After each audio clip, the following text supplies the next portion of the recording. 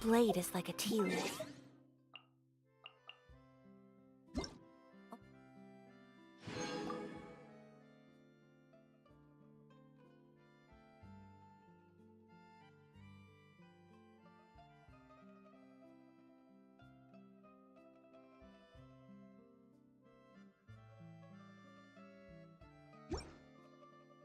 Only those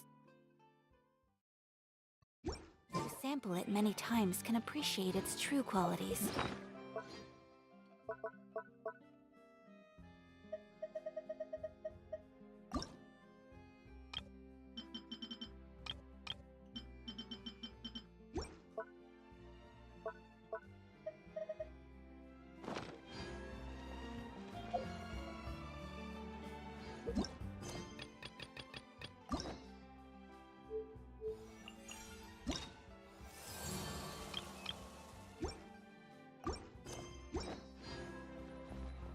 I heard down.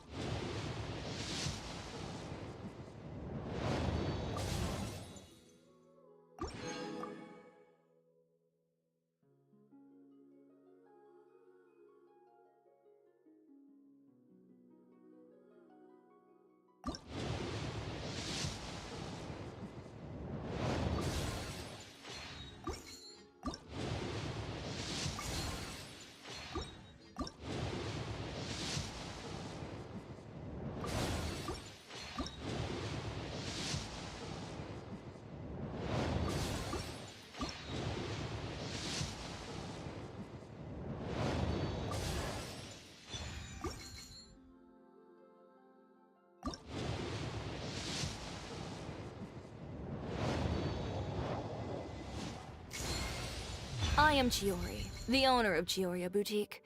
Feel free to find me if you'd like to commission any tailor-made outfits. As for any other requests, it all depends on whether you have enough to offer in exchange. Just the rules of the business.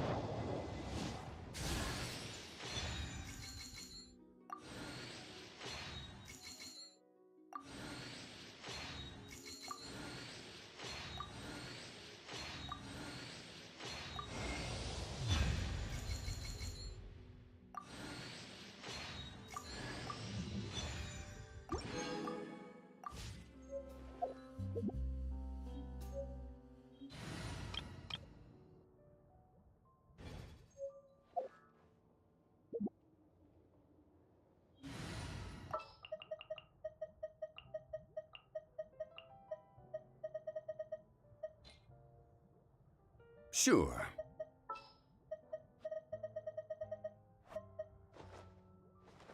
Let's get out and find some inspiration. Chioria's latest outfit designs are so...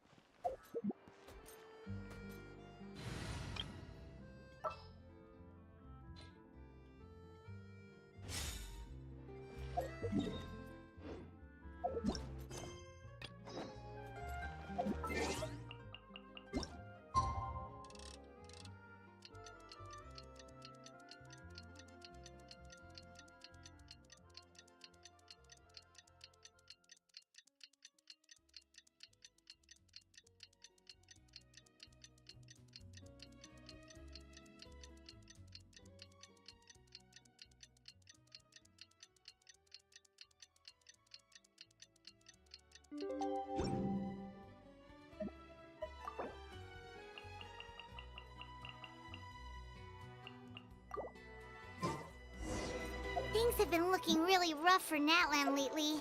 There are more and more commissions from the Adventurers Guild, and they're all related to the Abyss. Just waiting around won't do us any good. Let's go and see if there's anything we can do to help.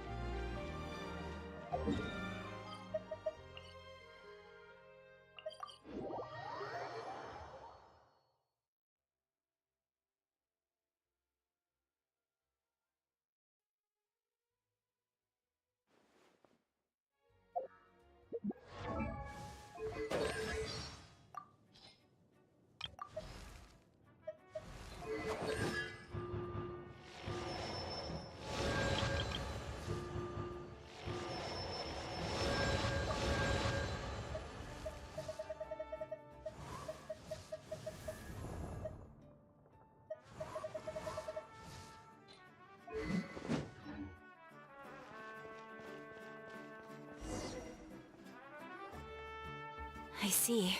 Thank you so much. The Adventurers Guild has been overwhelmed these days. No worries at all. We've always valued the strength of adventurers. Given the current situation, it's vital that we all work together. Since we're facing the same enemies, I'll send you the intel we've collected on the Abyss so far. Then we can take a look at how to coordinate our efforts. All right. Thank you so much. Hi, Catherine. It's us. Got any new commissions? Ah, you two have come just in time. I've got some good news.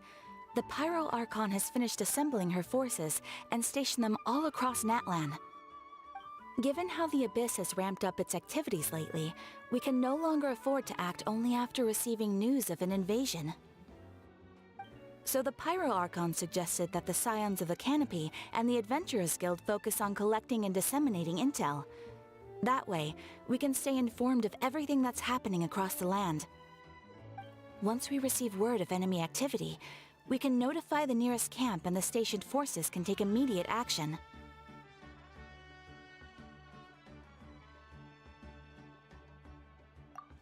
Yes, precisely. This should also allow us to focus on gathering information, rather than running around and trying to tackle everything at once. So please also take a chance to relax, you two. You've been working hard these days, and this will be a good opportunity for some well-deserved rest. So that's the plan. Whew, we can finally stop and take a break.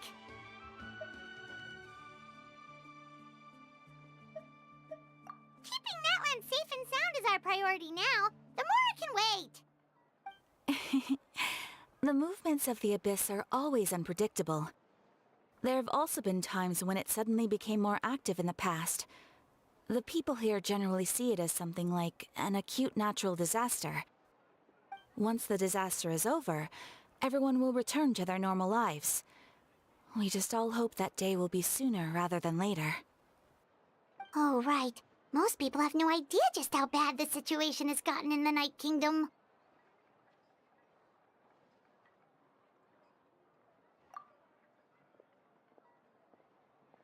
Oh, hey, Kachina! Are you feeling better now?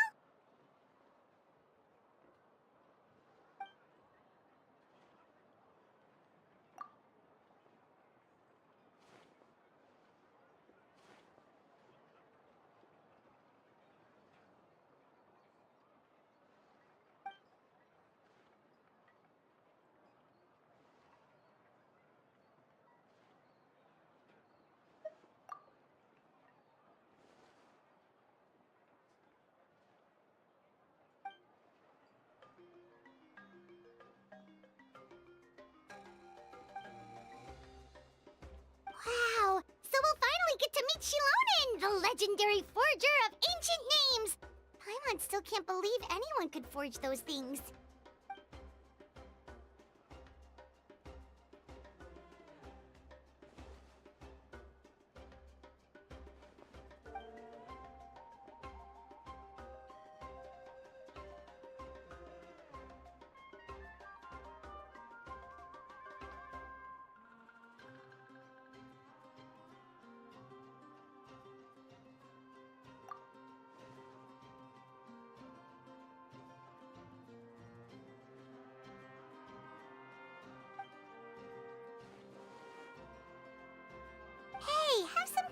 distancing yourself, Kachina.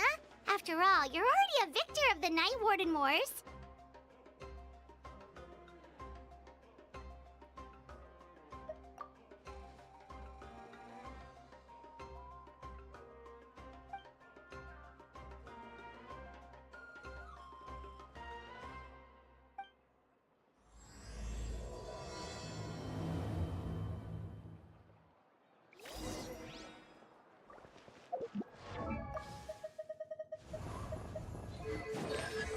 Hello!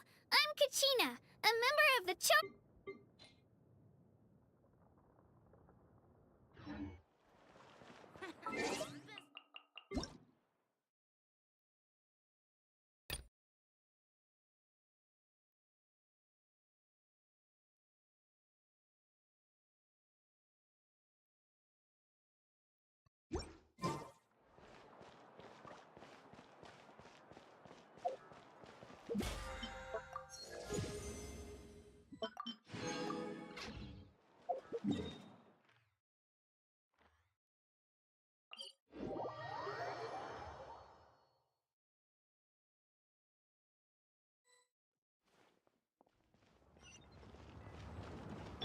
Squall and Fury.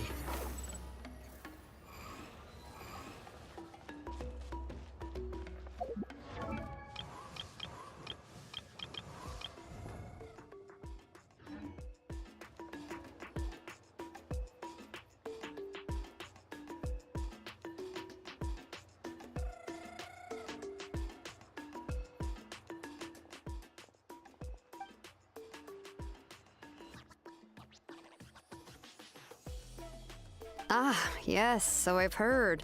So young, and yet you've already got quite the reputation. Wait, are you Outlanders?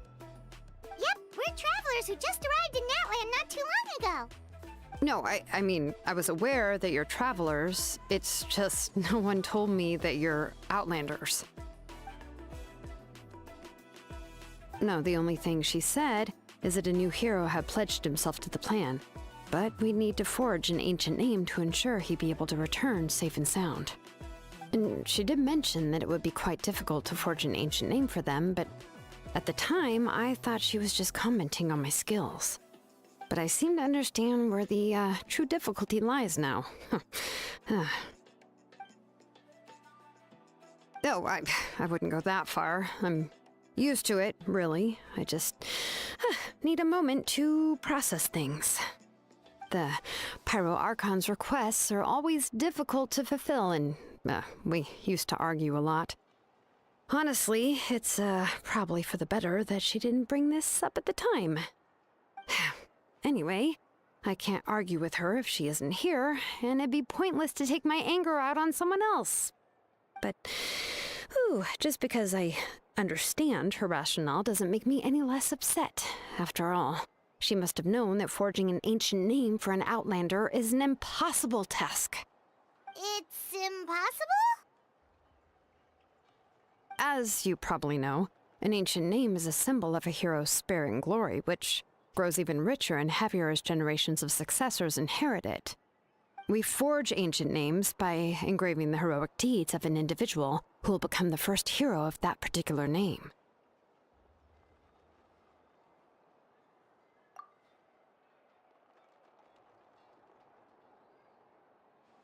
But they were all performed outside of Natlan, correct? Yeah, that's right. Then those deeds haven't been recorded by the Night Kingdom. To take it one step further, even if you had performed heroic deeds in Natlan, as an Outlander, your actions still wouldn't have been recorded by our lands. Only memories and experiences that have been acknowledged by the Wyab can be used as a basis for an ancient name. Even the greatest of craftsmen cannot create something out of thin air, you know. That's just how it is. Seems the Wyab don't want just anyone to get a name, huh? Mawika, of all people, should know better than anyone, yet she's still entrusted the task of forging the ancient name to me. Oh, Paimon gets it. Nobody's happy being asked to do the impossible.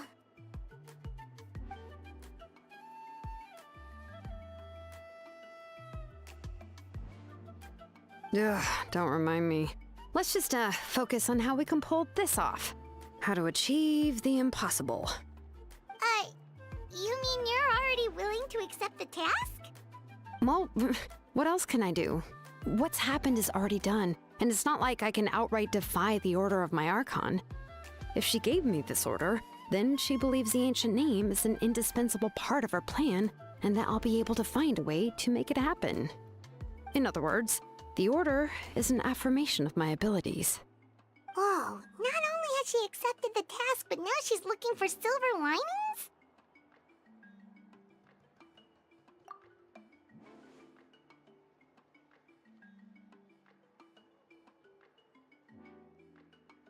The key is getting the Wyab to somehow acknowledge the traveler's existence and record his heroic deeds. We heard the voice of a Wyab when we were in the Night Kingdom before. We even had a whole conversation with her. If we can talk to her again, maybe we can figure something out together. Well, every tribe has their own Wyab. How do we know if the one you met is indeed the best one for us to talk to? Plus, considering the unprecedented nature of this situation, I have a feeling that the acknowledgement of one Wyab alone would probably not be enough.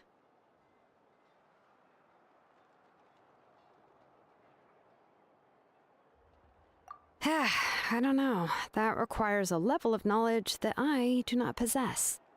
We need to find a consultant who's an expert on all things Night Kingdom and Wyab. The first person who comes to mind is Lali at the Masters of the Nightwind, the one we call Granny Eatstali. Oh, we've heard that name before. We used her Spirit Speaker Stone to find Kachina's ancient name.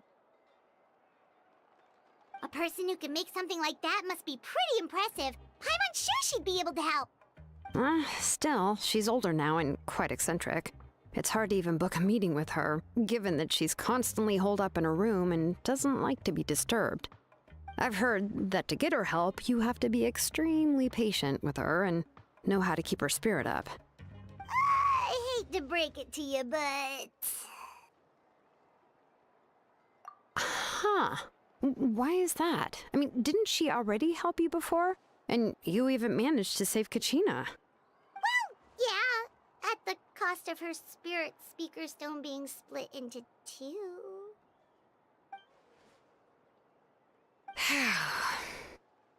Great going, Moeka. We're already off to a rocky start here. In that case, I guess your only option is to try to emphasize that this is an important order from the Pyro Archon. Hopefully, Lali would still want to show respect to the Archon. I'll also write you a letter on your behalf. If you can find someone to deliver it and mention some good things about you, then that should help too.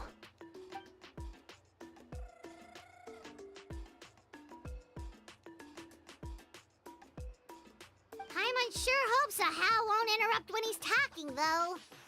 All right, Kanich is a seasoned negotiator. I trust that he'll know the best things to say. Please just give me a moment to write the letter, and we can meet up near the Statue of the Seven later. Sounds good. We'll take a stroll in the meantime.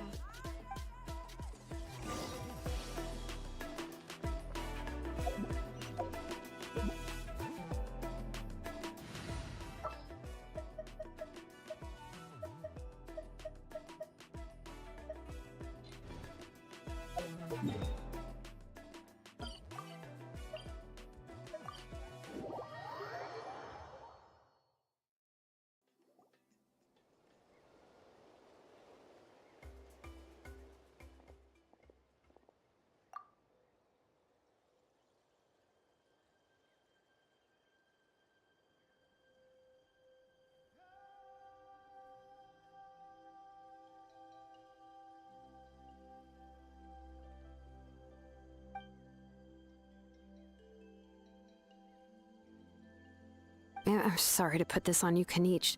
It's just that you're probably the only person who knows how to deal with her.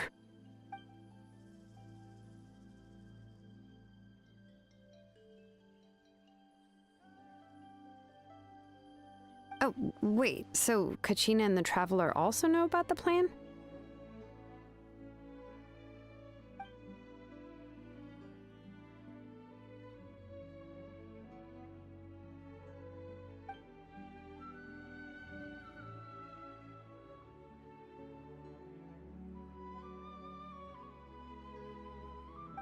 She mentioned there are 6 heroes and that Shilonen is one of 4 that have already been acknowledged.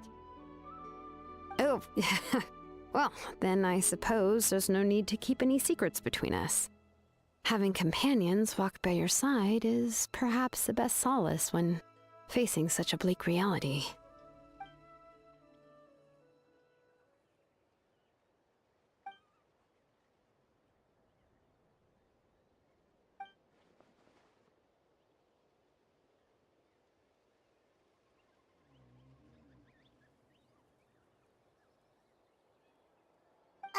Seat Lolly knows him too?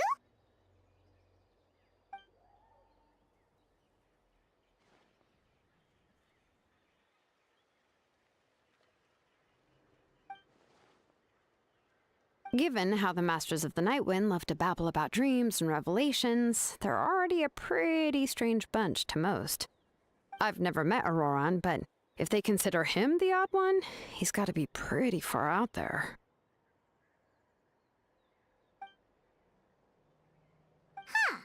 Makes sense. But Paimon wonders how Seat Lolly could be the first one to notice Auroran's disappearance if she spends the whole day in her room.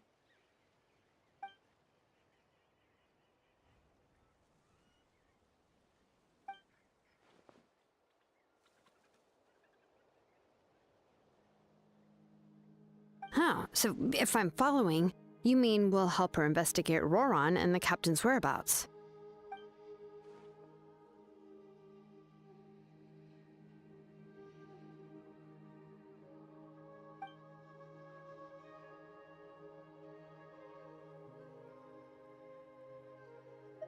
Yeah! Plus, we kinda owe her one anyway to make up for breaking the spirit speakers down. Ah, this is a pretty well thought out plan, as expected of Molly Poke Nietzsche. Then, yeah, I'll leave my letter to you. Let's hope Seat Lolly can meet at the stadium in 2 days.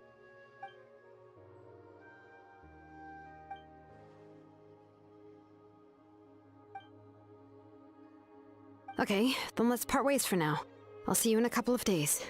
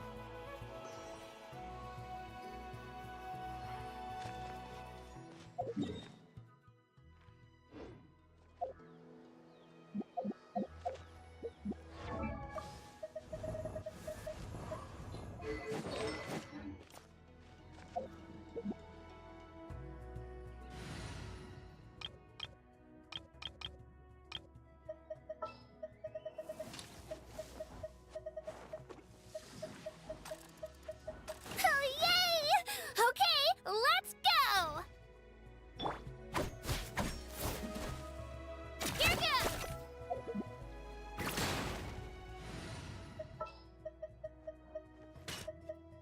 It's time to pull.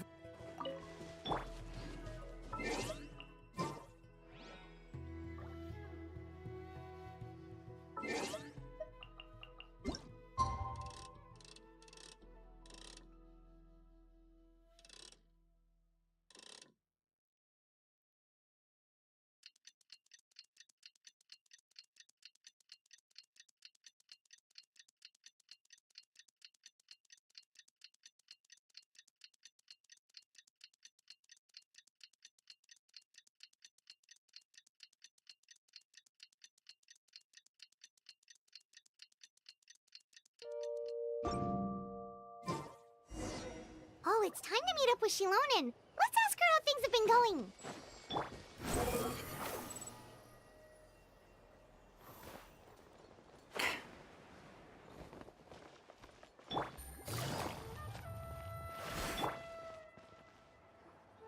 Hey, Shilonen, how's everything going? Oh, hi, Traveler and Paimon. I have bad news. Seat Lolly did not reply to our request, although I suppose I'm not too surprised. Huh? You mean she didn't even bother to give Kenichi a response? Guess she really does have quite the ego then. Yeah, well, she can be also quite eccentric, though she's one of the most gifted people around. Even the Masters of the Night Wind often struggle to work with her. My guess is that she probably has other reasons for not deigning us with a response. But let's go to the stadium and see if we can meet her there. If we do get a chance to talk to her in person, we can still try to work something out. That's true. Let's go!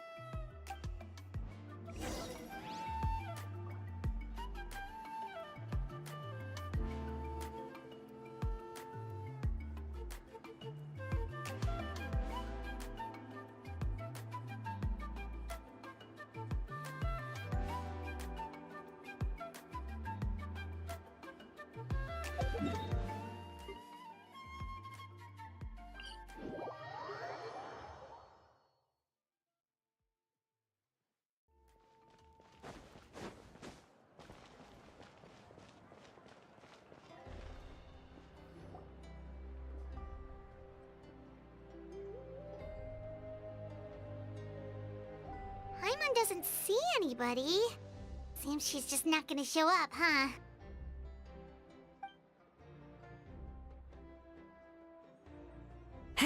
Well, we tried to be as considerate as we could, but she's under no obligation to help. That might be true, but this is still a request from the Pyro Archon, right? Shouldn't a subject always answer the call of their Archon?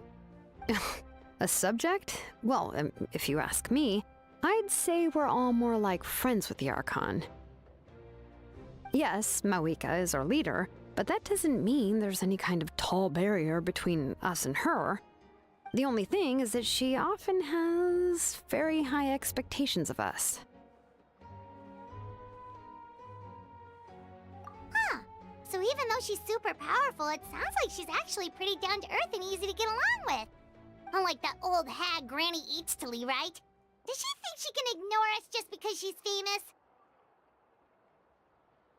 You all talk about her like she's some kind of huge deal, but she didn't even bother to reply to our letter!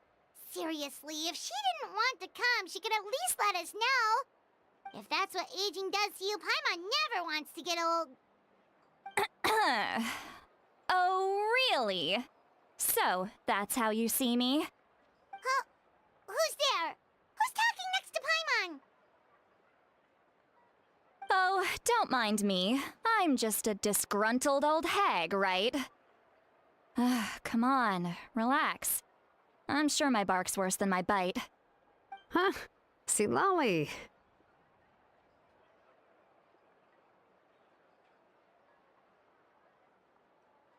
Wait, you're Seat Lolly? You're Granny Eatstily? Yes, Granny Eatsley. But emphasis on Eatsley, not Granny. You must know this trope from light novels, surely. They use it all the time. The young man who's actually the oldest person in the room. The girl next door who turns out to be a seasoned veteran. The wise sage who looks like a little kid. Oh, wipe that look off your face! You've seriously never seen an older lady that doesn't look her age? Okay, well, don't go thinking it's a trick either. See? I'm barely wearing any makeup. Did I forget to mention, she's called Granny, but she's actually pretty young.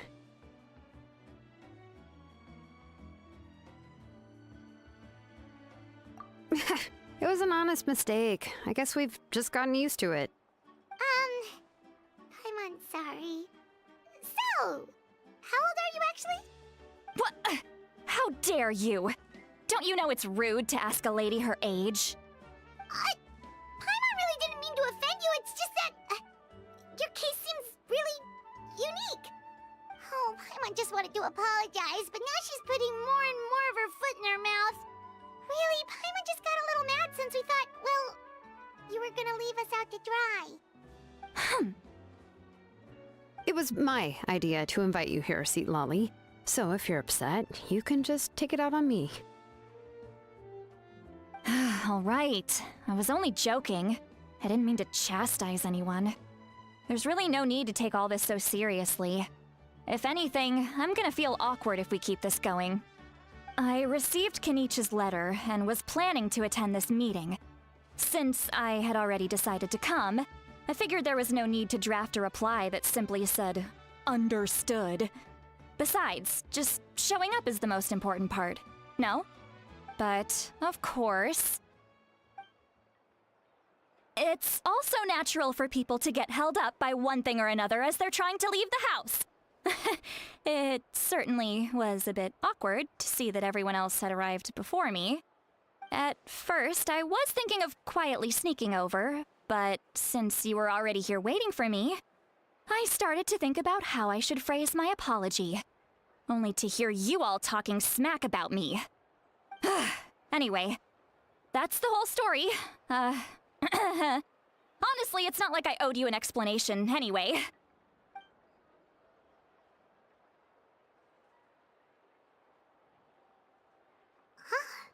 What's with that expression? Was she feeling embarrassed just now?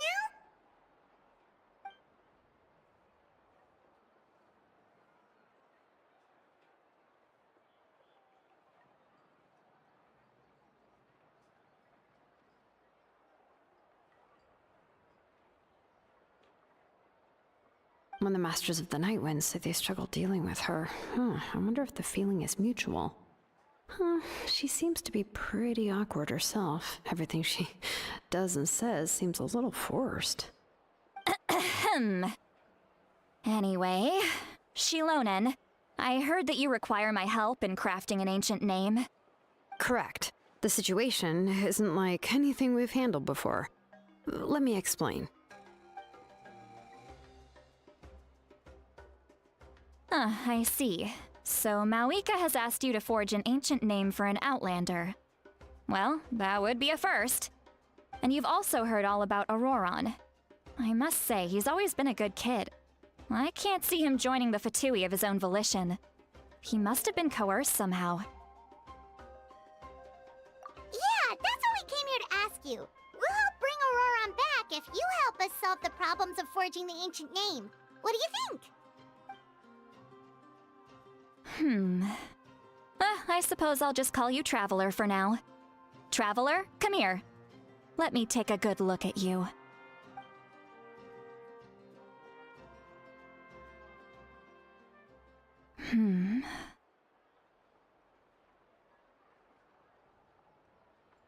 Wealth leads to unending conflicts between people. Yet you alone transcend the value of gold. Baleful thunder and wrathful waves bring terror to mortal hearts. Yet, again and again, you've braved them to find new worlds. O weary yet free soul, even the most verdant leaf in the forest will pray for your happiness and safe passage. Those are all the things that I could see in you. You've experienced far more than even most mortals could dream of.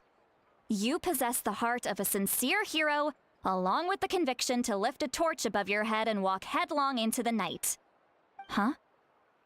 Don't move. There's something here. Huh? What thing? Don't scare Paimon. Is the Traveler gonna be okay? Shoo! That should do it.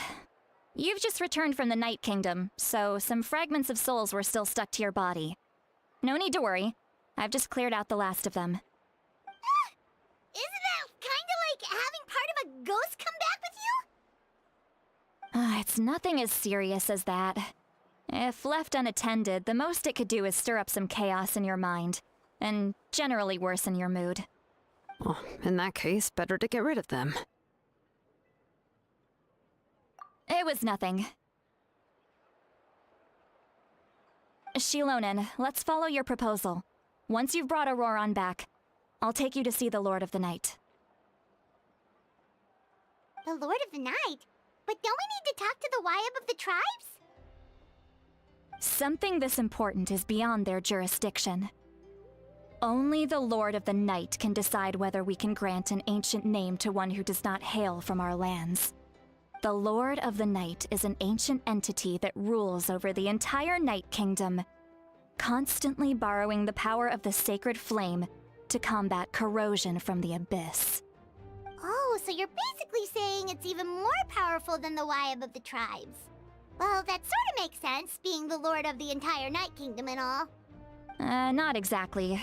It's not so much that one's more powerful than the other. But never mind. That's not important. It would take too much time to explain. Just listen carefully to what I'm about to tell you. The Lord of the Night is currently in a deep slumber, and we can only communicate with its consciousness while in a trance. In other words, in a dream. But I will need to prepare a few more things if we are to hold a ceremony to achieve the state of the trance. I'll make a list. Can any of you get everything for me? I can go. It'll probably be a long list, so better leave it to someone who knows all the local vendors. Sounds good. Then we'll go with St. Lolly to track down Auroron. Phew, the Fatui are nothing to scoff at, so please, be careful during your investigation. If you need any help, just come find me. Yep, we'll be sure to play it safe.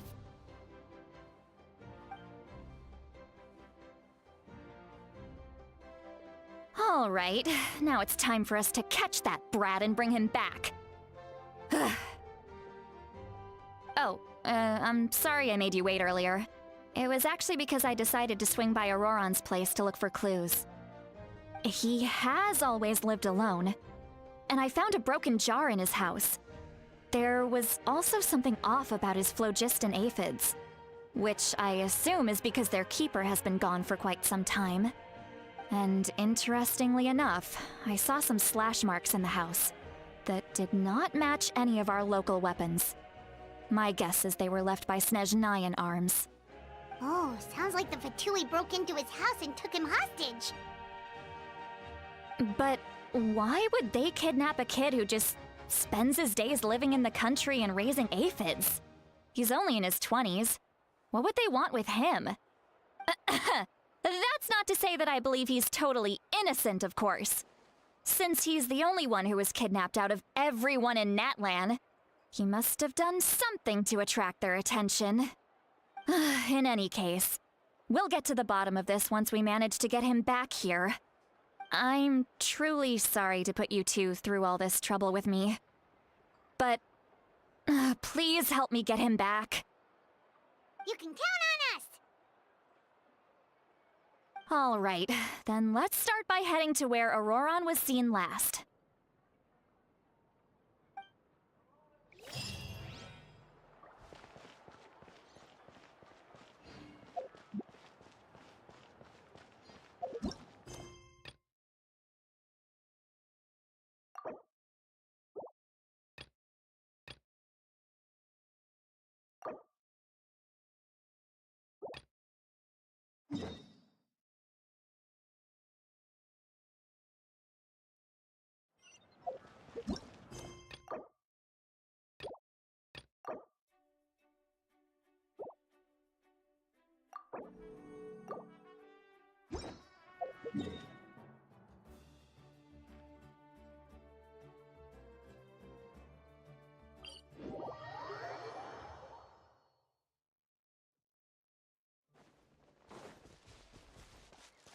The wind rises.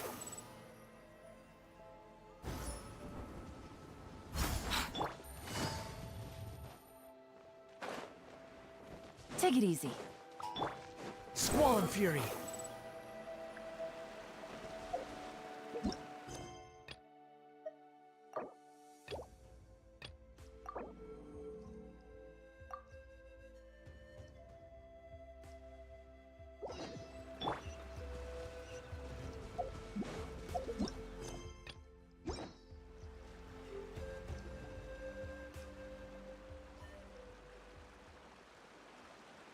This is the spot.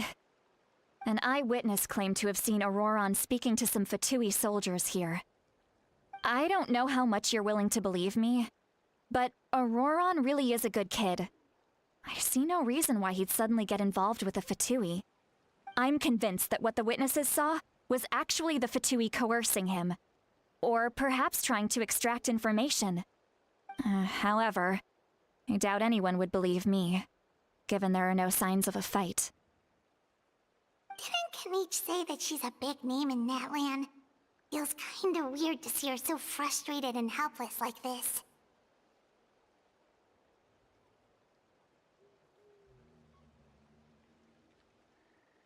Auroron? Well, he was left at the side of the road as an infant, and the people of the tribe took him in. You could say that everyone had a hand in raising him. He learned a lot from us, and once he reached adulthood, he built himself a house out in the countryside. He spends most of his days growing vegetables and raising aphids, living off of what he harvests from the garden. He's always been such a good kid. He would even get his friends to deliver whole bags of fresh produce to my place.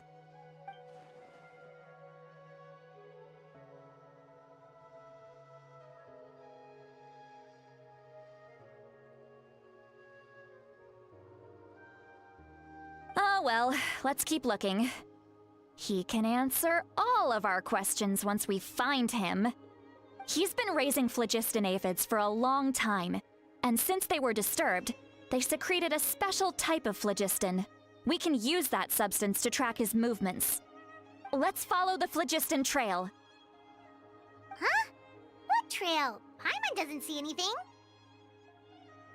Oh, right. I forgot your eyes don't naturally perceive such things. Here, give me your hand.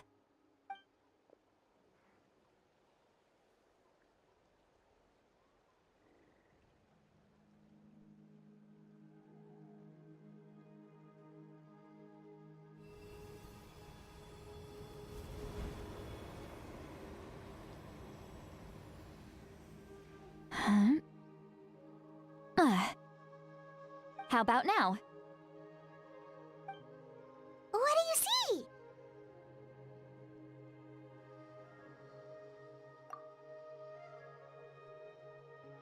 Whoa, Paimon can see it now too! That's right. I used a spell to temporarily transfer a portion of my senses to you. For a short while, you'll be able to see the phlogiston too. Wow, you can even share your senses with us? First time Paimon's heard anything like that. It requires a very rare spell that most people aren't adept at. But don't worry, it's a cinch for me. Between the two of you, it seems the Traveler's senses are a bit stronger than Paimon's. When I held your hand just now, I could sense that you've got a great affinity for phlogiston. You're extraordinarily gifted. Anyway, we'll need to use our vision now to track down Auroron. Good luck, you two. Over here, this way! See, Lolly might say a lot of deep and confusing stuff, but this spell of hers is really something. What was that? Oh, Paimon was just complimenting you, really.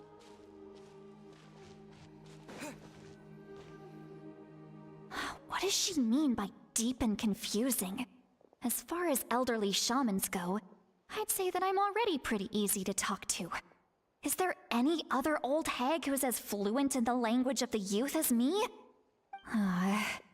But is my way of speaking still not trendy enough? I've already tried my best to match their speech patterns. But given the looks on their faces just now... Or perhaps I'm still not fashionable enough? But that can't be, right? Don't tell me they're still getting the impression that I'm super old-fashioned. Huh?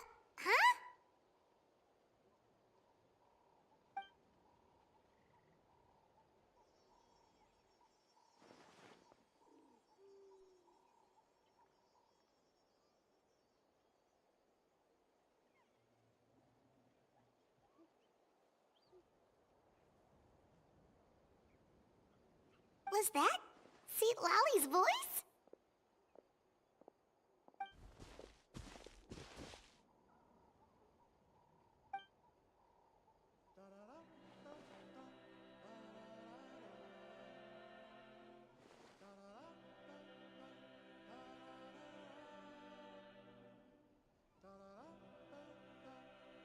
Now that I think about it, it's a good thing I found some helpers this time. Some things are best done with the help of friends.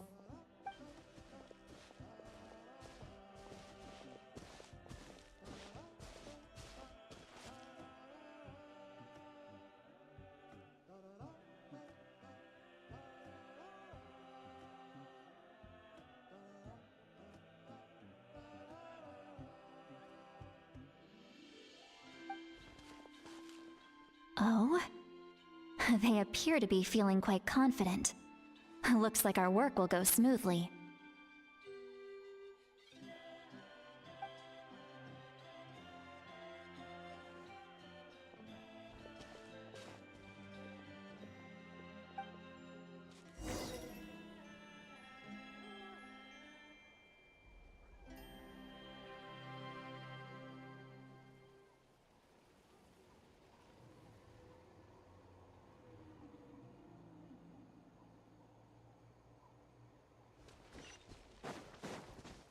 Hey, looks like there's a new camp over there. Yep. Judging by Paimon's experience as a guide, it definitely looks like people set up camp here. Wait. The phlogiston here is a bit odd. Let me see. Paimon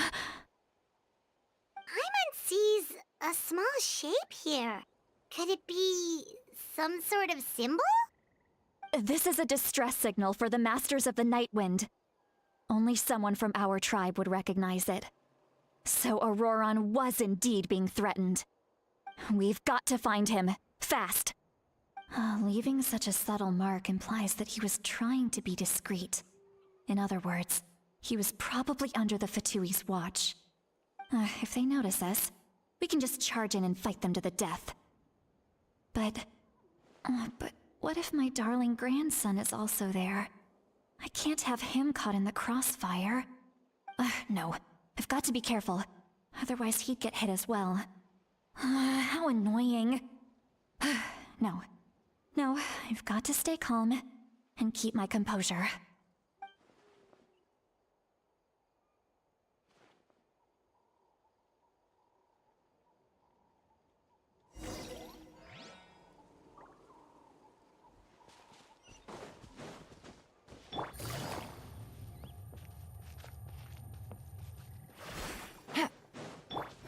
Upon the gale.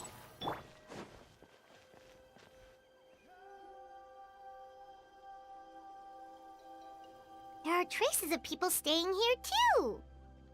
Wait a second. The phlogiston around here is jumbled up. I can also smell a mix of elements in the air. Pyro, electro, and some other elements as well. Kanich told us that you were super amazing. No wonder you can sense so many more things than us.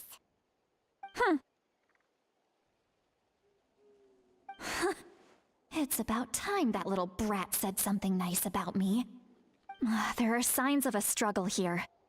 Judging from what's left on the scene, there must have been a fight. But after that, the factions seem to have gone their separate ways. Both the phlogiston and the elemental traces in the air support that. Do you still remember the little mark we found before? Paimon's thinking, what if Auroron wanted to leave another distress signal, but was caught by the Fatui?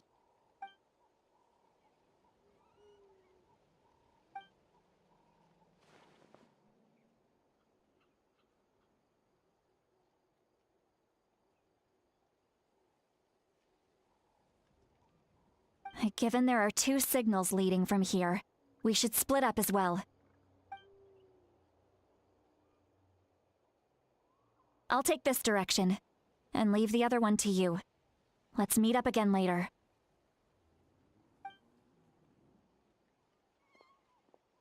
Auroron, what the heck were you doing? It's one thing to trouble me, but now I had to bring other people into this as well. You little brat. And off she goes! Traveler, did you hear all of that as well?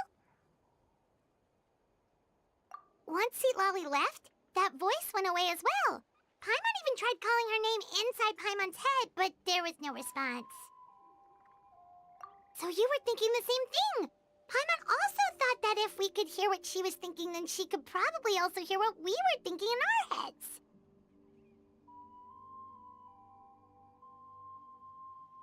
She did say that she was quite adept at this spell, and it doesn't sound like she's had any trouble with it in the past. Huh, maybe we're a special case and can hear her thoughts as a side effect. If you think about it, she's really got a lively inner world. It paints quite a different picture from Paimon's first impression of her.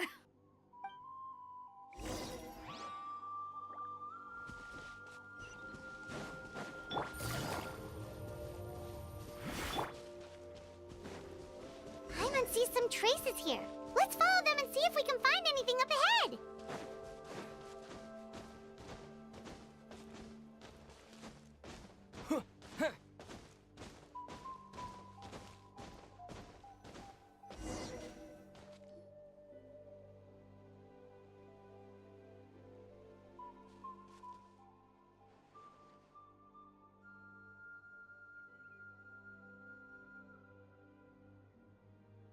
Did you find something?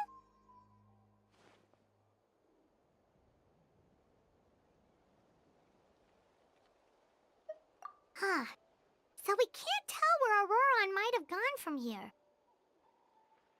That's weird. The phlogiston trail suddenly stops. We can't make anything of these footprints either. But he can't have just evaporated into thin air, right? We know he wasn't alone. He had all those Fatui with him.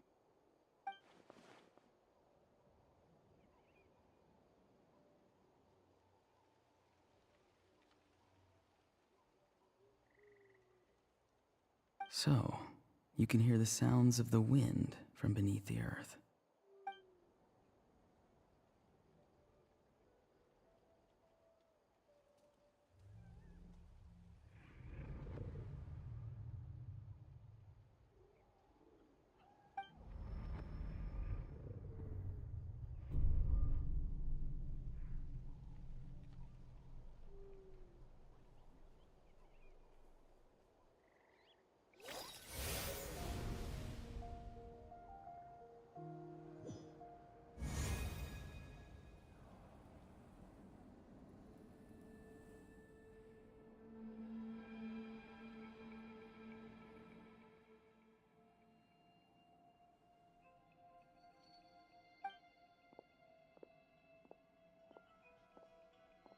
I'm very sorry, but please do not move. I have no desire to hurt you. I apologize that our first meeting has to take place like this. It's just that you're much like one of those animals with ears that perk up as soon as it senses danger in their environment. And given your combat proficiency, I would not have been able to gain an advantage over you if you were anywhere else in the world. However, you're now in the Night Kingdom, a familiar domain to the Masters of the Night Wind. Hello, traveler. I'm Auroron, the one you've been searching for.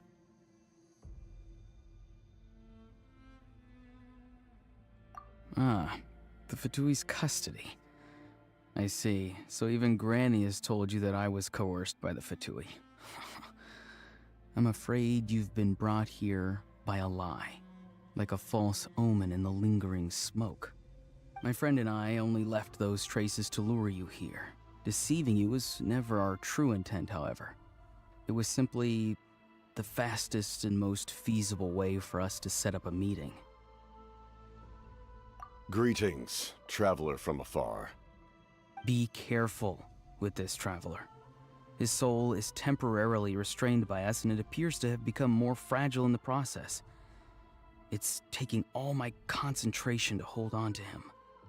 It was I who tasked Auroron with leaving the traces to lead you here, and I who used the Master's ritual to bring your soul to the Night Kingdom.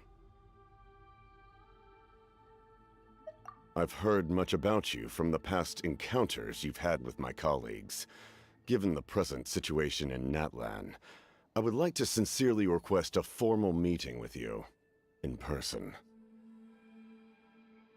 I will use the opportunity to explain my goals and motivations to you, as well as why I mistrust Malwika, the Pyro Archon. I believe there is little reason for you to blindly follow her plan. If you would like to hear our intel, then find us to the east of the stadium. But remember, not a word of this to anyone. I would like to avoid any further conflict. You will see me again once you return to reality. No matter what I say, please, help me keep this a secret. This is all to avoid dragging Granny into this conflict.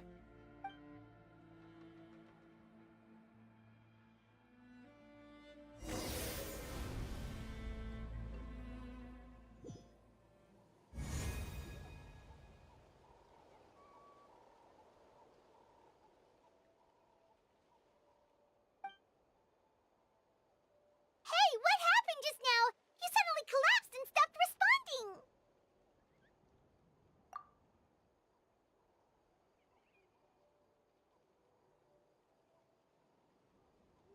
Hey, why are you sitting on the ground?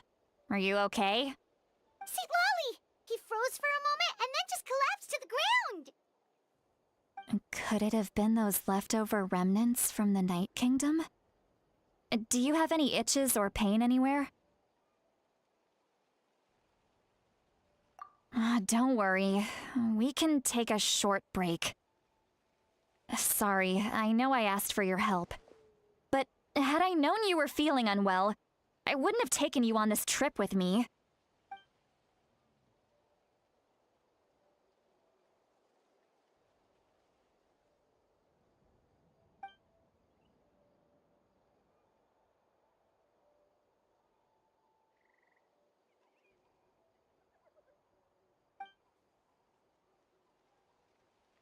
If you're feeling sick, you should just say so. See, Lolly should be able to, exorcise any ghosts or weird stuff that you picked up in the Night Kingdom. A seasoned traveler must know the importance of not pushing yourself beyond your limit. If you need anything from me, just say the word. In any case, let's take a bit more time to rest now.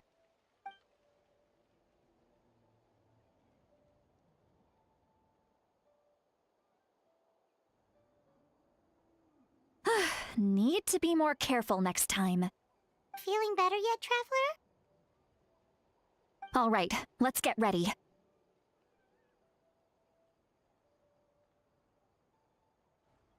I followed my phlogiston trail earlier to a stronghold guarded by soldiers. I have a feeling that Auroron is probably being held inside. Oh, so it's close by. Then let's head over right away.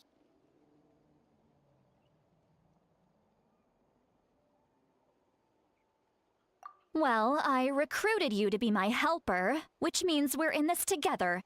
Like the wind and the clouds. We either move as one or not at all. But if you want to make it up to me, then just be sure to fight extra hard when the time comes.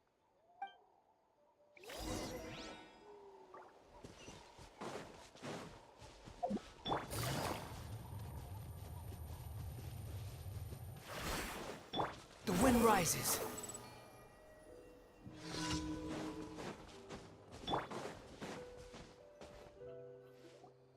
Look over there.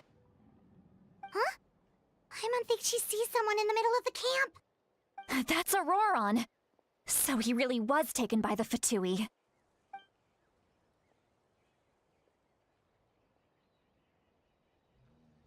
All right, we'll take the lead.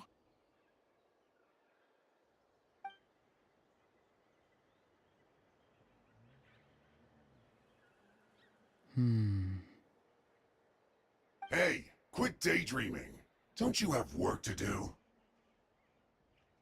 I cannot see the sun.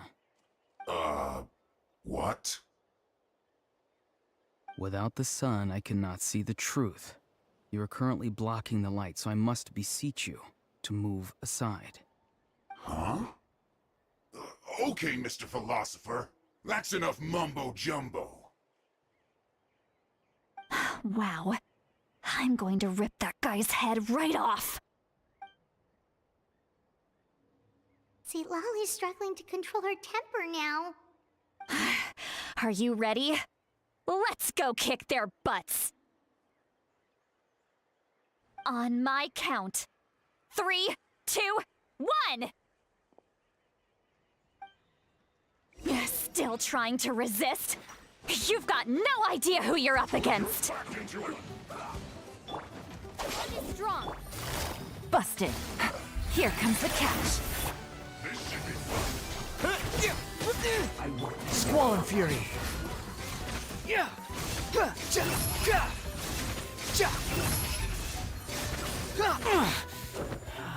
You dare to gaze upon me? Dissipate. Gotcha. Game's up. Fun's over. Behold!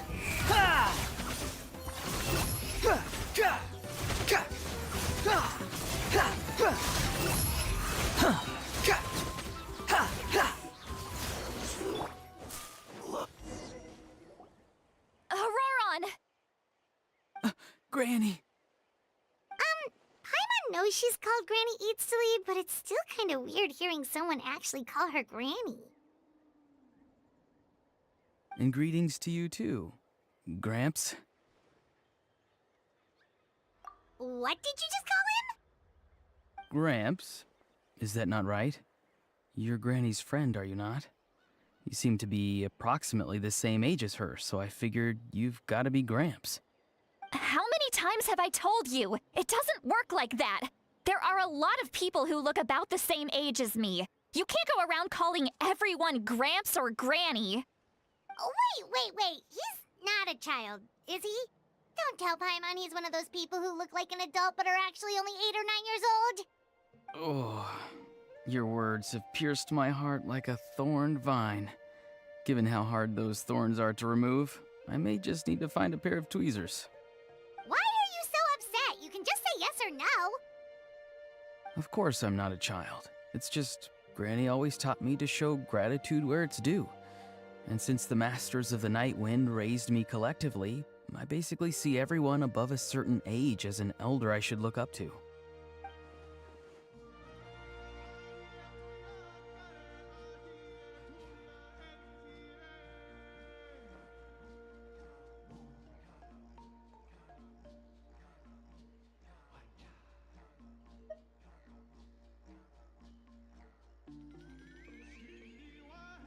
Exactly. But if you keep that up, then everyone's going to be your senior. And do you think saying all of this is gonna save you from a scolding, Auroron? Haven't I told you 100 times since you were a kid? Heed the 3 warnings. Be wary of beasts prowling around, scammers looking for their next victim, and strange people who appear out of nowhere. Oh, so you do remember, and you just chose to ignore them. I always knew that living on your own was going to get you into trouble sooner or later. But getting kidnapped? That really takes the cake. You won't always be able to rely on other people coming to your rescue, you know. You're just lucky we got here when we did. Or we might be launching another search and rescue operation to find out where they put your severed head. I'm sorry, Granny. I'll be more careful next time. Next time? Oh, good one. You think there'll be a next time after this? Not a chance. They didn't hurt you, did they? No, they just asked me a lot of questions about Natlan's terrain and made me draw a map of the ley line distribution. Okay, now answer me honestly. Were you the one who helped the captain escape after his battle with the Pyro Archon? Yes. So why did you do it? Because they said they would need my help from there on out. They also said that if I refused, they'd just come to you, Granny, and they'd already figured out a way to make you do their bidding. Hey! I'm no ordinary Granny! Would they really dare to come after me? And you! Did the gods give you a brain just for you to not use it? Did you really believe everything they said at face value, and not stop to think? Thankfully, the Pyro Archon only asked that we find the mysterious individual from the Masters of the Night Wind. and didn't slap your name on a wanted poster, don't think for a second that she doesn't know what's happening. Even if the truth that you see will soon manifest into reality, there is still no need to preemptively panic. Have you forgotten the words that I've taught you? I'm sorry. Ugh, forget it. We can submit the details of this camp and the defeated Fatui as evidence of your innocence. Let's clean this place up and get back to the city. Auroron, you better remember this lesson well and seriously reflect on your actions. Also, once we return to the city, come to the speaker's chamber with me. I'll need you to explain everything. Sounds good. Should I bring some of my homegrown vegetables as well? Your vegetables? Yes. I grow a lot of fresh produce in my garden. I hope the Pyro Archon won't be too picky about the selection. Now's not the time to be thinking about that. If you do come face to face with the Pyro Archon, the first thing you should do is... Recite the 3 warnings. Huh? No! You should emphasize that you were not in cahoots with the Fatui! How exactly did the Masters raise this guy? Oh, right.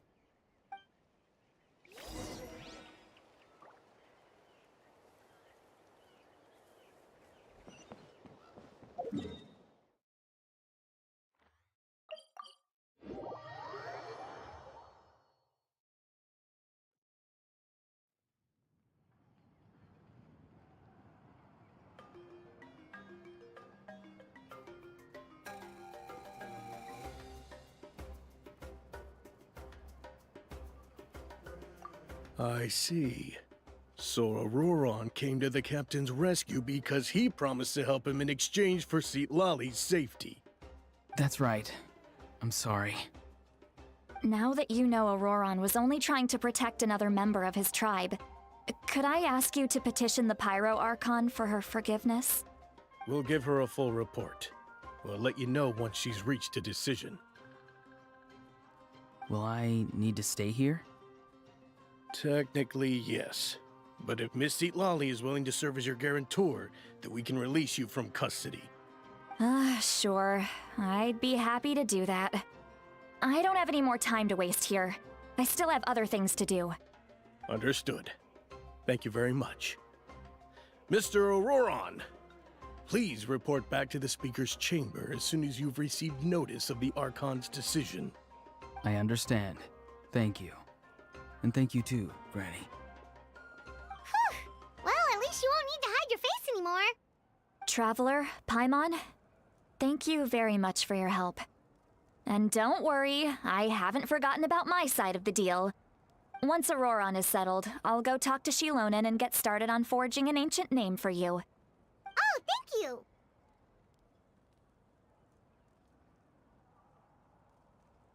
You scratch my back, I scratch yours. It's as good as done. You can just go twiddle your thumbs or something while you wait for the good news. Bye for now. Come with me, Auroron. We've got to find you a place to stay for the night. Goodbye, Gramps.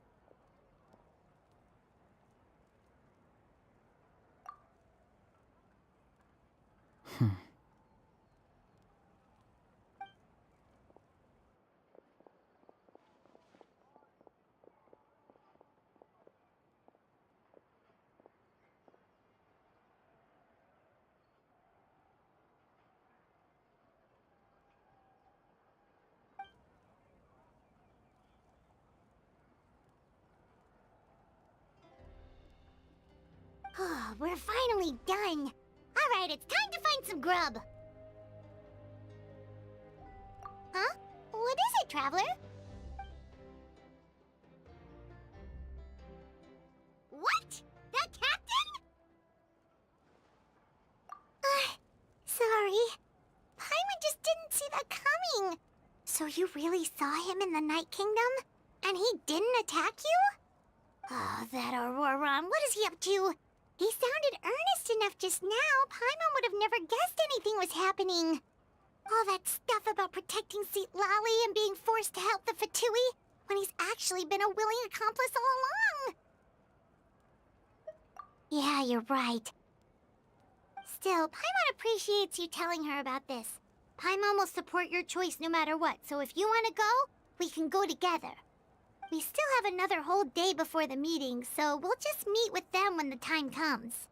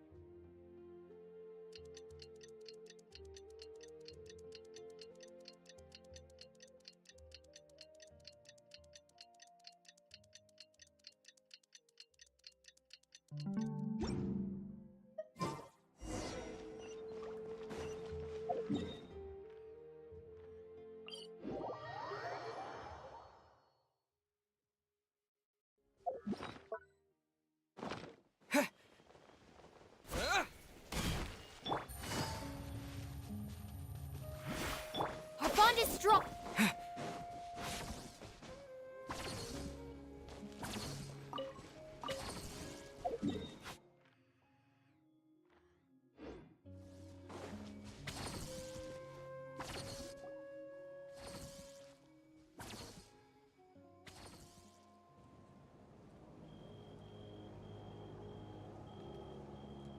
Weird. Paimon doesn't see anyone. Oh, please don't let this be a trap.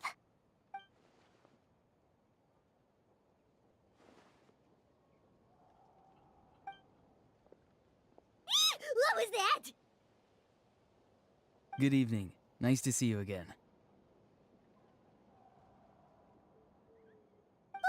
It's you. You shouldn't pop up from behind people like that. What are you, a ghost? I'm terribly sorry. It's just a force of habit. Ugh. And what's with you apologizing all the time? You sound so polite and honest, but you're actually doing shady stuff behind people's backs. You're right. Granny tells me that too. Huh. Come to think of it, you remind me of her.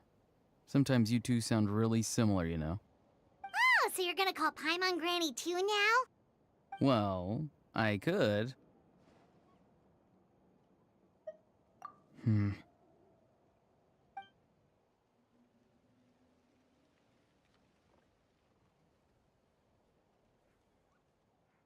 It's all clear. Over to you. Excellent. The fact that you showed up proves that I was right about your character.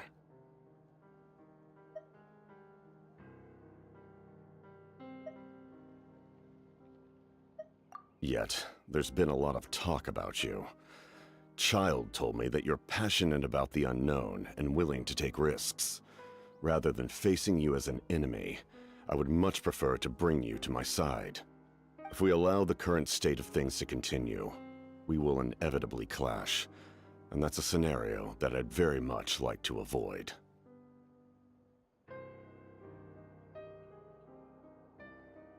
I've long heard of your exploits across the nations. Though you have crossed swords with my colleagues many times, I know that you are by no means an unreasonable person. And once you've learned the truth that the Pyro Archon Malwika would never willingly share with you, you may just find it in your heart to consider my proposal. I assume you've already been informed of the Pyro Archon's plan. In order to defeat the Abyss and save Natlan, she still needs 2 more heroes to appear. Wait, how did you know that? Never mind. Guess that's not important now. I've long kept a close eye on her plan. To be frank, it's an exceedingly risky plan. Will the heroes really appear? And even if they come to her, will their power be enough to drive the Abyss back? If any part of the plan goes awry, all of Natlan, even all of Tevat, will pay for her mistakes. Now, you may have been led to believe that this is the only plan available to her. But what if I told you she's had another emergency plan all along, the details of which she has chosen to keep hidden from you? An emergency plan? Yes. A way to keep Natlan intact, even if her original plan fails. But given the painful cost of its execution, she has chosen to keep it as a mere backup plan.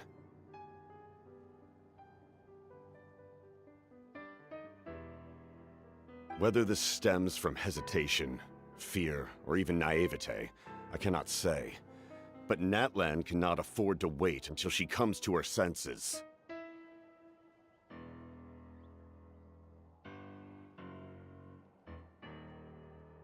My fear is that given the enormity of the decision, she will be reluctant to confront the dire reality we face until it is too late.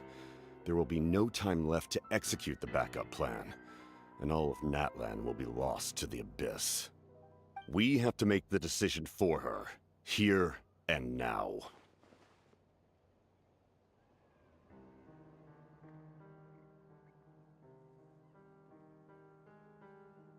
Yeah, do you have any evidence for all this?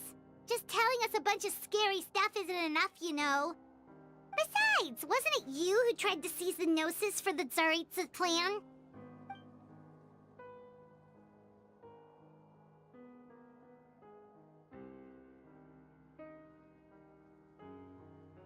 I knew you'd be clever enough to see. That's right. I did not seek the Gnosis for the Tsaritsa. Since I was defeated in battle, I must put to rest my thoughts about the Gnosis. But even so, my desire to save Natlan remains unchanged. And now, I have found a new way to solve the crisis. We can implement it immediately if we reach an agreement. Someone's here. Huh? The captain disappeared! Something is rapidly approaching. Oh no. Something? Bad news, chump. It's your granny. Oof. See, Lolly? When did you get here? I knew something was amiss after we were separated. Hidden ceremonial tools, an unconscious traveler. I must say, I'm very curious about what you're up to. How dare you go behind our backs like this, Auroron? Colluding with the Fatui? Really? Oh, here we go again. Cat got your tongue, huh? You really think you can avoid a scolding just by staying quiet? I'm not trying to avoid anything. Oh, and now you're talking back. Well, go on then. Explain yourself. What the heck are you up to? I'm sorry, Granny. I feel so guilty. You! That's it! Where are my tools? I swear if I don't teach you a lesson right here and now, I'll... Wait, see, Lolly! Please, calm down. We, still learned a lot of info, didn't we? Like the fact that the captain isn't trying to seize the Gnosis anymore. So, maybe just save the scolding for later, okay?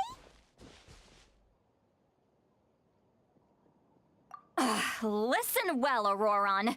You're only getting out of this now because of the Traveler's plea. This isn't over. You hear me? You're right, Traveler. Let's go. We can discuss this more back in the city. You two keep an eye on Auroron for me, okay?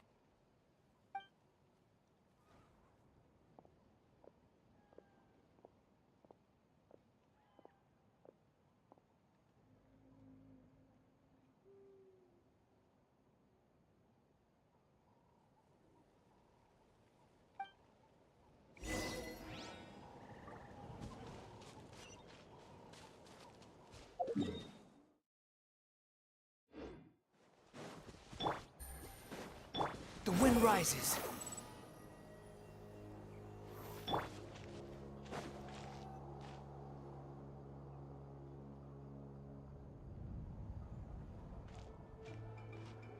In all my years, I've never had a child cause me so much grief. Do you seriously not see what's at stake here? You've got a head on your shoulders, Auroron. Use it! Why did you help the captain? And I want the truth this time. No answer? Think you're being smart? Then let me ask a different question. What does the captain want? What is his purpose in Natlan? Really? You're just going to stonewall me?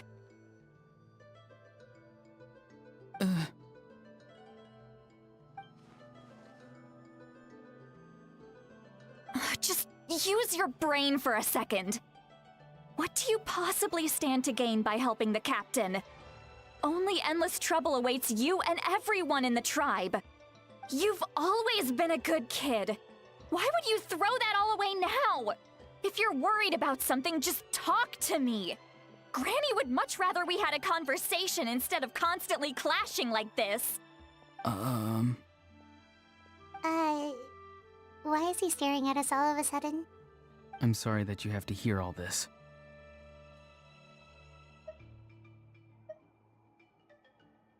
You're very kind. Most people would have fled by now. Not everyone can handle Granny's scolding.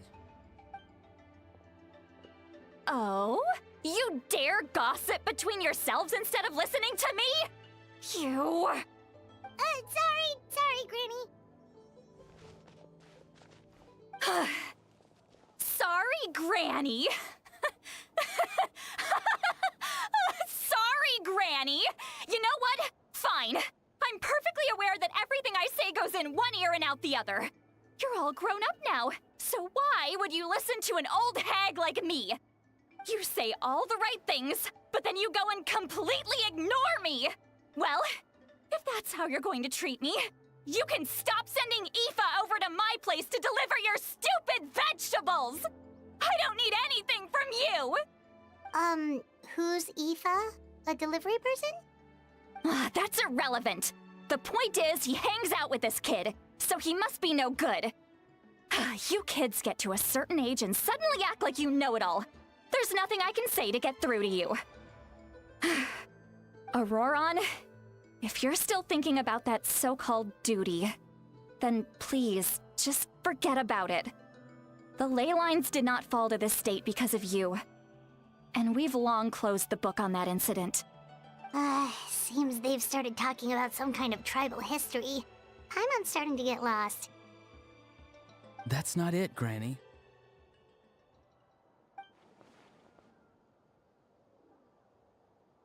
I know you tend to get down on yourself when you're upset, but I can tell I really hurt you this time. All I can say is I'm sorry. His voice. Auroron! Where have you gone? It sounds like he's somewhere super far away, but isn't he right here in front of us? I'm really sorry. It's up to all of us to do everything we can to save Natlan. So I've got to go. Get back here this instant! Auroron! What is this? Powder from plant spores? Is that the trick he used? What just happened? How was he able to suddenly get so far away like that? It's a trick of his. If you grind spores into a powder and spray it in the air, it can be manipulated to create an illusion. He pulled it off flawlessly. He must have put a lot of time into perfecting it. Don't tell me that's how he's been hunting in the fields these days. Oh, couldn't he have picked up something more useful? Little brat. That's it. The next time we meet, I'm definitely going to break his legs. Whoa, that's a little extreme. But still, why does he feel like he needs to run from us? If his goal is also to protect Natlan, then can't we work together?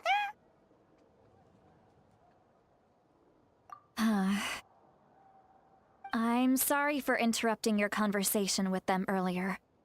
But even if you'd been able to hear them out, there's no guarantee you would have gained anything substantial. Auroron probably did everything he could to get away because he knew I'd get the truth out of him sooner or later. Ah, that brat. I swear.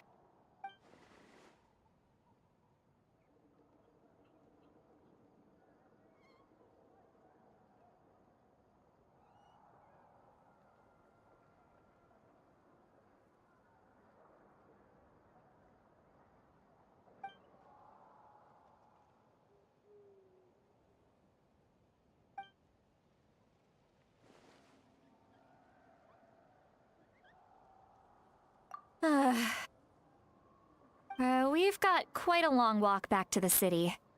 Let's take our time. It'll give me a moment to figure out how to explain all this.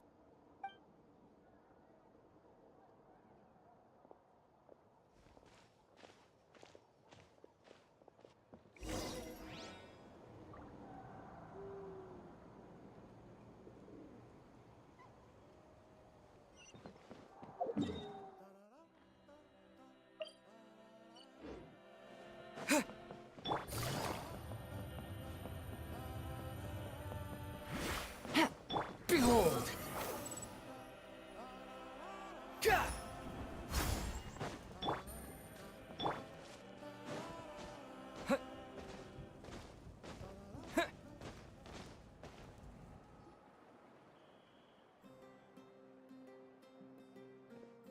Do you two have some time? Feeling hungry? How about we get something to eat? Oh, right. It's been a while since we last ate. Now that we can relax, Paimon just realized how hungry she is. Then let's go. We can find somewhere to sit down and talk. Food and drinks are on me. How did this become Paimonville? Sweet Lolly looks quite down on herself. Alright. It's on Paimon this time. What's one meal to the best guide into that? So you can just sit back and enjoy, Sweet Lolly. Paimon will take care of it. Hey, come on now. You won't even let me take you out for some food and drinks? I just wanted to treat you to a meal. Are you sure? We can save you some Mora.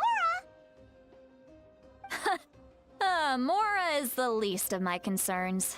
Besides, we're definitely due a meal after all the time we've spent together. Let me get this one. I might be an old hag, but I like to think I'm not completely useless. Sure, that's fine with us, but Paimon doesn't want you to be sad, Sweet Lolly. Don't worry. I'm sure a juicy grilled steak will work wonders.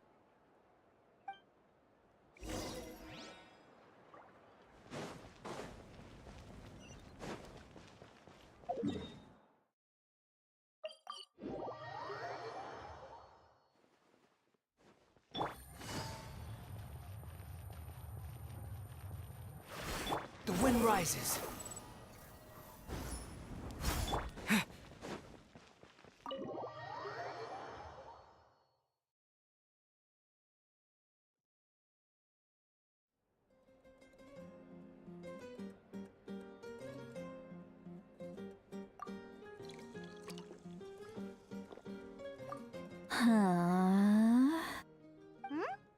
What are you looking at?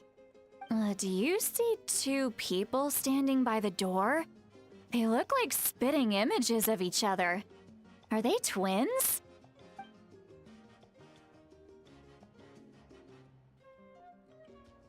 But Paimon only sees one person there. Huh? How could that be? I guess my mind isn't as sharp as it used to be. Give me another bottle, boss! Do you think she's drunk? There you go, miss. Oh my, it's not every day you get to see Granny Itzley here with some friends. Not to mention ones who've made a huge name for themselves recently. Oh, so you've heard of us? Of course I have. Aren't you the ones who saved Kachina and brought her back? No wonder you hit it off with Granny Sitlali. She wouldn't spend time with just anybody, you know. I don't even remember the last time I saw her with a new friend. Wait, so you call her Granny too? Well, given our ages, it'd probably be more accurate for me to call her my great-great-granny. She's one of the most famous people at the Masters of the Night Wind. Most days, hardly anyone even dares talk to her. Huh? Gossiping about me right in front of my face now, are you, Chonka? Oh, please, Granny, I wouldn't dare. I'm just beyond happy to see you bring over some new friends. After all, Any friends of our regulars are sure to be great customers too. All right, that's enough. Go on now. I'm sure the other customers would like to talk to you as well. There's no need to keep staring at me. I promise I'll keep my alcohol down until I leave. Well then, you have my thanks.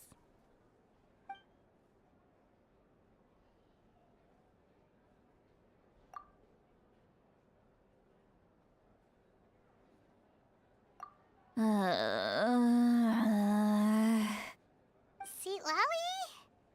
Seat Lally? Who's that? You got some gall calling me by my first name. Let me guess. You want to test your skills against Granny Eatsley, don't ya? Are you still with us, Seat Lally? You're kinda talking to no one. You chumps come around here, picking fights with me? Well, you know what happens next. You lose, and then run off home to tell everyone about how I'm this big scary bully. It's always the same story. You brats start it, I finish it, and then I end up with the reputation of being some kind of terrible monster among the shamans. I mean, come on. Monster? Me? Really? What did I do to deserve that? Granny Seat Lally, you're not a monster at all. Exactly! And while we're at it, I'm not some lazy slacker either. Between meditation, advising the chief, and speaking with the Wyab, I actually have a pretty packed schedule, you know! Oh yeah, and I have to mentor all the new kids! Hey, new kid! Yeah, you! Don't play dumb. Didn't I teach you how to find phlogiston? You see? I know my stuff. I'm a good teacher! You tell him!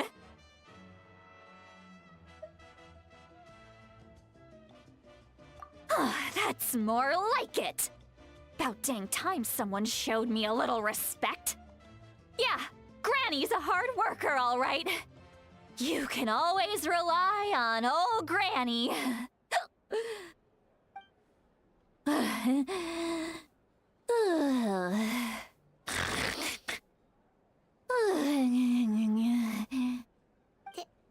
Did she just fall asleep with her eyes open?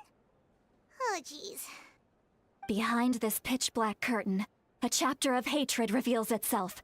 Behind the smoke. The lingering smoke. Ah, she's meditating again. She does this whenever she's had a few too many drinks. Her mind's actually racing at this point. It's quite the opposite of sleep. Is this another specialty of the Masters of the Nightwind? No, I'd say it's an ability that's unique to Citlali herself. While she can easily pick up everyone else's skills and tricks, few have been able to master hers. Warning, warning. Red, the color of danger, has now arisen within that pair of eyes. Huh? Traveler? Paimon? What's wrong? I'm gonna hurl. Hang on, just keep it in.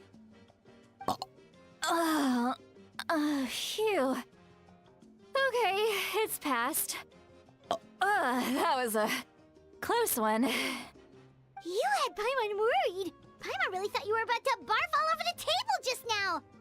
How embarrassing. I'm sorry you had to see me like that. That's never happened before, I swear. I've never thrown up, not once. Are you feeling okay? Wanna take a quick walk and get some fresh air?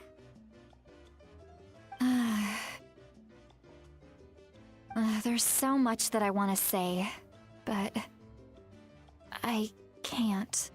Why not? course you can. Just say whatever's on your mind.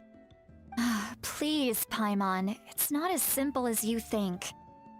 We've only known each other for a few days, right? What would you think of me if I were to start dumping all of my complaints on you after we've only just met? Oh, Paimon gets it. You're hoping that we wouldn't think less of you no matter what you're about to say. No, that wasn't my point at all! Seriously, don't you youngsters know anything about shame? I'm talking about shame!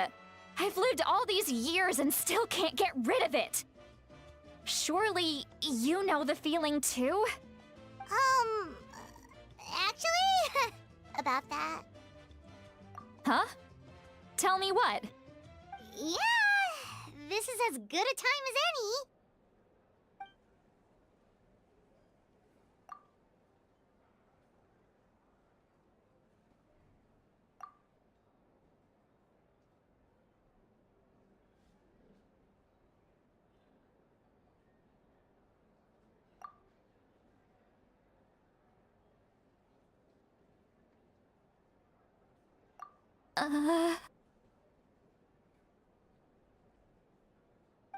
So, you heard...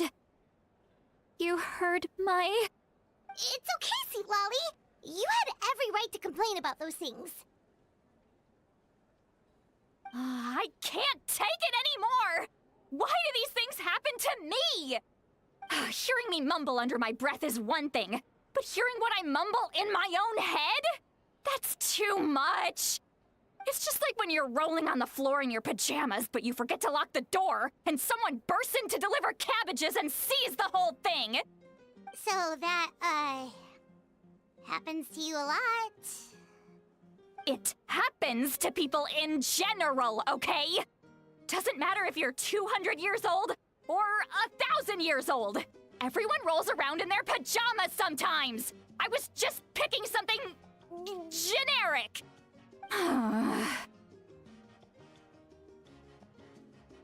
Take a walk with me. I have things to share with you. Looks like she's completely given up. Like those criminals who just confess everything and accept their fate.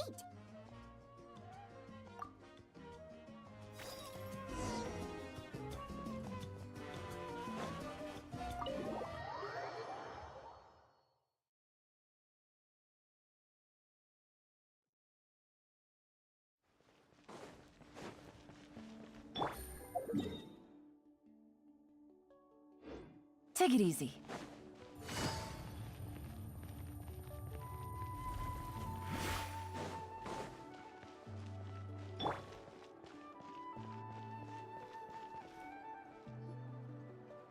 Well, great view, right? I love coming here by myself. Wow, it's beautiful! You're making me want to cry. Oh no, what do we do? Please don't cry! I was an expression, okay? A figure of speech. I'm just... embarrassed. Here you are thanking me. Even after you helped me all this time. Let's just have a casual conversation. It's easiest that way. Really?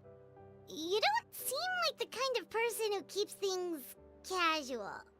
Well, I guess I used to be more of a stickler for the rules. And you're right, I don't usually open up to the people of my tribe like this. I'm just an eccentric old hag to them.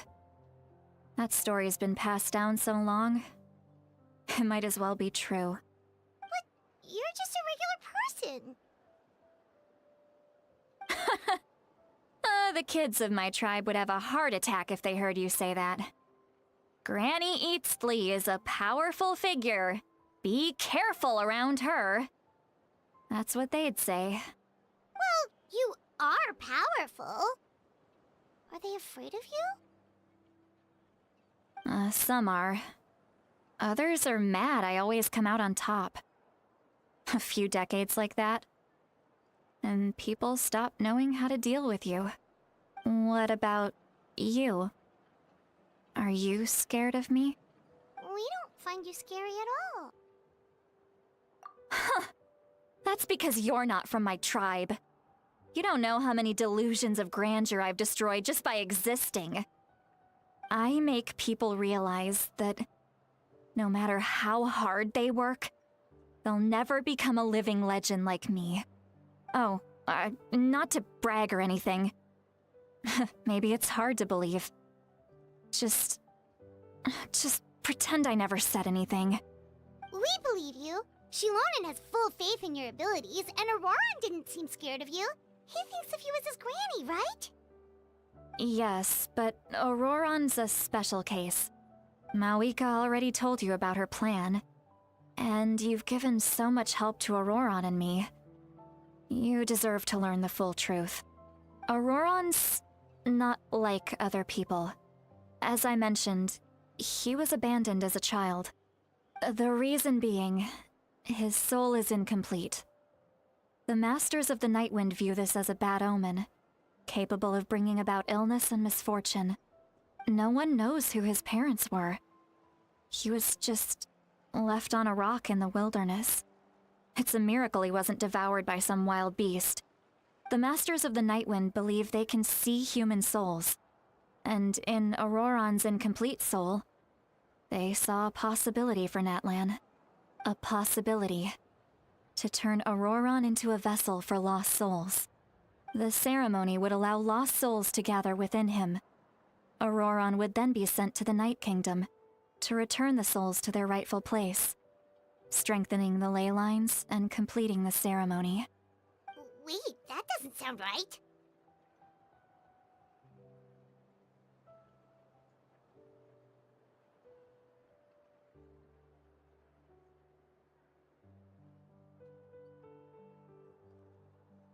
Now you see the problem.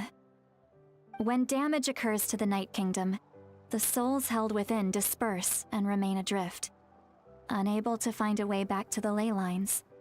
This loss of souls damages the Night Kingdom even further.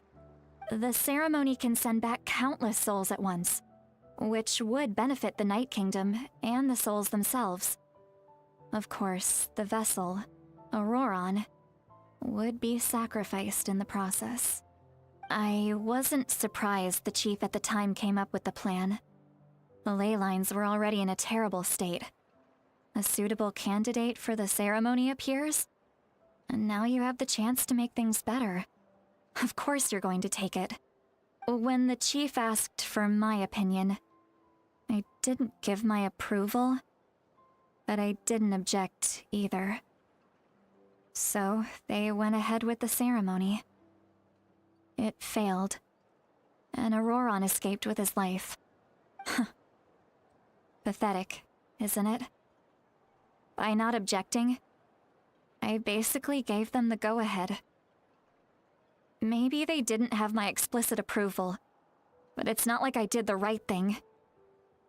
If the ceremony was successful, Auroran would probably be dead. Of course, in my tribe, death is rarely something to fear. But what kind of message would we be sending by sentencing a newborn to death? By using a human life as a tool? It's not right. So, when I learned the ceremony had failed, I was ashamed by my inaction, and absolutely relieved by the result. The plan was never a secret. Or, I guess I should say, there was no point to keeping it a secret. A simple investigation from Auroran would reveal everything. Everyone thought he would be happy he survived, and he never really said anything to the contrary. But just as I was about to put all of it behind me, he asks this question. Would Natlan have been saved if the ceremony succeeded? Wait, but it's not his fault. He knows that, but he still feels guilty. Auroran has a strong ability to perceive souls, more than any of us. He understands just how dire the situation with ley lines has become. Maybe he chose to work with the Fatui Because he still thinks he owes a debt to Natlan. I can only imagine what they told him. Traveler, didn't the captain say he found a way to solve the crisis? Maybe that's what brought Auroron into this. Anyway, we can't just let things go on like this. We have to convince him to come back! You don't look so good, Seatlolly. Maybe you should head back and get some sleep. Probably drank too much. It's okay. The fresh air is doing me good. Okay. Forget that. I need to go home. I hit it a little too hard. You've helped me so much already. How do I even begin to thank you? Hey, we're friends, aren't we? Besides, you already said you owe us a favor, so you don't need to worry about us. Good point. Well, I'll go home and get some sleep. We can figure out our next move in the morning.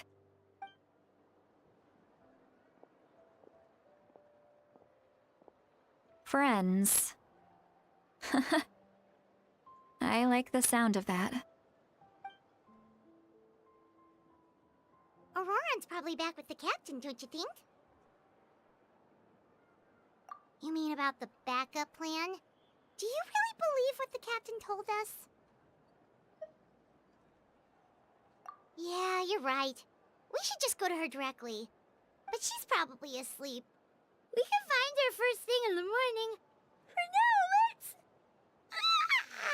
go to bed.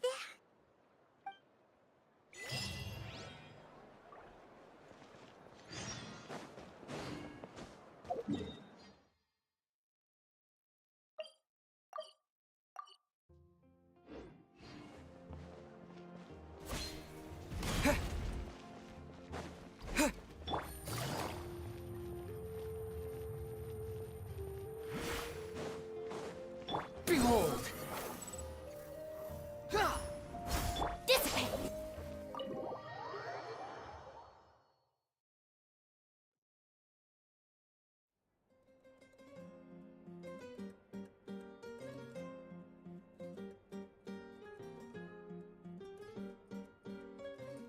Why is it so noisy outside? Paimon still haven't sleep. Well, guess we should see what's going on.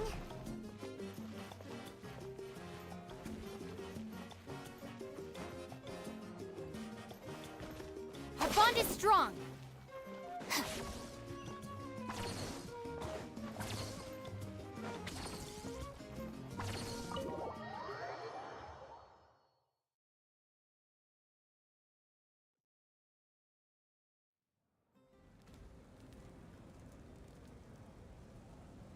You're already here. I was just about to come get you. Wow, you're up early. That's impressive, especially after all the drinking last night. Let's not bring up last night. I'm embarrassed about the whole thing. Anyway, I was also woken up by the commotion. Looks like all the warriors from the stadium are on the move. I heard many areas have been attacked by the Abyss, including the Masters of the Nightwind. I need to head back right away. The Abyss attacked again? Are you sure you can handle it on your own? Do you need our help? I'll be fine. We also have the support of the warriors stationed at the various outposts. Given the quick response, things shouldn't get too serious. The stadium could always use more manpower, so you should join the forces here. I'm done making excuses for him. He's not a child anymore. He needs to take responsibility for his actions. I was the one who vouched for him, so I need to report back to the Speaker's chamber. I'll accept however they choose to handle the situation. But I should be able to convince them to let me go back to my tribe first to deal with the attack. As for the ancient name, once we handle this crisis, I'll talk to Shilonen right away. Don't worry. I never forget a promise to a friend. Thank you. All right, I need to start heading back. She left in a hurry. The situation must be really serious. Looks like a lot of people are heading to the stadium. Let's see what's going on.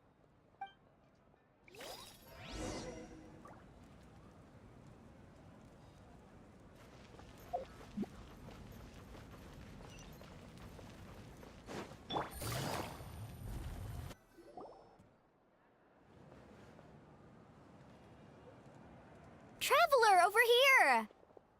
Perfect. Our star Outlander has appeared. Oh, you're all here! But, what's with the whole Star Outlander thing? Just my way of saying how awesome you are.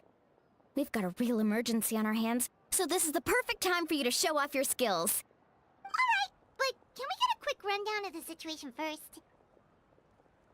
The Abyss suddenly attacked the Collective of Plenty, the Masters of the Nightwind, the Children of Echoes, and a number of our camps and outposts in the wild.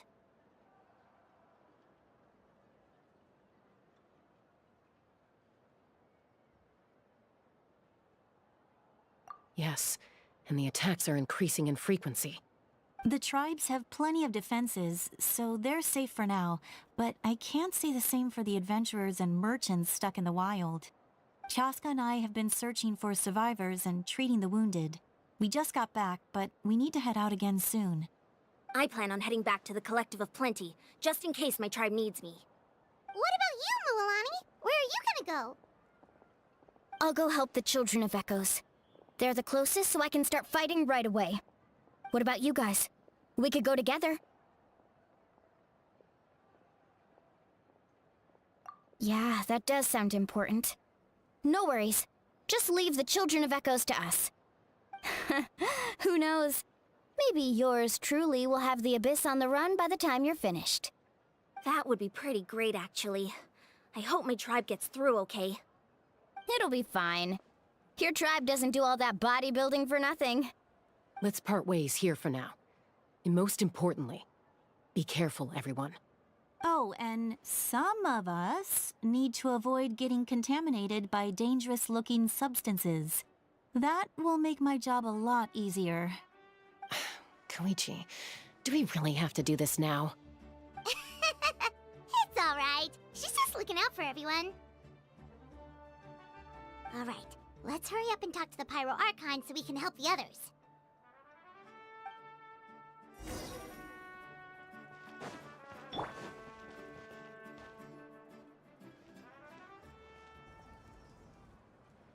Oh, it's you two. As you can see, things are not looking good right now. People across Natlin are in danger. Look, I'm very interested in your recent adventures, but this is not a good time. So we'll have to keep our conversation short. That's alright, we're also in a hurry. We're gonna go help the Children of Echoes after this. What?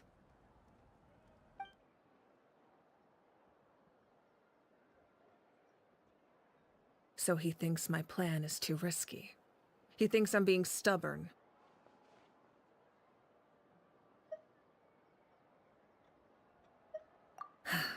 I shouldn't underestimate the Fatui's ability to gather intelligence.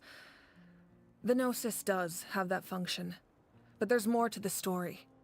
I will answer you honestly, but you must help me keep this a secret. I can use the power of the Gnosis to save Natlan, but it comes at a heavy price. The Gnosis would drain all the souls and memories from the Night Kingdom and weave them into a giant net, which would surround the ley lines and protect them against abyssal corrosion. Wait, you can use souls to weave a net? But does that mean... Yes. It means sacrificing those souls in the process. Souls are just another form of life. The cruelty of this method is self-evident. The Night Kingdom not only houses the souls of the dead, but also our memories and legends. Using the Gnosis means converting all three into material for the net, erasing our history and culture. Even then, the net can still become corroded. If we cannot find a way to repair the damaged ley lines before that happens, then all those sacrifices are for nothing. Given the enormity of the price, it's a solution I refuse to consider right now. I want us to win, but I also care about how we win, and what that means for us in the end. Now it's true, both plans come at a risk, But after weighing our options, this is our best bet.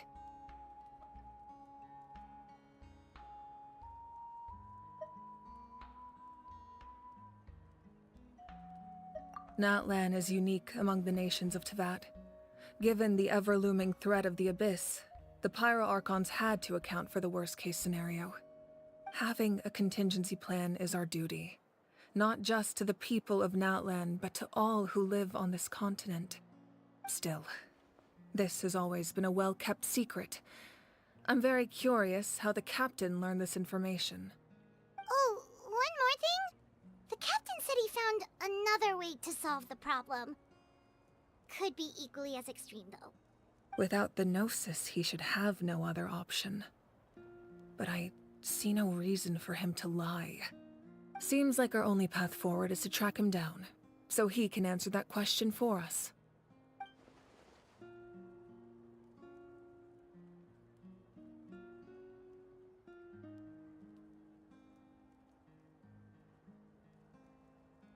Judging by your expression, you must have doubted me, even if just for a second. Not even a little! We would never— Wait, what are you talking about, Traveler?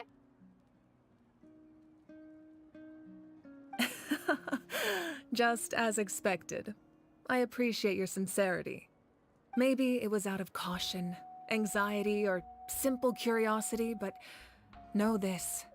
No matter what, our goal remains the same. We both want to save the people of this land. So now that you have your answer, do you still doubt me?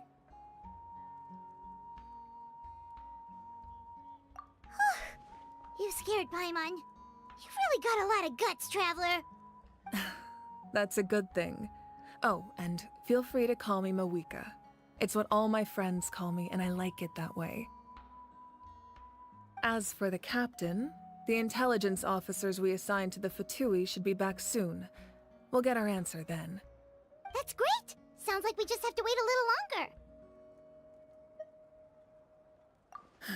Not just yet. Even though the Abyss is attacking several locations at once, I'm confident the warriors stationed in those areas can handle it. Don't worry. I just need to finish coordinating our available manpower, then I'll take a small team to handle the difficult locations. Wait, you're going to fight in person? Didn't you give up your power? That's true. I'm far less powerful than a god in my current state.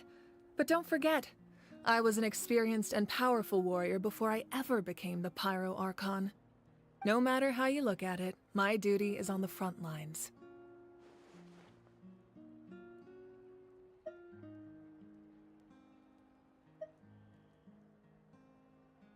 Oh, now you doubt my strength. That hurts, Traveler. If we had time to spar, you might think otherwise. Anyway, even if we respond to these threats in time, it's not a permanent solution in the long run. I've considered moving my people to other nations, but given their close connection to the Night Kingdom, a forced evacuation would have devastating consequences. I've told the chiefs of each tribe to strengthen their defenses and advise people against leaving their settlements. Now I just need to find the right time to disclose the true nature of the crisis to the people of Natlan. Paimon's a little worried about how people will react.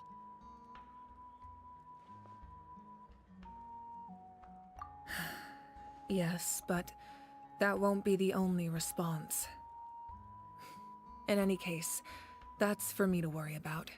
I'll let you know when we have more information on the captain. Alright, we should head out. Maybe we can join up with Milani. She can't be too far ahead. No need to worry about me.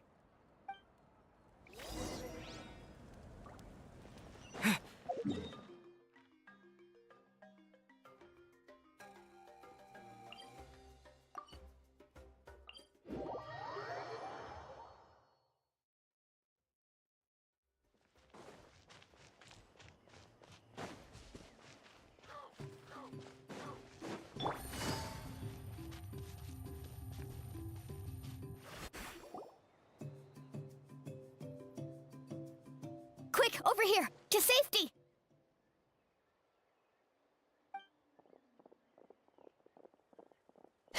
Kachina, how many people do you have left?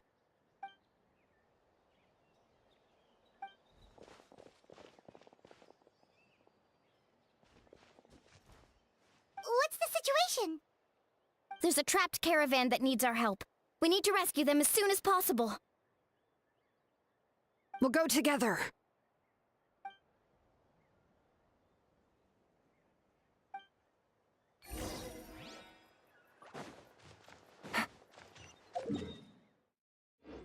Take it easy.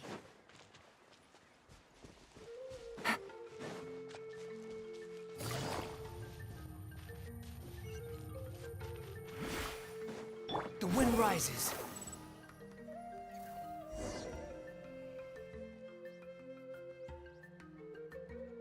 Stay safe. We've got this.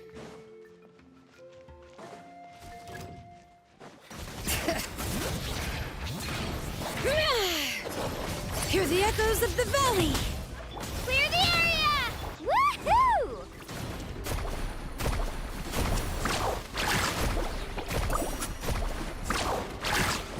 Catch an epic wave! Whoosh! Germinate! All right.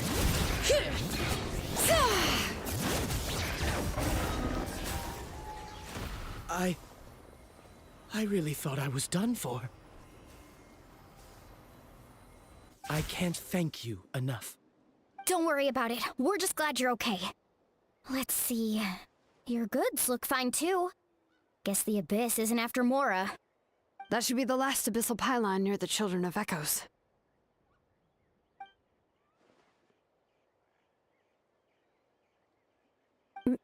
By the way, where's Lolly? I thought she would come with you. The Masters of the Night Wind also got attacked, so she went back to help her tribe. She said we can deal with the ancient name later. Yeah, that makes sense. The attacks are more urgent. Alright, this isn't a good place to talk. Let's head back to the tribe.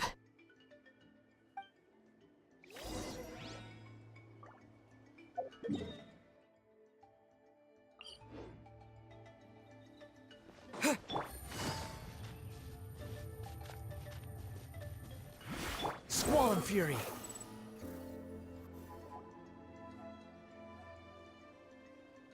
Looks like a few people were hurt after all. Oh, I should have got here sooner.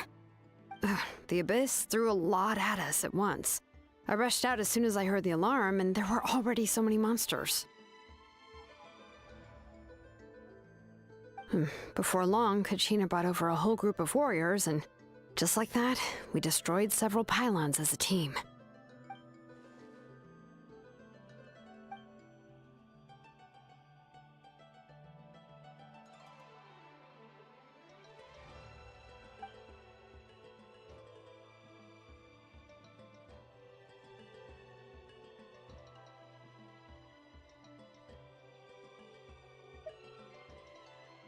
You mean the situation in the Night Kingdom, right? Yeah, I feel the same way. We've managed to keep it a secret all this time, but more and more people are realizing something's wrong. It's impossible not to feel anxious when things are getting worse by the second, and all we can do is wait. That just means we need to buy the Pyro Archon more time. Keep pushing, everyone. Every battle is worth something. You really are an eternal optimist, Mualani. You always find a way to cheer people up. Why, thank you. I guess it's one of my better qualities.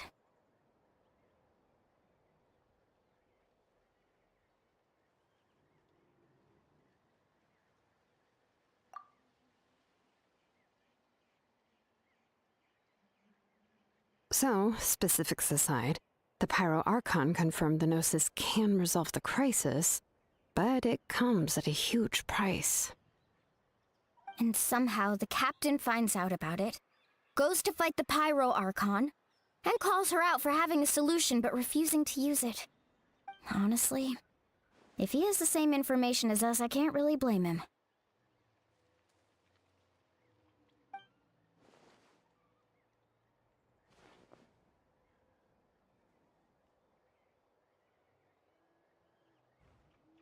We talked to Moika before we left the stadium. According to her, the cost of the captain's plan is too high. And, well, it makes sense. If that was truly the better choice, she would have picked it. Yeah, I trust the Pyro Archon. When I was upset about Kachina's disappearance, she was really sincere and patient with me. Plus, she burned down all those precious mementos for Kachina. She's already proven how much she values even a single person's life. When it comes to Natlan's survival, there's no way she would hold back. I agree. Maybe the captain weighed the costs and came to his own conclusion, but I'm sure we have different priorities. Life is important, but so are history and memory.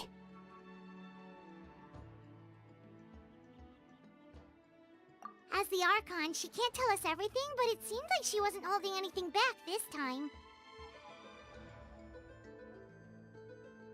The next question is, if the captain found a new way to save Natlan, how come the Pyro Archon has never heard of it?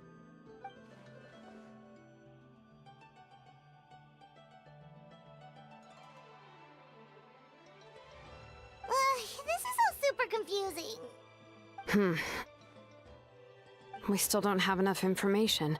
Once we figure out what the Fatui are doing, we'll have our answer. Let's head back then. Moika said her intelligence officers should return soon. With how many Fatui there are, someone's bound to give something away. Sounds good.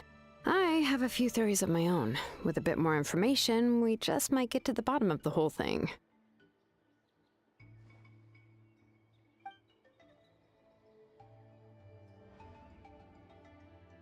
I was just about to ask.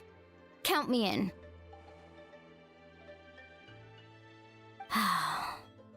If I was just a bit faster, we could have prevented a few people from getting hurt. People who could help us in the next battle. It's all a chain reaction.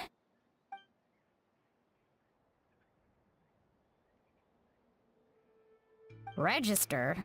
Nah. I'll just follow you around. You know, go where you go, do what you do.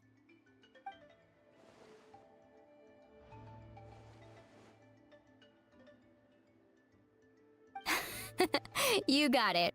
I just don't want to make the trip back. It's so far. All right. See you all later. Let's get together and celebrate once this is over. Oh, you betcha!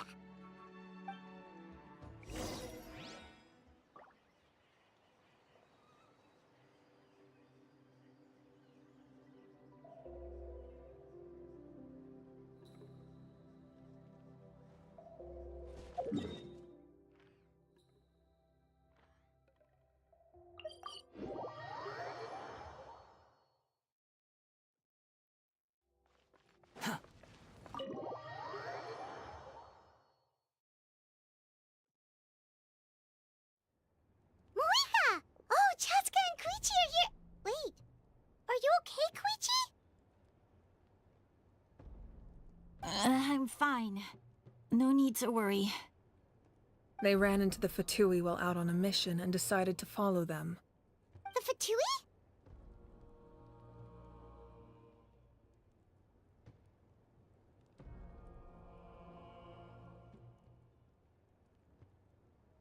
Calm down and let me explain.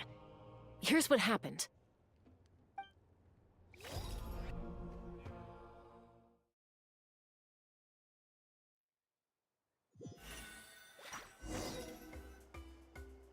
Watch out. It's the Fatui. Were they attacked by the Abyss? No, wait. It looks like they're protecting a group of travelers. Over there. Do you see? You're right. That's a traveling group from Natlan. Could they be trading for something? Let's keep observing for now. We're glad you're okay. Given the appearance of abyss monsters all over Natlan, you should cancel your journey and seek shelter at the stadium or one of the tribes. Thank you so much. I wish there was something we could give you. We don't expect anything in return. We were out on a mission and saw you being attacked. It was our decision to help. If you truly wish to repay the favor, you can keep this a secret. If anyone asks, just say you were saved by warriors from Natlan. Okay, we can do that. But... We're not asking you to cover up our activities. We haven't done anything illegal. Our captain simply wishes to remain undisturbed. Nonetheless, the decision remains yours. If we wanted to keep you quiet, we would have employed a harsher method. Got it. We'll get going now. Did you hear that? They mentioned a captain. Isn't that who the Pyro Archon is looking for? Exactly. We could be onto something big. Still, there was no trade. They were just helping people in need. I didn't sense an ulterior motive. I didn't believe the captain when he said he wanted to save Natlan. But based on what we just saw, it's possible he was telling the truth. Maybe we've been wrong about the Fatui this whole time. It's too early to say. Let's follow them and see what's really going on.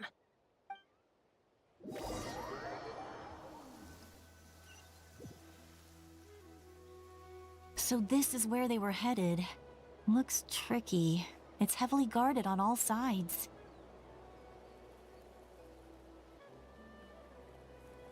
Koichi, wait for me here. I'll go in and check it out. Oh, no you don't. How are you planning to get through all the guards? Look, I can use this terrain to my advantage. With our tribe's special way of getting around, I doubt they'll see me coming. We still can't see anything on the inside. What if you can't find cover? You won't have anyone to watch your back if you go in alone. The more heavily guarded the location, the more valuable the secrets. Even if the captain isn't here, we can still figure out what the Fatui are planning. That intel is worth the risk. Fine. You're not gonna listen to me anyway, so let me come with you. That's even more risky. You've been running around saving people for days. You're already at your limit.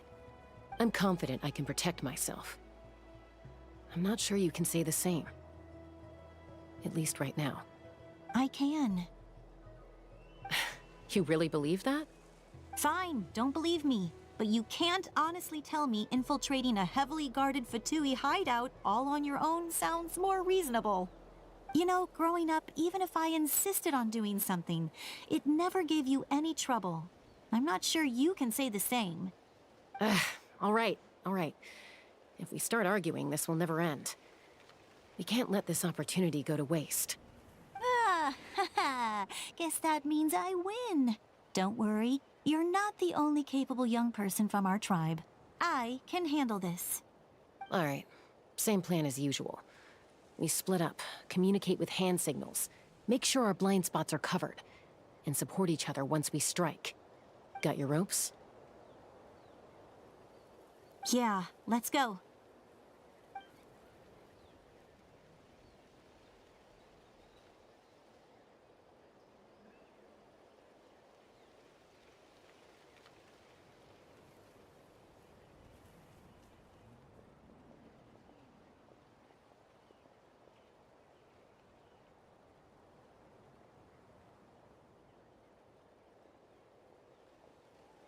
The Fatui have eyes all over this place. I should wait for Koichi's signal.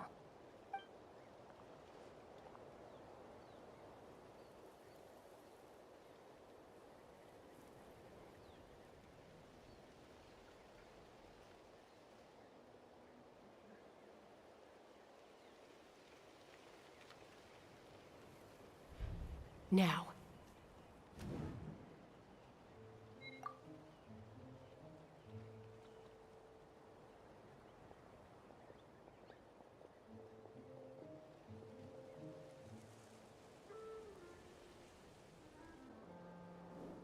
Not sure how many chances I'm gonna get. I need to act.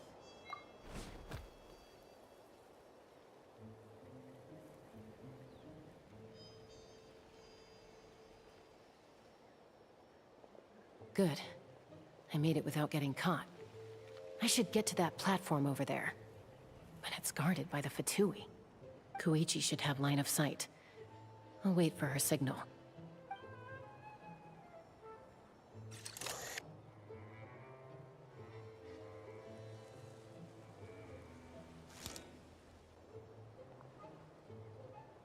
That's it. Now's my chance.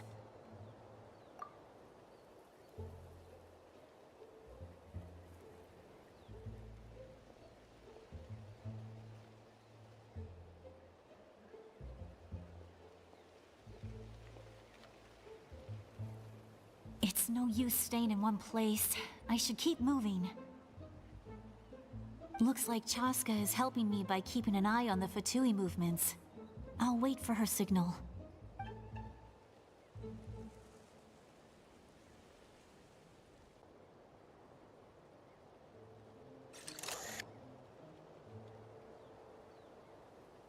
Time to move.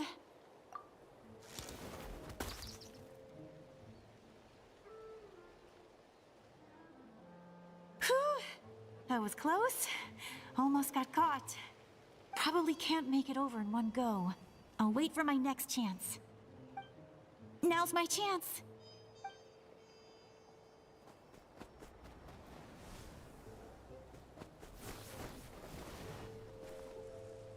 I made it! That'll show my sister. Let's see. The Fatui's occupying all the best locations. If we could just get past them somehow. Wait, I've got it!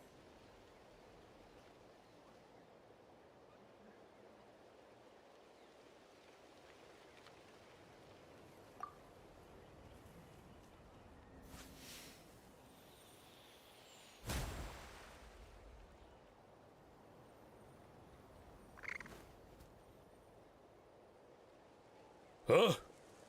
What's that noise? Did something explode? Oh! It stings! What the heck is that? What do you think you're doing? I could ask you the same thing! Good, they're arguing. Looks like they just needed an excuse. They've probably had enough of this job already. The people on the hill over there left to help their comrades. This is our chance.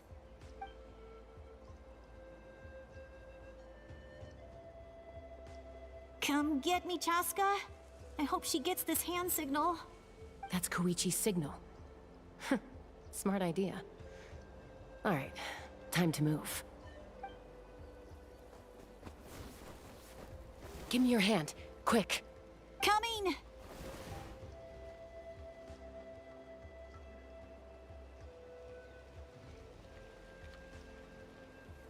I checked, and this way is completely clear. It should lead us to the deepest part of this place.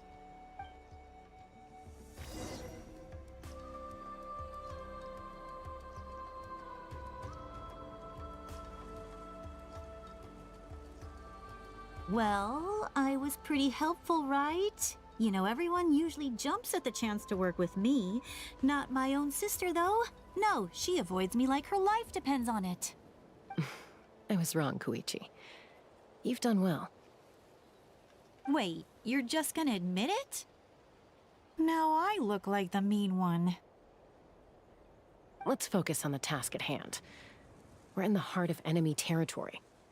The more time we waste, the more dangerous this becomes. All right. If you're not gonna take the bait, then I'll drop it. Looks like the Fatui are here to dig something up.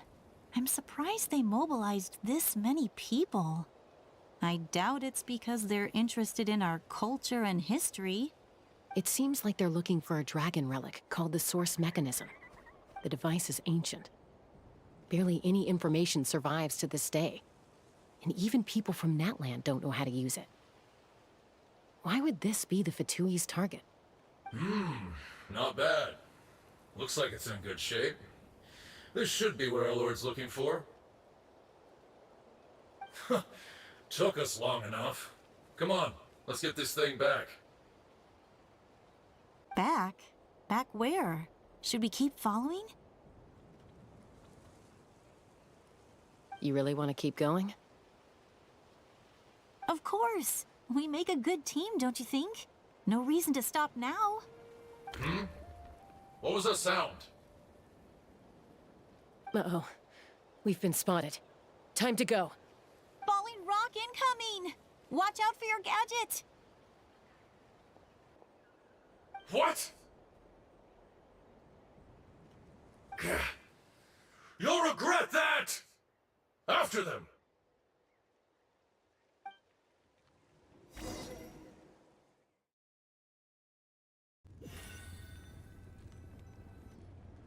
Once we got them off our tail, we went back to observe some more. They'd collected several identical pieces of something. It looked like they were waiting, though. So we decided to come back. So, Koichi got injured trying to get them off your tail? She pushed herself too hard and collapsed on the way back to the stadium. Well, I didn't cause you any trouble while we were fighting, right? So my perfect record remains. You've done very well. I could make a comment on knowing your limits, but it's not my place. I know. I'm already reflecting on my actions. So, our current intel suggests the Fatui is after the source mechanism. The device is a complete mystery, even to us. What does the captain want with it? I have no idea. But it's safe to assume the device could serve a similar purpose to the Gnosis. Shilonen, I need you to gather every scholar in Natlan familiar with the secret source. Yeah, I'll get right on it. Thank you both for your hard work. Koichi, it's time for you to get some rest. Oh, and there are gifts from your patients waiting at the speaker's chamber. I've prepared a small gift of my own as a token of gratitude. I'll send it to your home along with the others. My patience. That's so nice of them. Guess that means I'm doing something right. You don't need to give us anything, Archon. We were just doing our duty for Natlan. I should take Koichi home now. Well, if Koichi doesn't want her favorite Saurus crackers, then... I accept. Thank you, Archon. What am I gonna do with you? There's some for the rest of you as well. They're one of my favorites too, so don't be shy. I'll start investigating the source mechanism right away. If I learn anything, you'll be the first to know. Yummy snacks!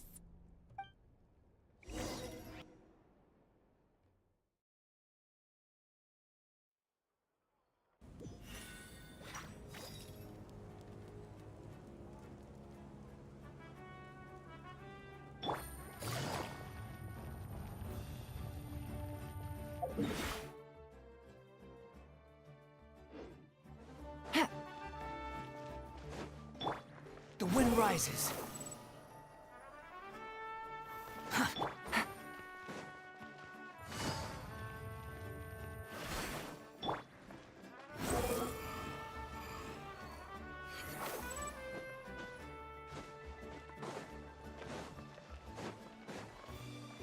Yeah.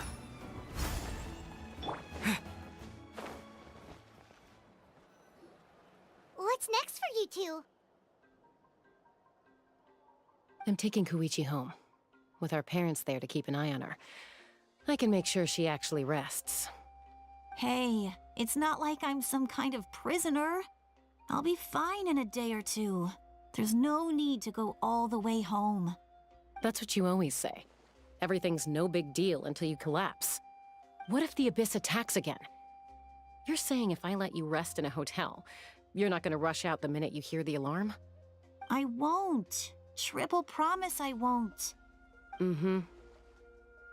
Fine. On the off chance something like that were to happen, I might. But I'm a doctor. I have a duty to help people in need, no matter how hard or tiring the work gets. I guess you're right.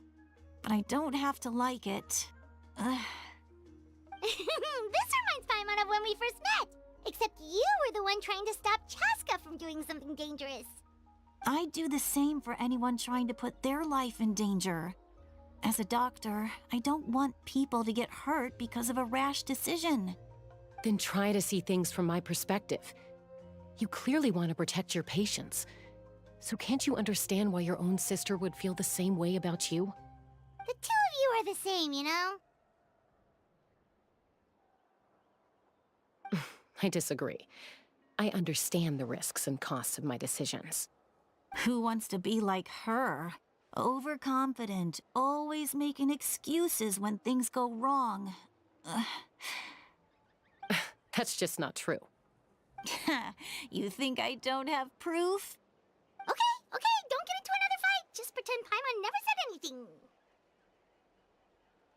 Don't worry, Paimon. You didn't do anything wrong. Arguing is just how we communicate. Neither of us really takes it to heart. Plus, I guess we are similar in some ways.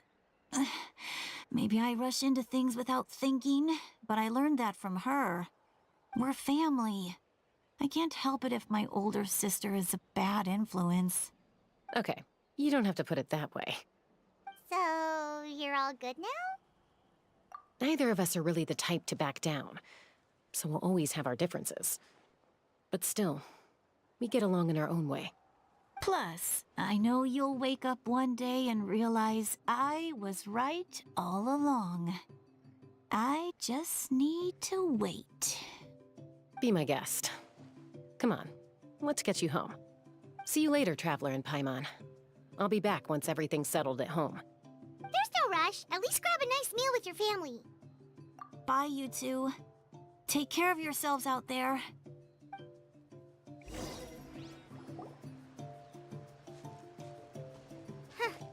Those two will probably make up for real at some point, right? Well, we've learned a lot. Let's go over everything that we know so far.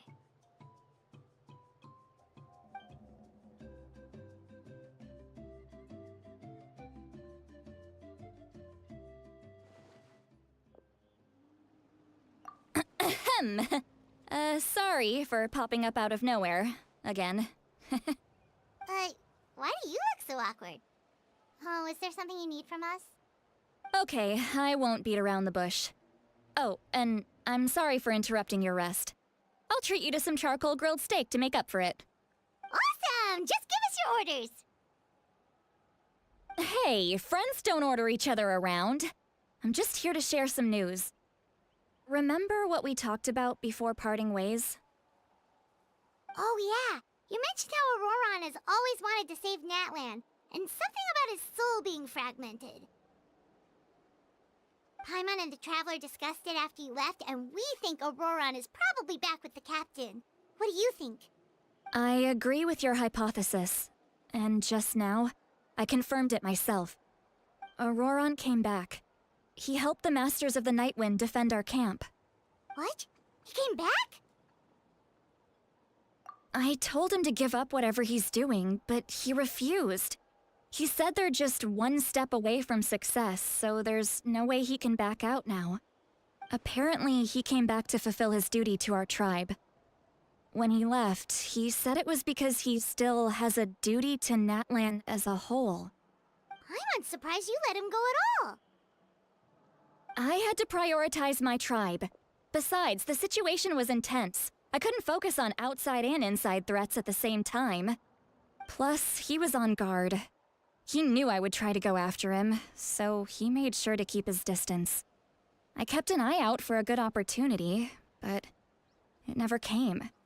All these years of calling me Granny, and I couldn't do a single thing for him in the end.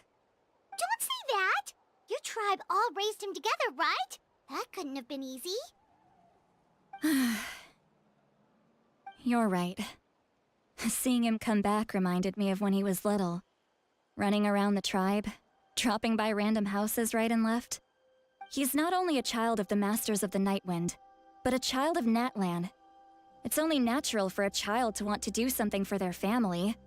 Besides, Auroron is my apprentice. He might have a few tricks up his sleeve, but I guarantee I know every single one. Wait, what are you saying? Look. Remember how I said Auroron's soul is fragmented? This is the talisman I created to keep it stable. And this gem is what makes the talisman work. It just so happens that Auroron is due for a gem replacement. Since I can't get close to him, I put the new gem in a supply bag and asked Aoife to bring it to him. You guys know Aoife, right? No? Well, he's a pretty famous vet around these parts. He's always bringing me all sorts of things, and he happens to be very good friends with Auroron. Aoife doesn't know what's going on, so he agreed, no questions asked. Auroron would find the gem as soon as he opened the bag. He knows how important it is, so I knew he would make the switch. He probably suspected that I tampered with it. But here's the catch. The trick is on the bag. The moment he touched it, a portion of his memories were copied onto the old gem, which he no longer needed. That's amazing. You can do something like that? Most people can't, but I can. That trick he used to bring you to the Night Kingdom isn't anything special, by the way. My technique is much more subtle. He won't notice anything. So in other words, we have a whole backup of Auroron's memories in this gem. The kid thinks he can take me on? Like I wasn't the one who taught him everything he knows? That's amazing, Seat Lolly. Let's take a look right away. Once we get to the bottom of this, we can finally track him down. I know he thinks of me as his grandma, but do you think he'll get mad at me for this? You can be honest. Huh, that's a tough question. Paimon doesn't have a grandma, so she's not the best person to ask.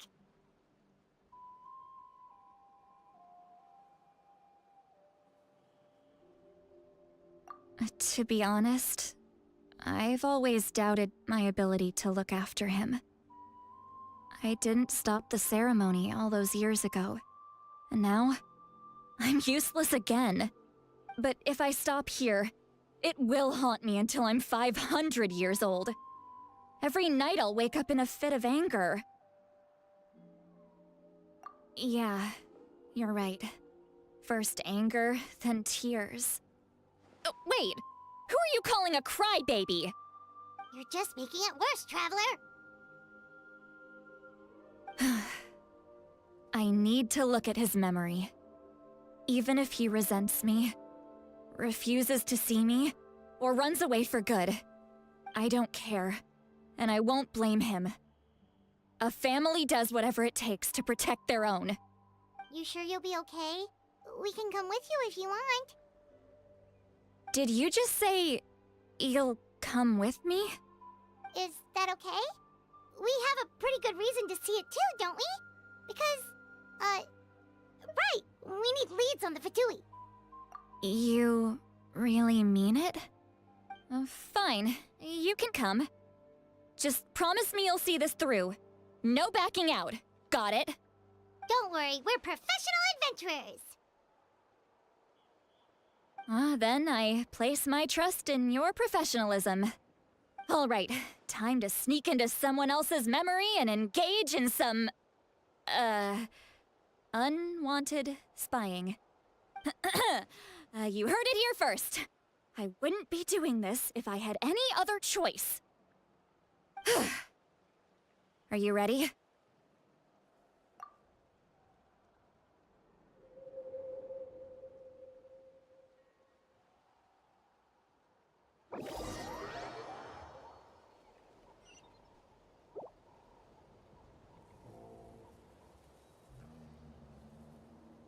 Look how good you're doing. You'll grow into nice big radishes in the future. And you? Aoife says you're taking up too much space, but I think you're a good tree. What do you think? Hey! How's it going, Auroron? Good. How are you, Uncle Okanbi? Can't complain. What you up to? Naming your vegetables again? No, just some idle conversation.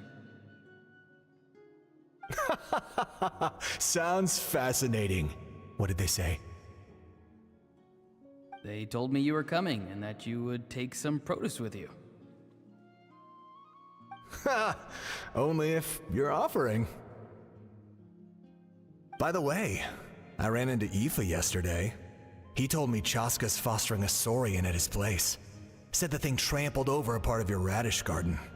I hope you two didn't get into a huge fight.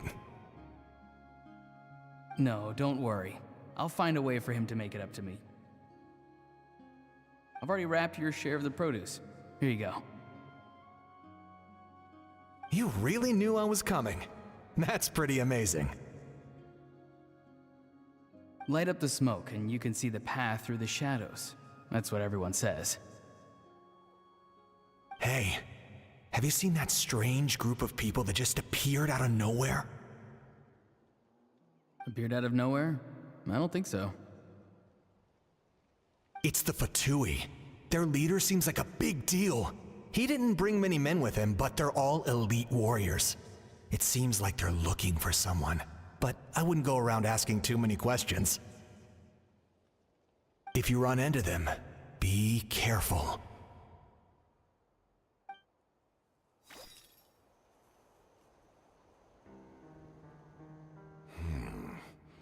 You're from the Masters of the Nightwind, are you not?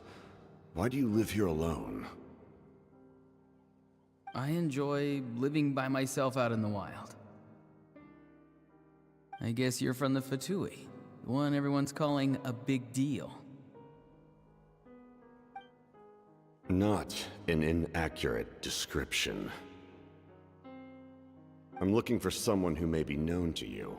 Citlali is her name. Granny? What does an Outlander want with her? I've heard the name. You have business with her?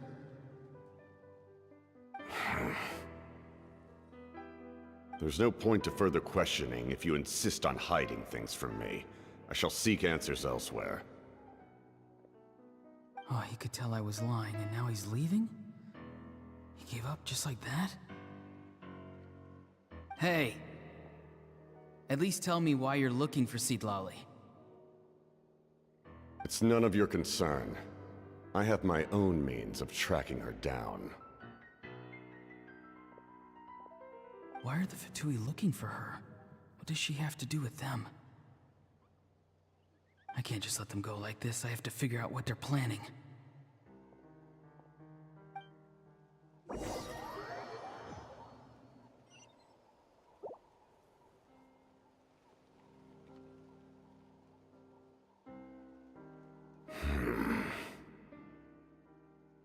They've just been studying the ley lines and asking for leads on Granny. I can definitely rule out some sort of invasion. The situation has seen no true improvement. The Pyro Archon did not fulfill her promise. My lord! Ignore him. He is no threat. He knows I'm following him, but he doesn't seem to care. He's strong, I can tell. But there's something unusual about him and also familiar in some way. I can't describe it.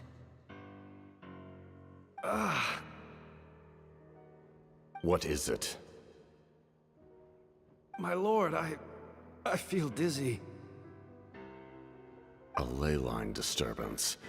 Certain presences have been forced to wander outside their rightful realm.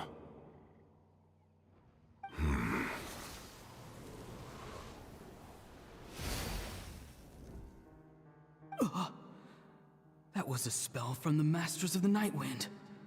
How did he know that?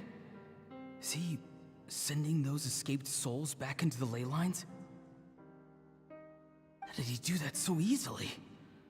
Soulfaring is supposed to be extremely difficult. This could be related to why he's searching for Granny. I feel much better. Thank you, my lord. Think nothing of it. Stay vigilant, and continue to gather information. The Abyss could attack at any moment. If you notice any irregularities, assume drill formation and be prepared to fight.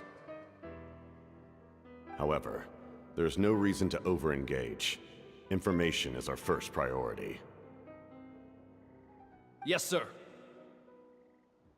Why are the Fatui fighting against the Abyss? Do they really mean us no harm?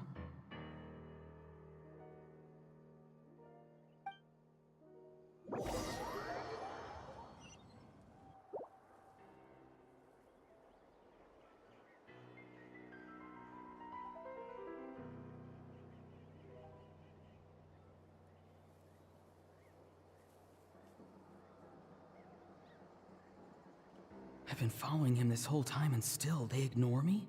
Do they really not care? It seems like his subordinates refer to him as the captain. Never heard of him before. And now he's headed to the stadium. That's unusual.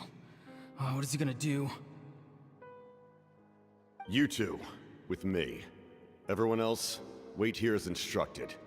Send word to the other teams to retreat immediately if this fails. Yes, sir. He's going inside? But the Pyro Archon is in there. What does he want with her? Forgive me, my lord. Allow me to check one more time. Do you truly wish to do this? The time for idle observation is over. It now falls on me to act. This nation is out of time. Yes, sir.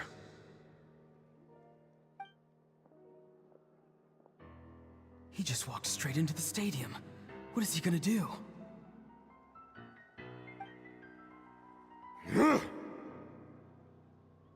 They're both incredibly strong. How long will they have to fight until someone comes out on top?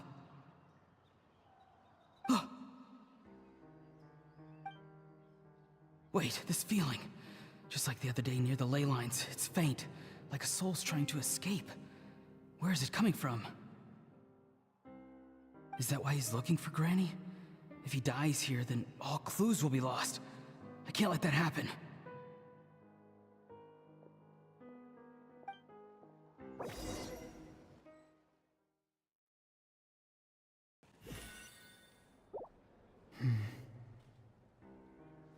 As for you, I must confess, I did not expect that little trick of yours to save the day. No matter how dense the fog, as long as the sun remains, we cannot turn day into night. She could have dispelled it. She simply chose not to. You don't have much time, and you're injured on top of that. What do you plan to do next? I'm beginning to see just how useful you may turn out to be. You heard something from here, didn't you?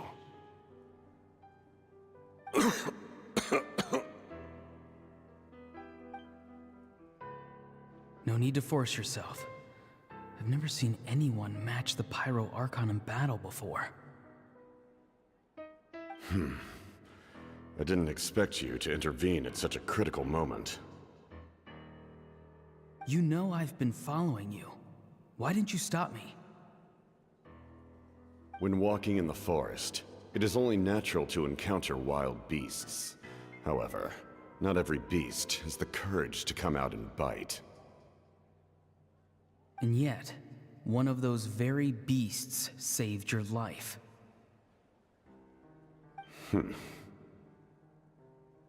Then speak. What do you want? I didn't save you because I wanted something. My soul is more perceptive than others. I can sense that the ley lines are extremely weak. I don't know what the Pyro Archon is planning. Can she really save us? The questions you asked her just now, well, I've had very similar doubts. So I felt like I had to help you.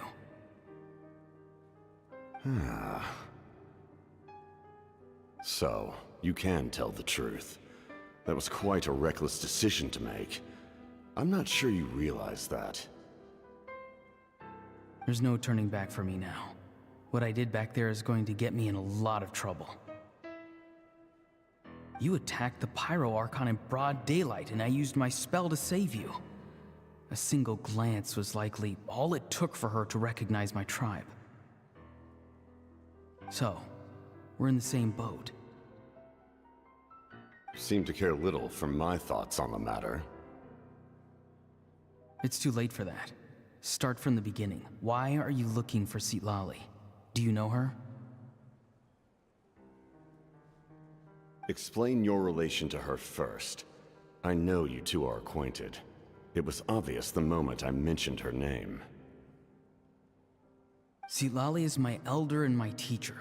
She taught me everything I know. It's my duty to protect her. If you truly wish to protect her, you should have let me perish at the Pyro Archon's hand.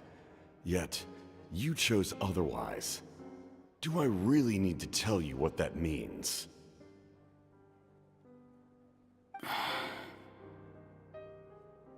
I want to do something to change Natlan for the better. Something I can accomplish with my own two hands. You're stranger than anyone I've ever met. But maybe, just maybe, you can show me the way. Strange? Citlali is said to be the legendary Granny Eastly, someone capable of communicating with the Wyub, and the Wyub are the key to information on the Night Kingdom. Why do you need knowledge on the Night Kingdom? That is not something you need to know. Don't forget, I saved your life.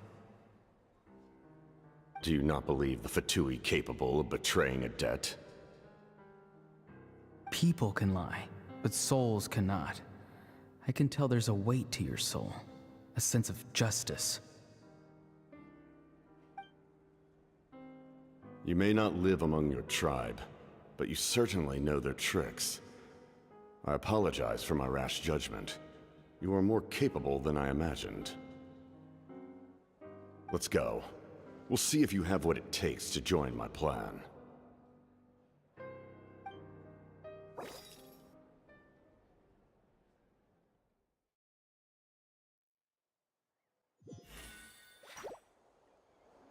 I see. Interesting approach. Worth trying, I think. Rather than weaving a net to protect the ley lines, this method would address the root problem by reconstructing the ley lines themselves.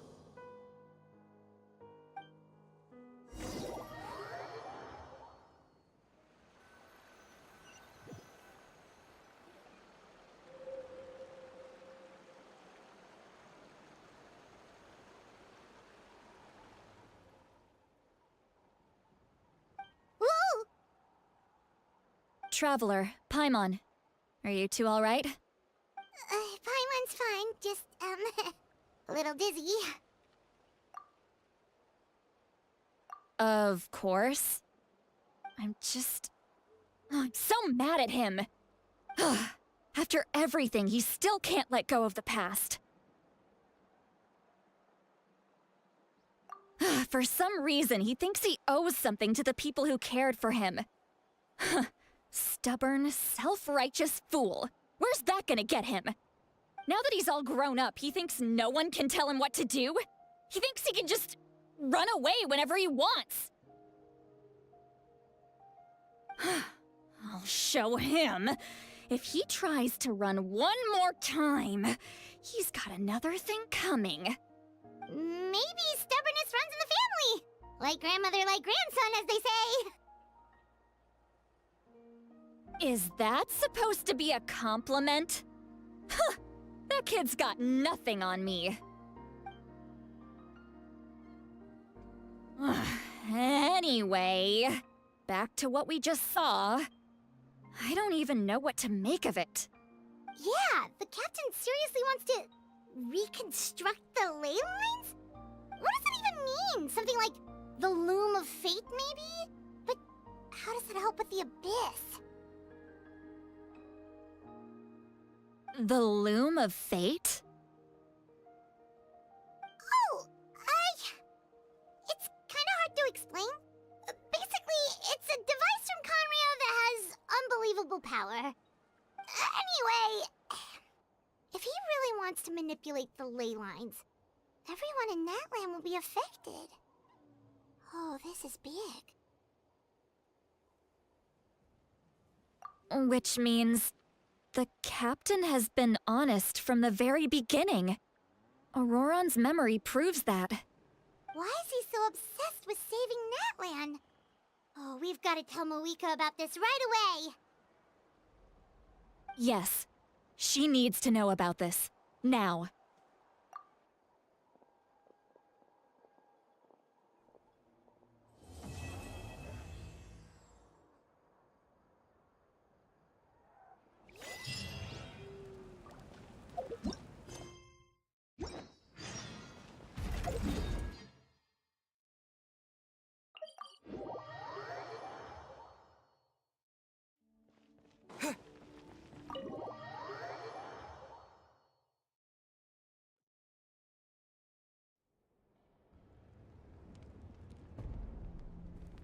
Moika!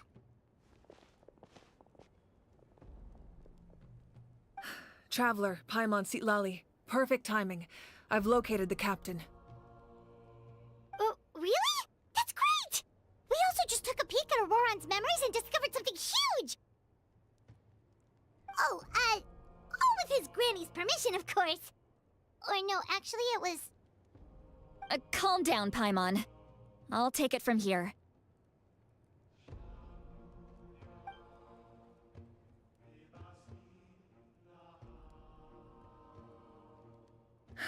So the captain was searching for the source mechanism to reconstruct the ley lines.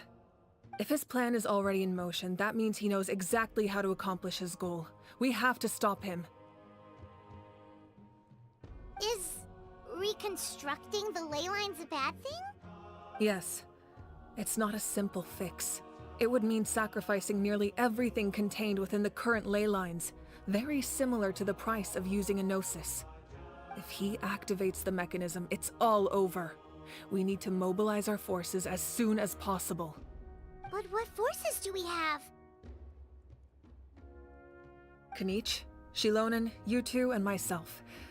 All other warriors are working to push back the Abyss on the front lines. But that's barely any people! Not to mention you lost your power, and they've got the captain on their side! Oh, maybe we really should get Sitlali to break Auroron's legs. That won't help us with the captain, I'm afraid. In any case, the Masters of the Nightwind are in urgent need of manpower. Sitlali, I was hoping you could head back and help defend the tribe. All right. I understand where I'm needed. I'll head out right away. Don't worry about your grandson. We'll figure something out for sure. I'll leave him to you all then. All right. Back to the matter at hand. I don't believe defeating the captain needs to be our ultimate goal. Let me grab Shilonen and Kanich, then I'll tell you my idea.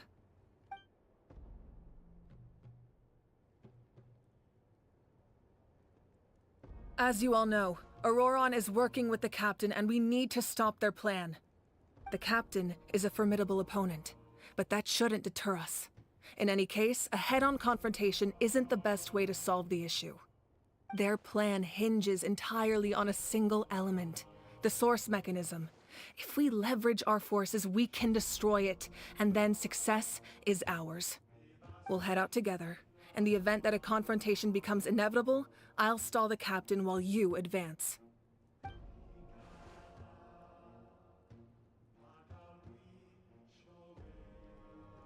I agree with Kanich. The two of us can handle it. Listen to my plan first. Kanich, I want you and Ahau to launch an assault from the front and break through the Fatui defenses. The captain won't be on the front lines.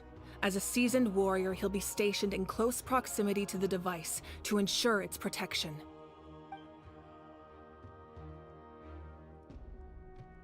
No. The purpose of the frontal assault is to gather the Fatui forces in one place.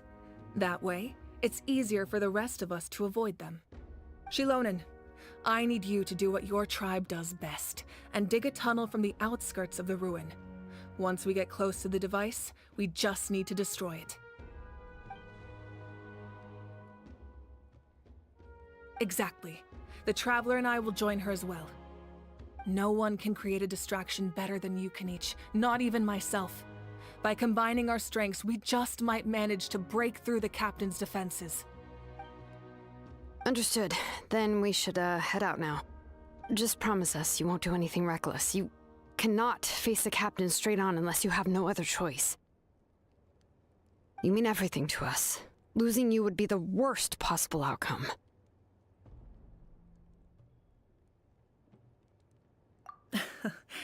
Thank you, everyone. You have my word. I'll proceed with caution.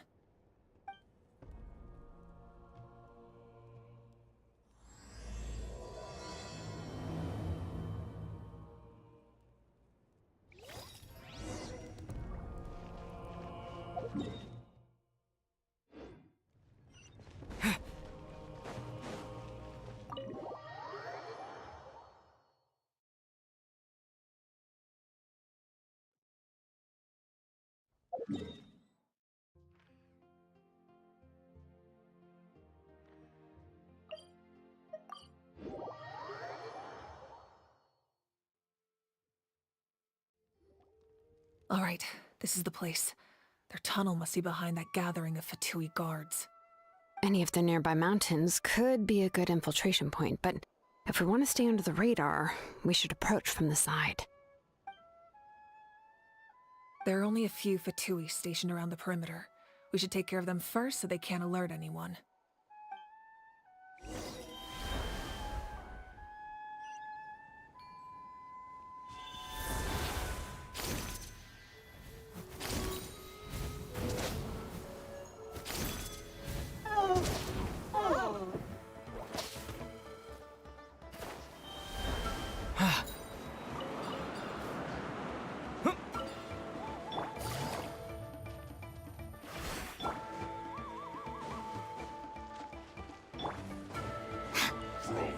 Dissipate! Here comes the catch. Propagate! Behold! How amusing. All right, that's done. Let's head to the foot of the mountain.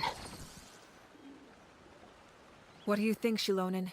Is this a good spot? Yeah, looks good. We'll take it from here.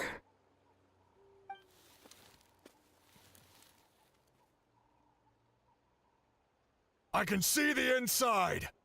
Perfect. We'll keep going. The rest of you should head back. Things are about to get dangerous. All right. Please, take care.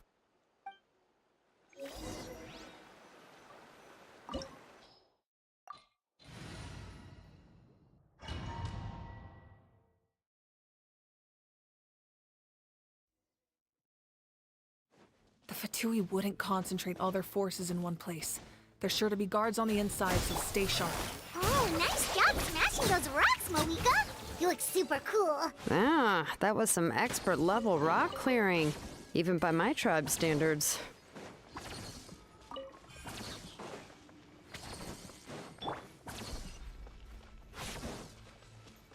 That must be the Fatui tunnel over there.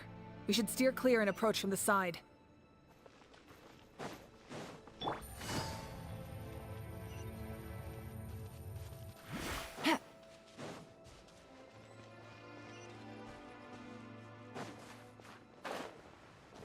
Take it easy. Well met. Gutsy. Our bond is strong. We've only just begun. Lightning, terrifying. Things are about to get dicey. Scatter! Looks like I went too far. Yeah. Spring forth!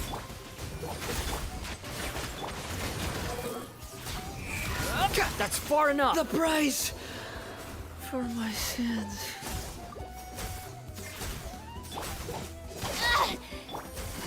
Quietly now.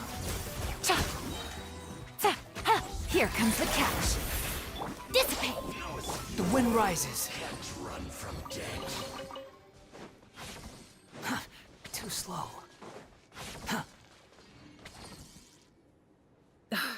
This spell is from the Masters of the Night Wind. It's Auroron's doing. They're probably trying to buy time.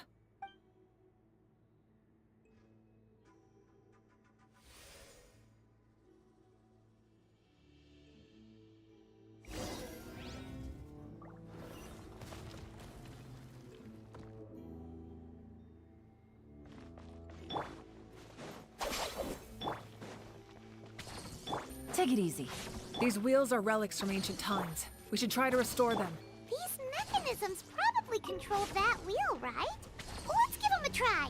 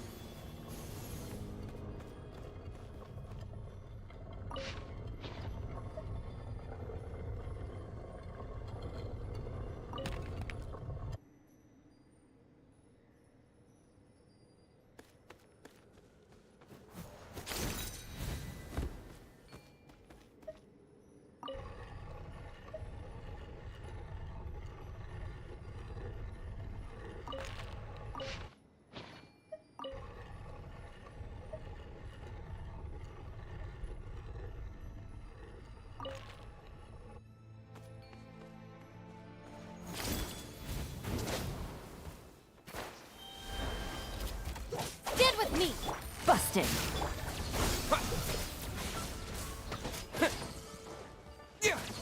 Squall and Fury! You're dead!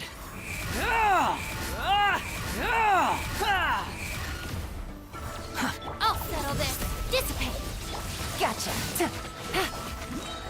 Things are about to get dicey.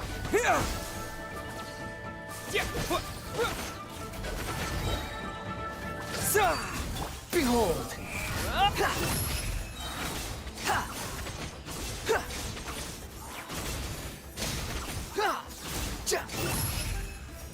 Cry louder!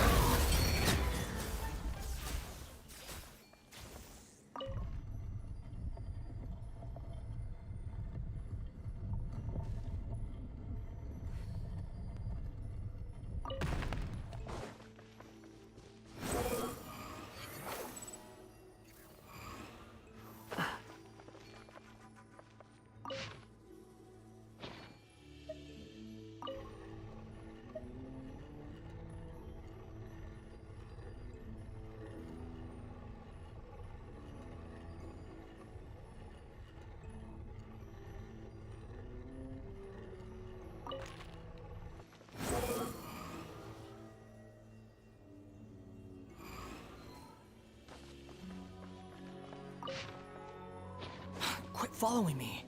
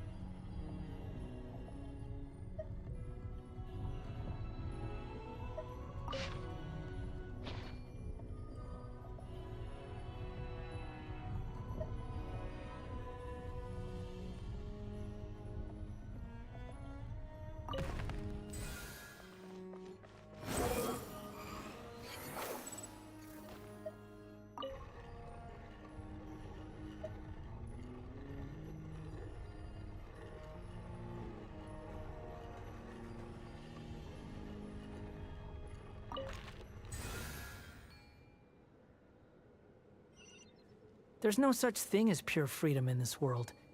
Even the wind cannot blow on forever.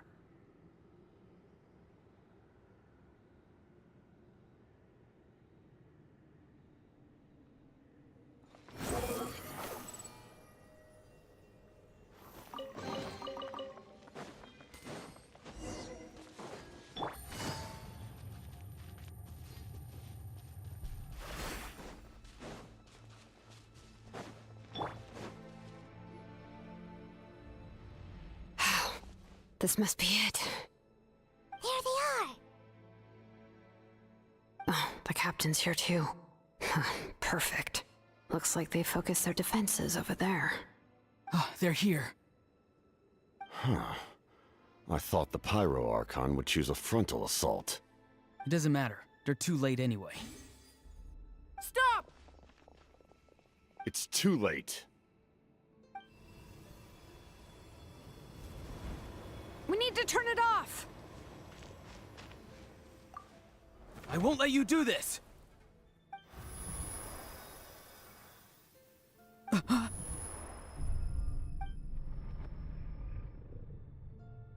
The sound of lament? What was that sound? It was like a piercing cry! Now's our chance to turn off the device.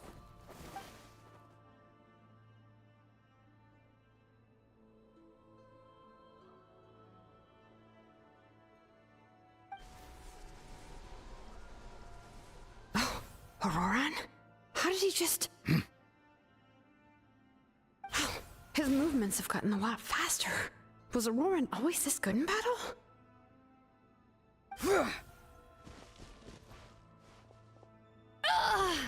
This ends now! Huh?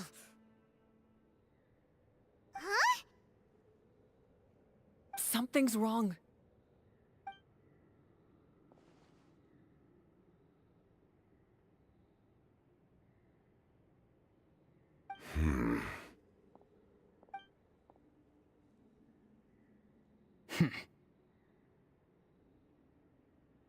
You are not Auroran. Who are you? What? Commander. You...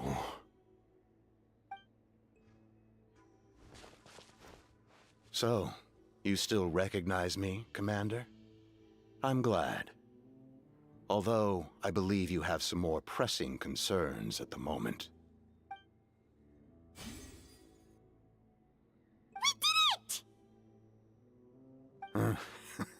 You see? You indulge your sense of honor for just a moment, and now you've lost your chance. Even now, you're still the same as ever. His voice is completely different. Is someone inhabiting Auroran's body? Stop worrying about other people's survival, about their losses and sacrifices. You just need to win. That must be why I've returned. For this moment. Please finish what you set out to do, Commander. I didn't expect to see you here, but I have to disagree. Abandoning one's comrades is not the way of a warrior. Why do you care about a doomed man? I know you can see it. He's already close to death. After all, his soul has been incomplete from the start.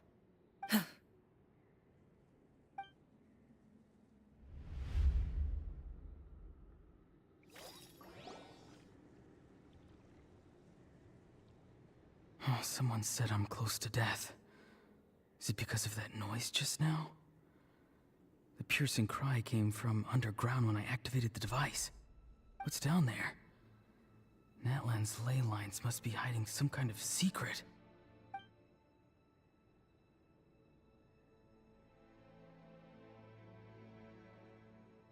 Am I dying?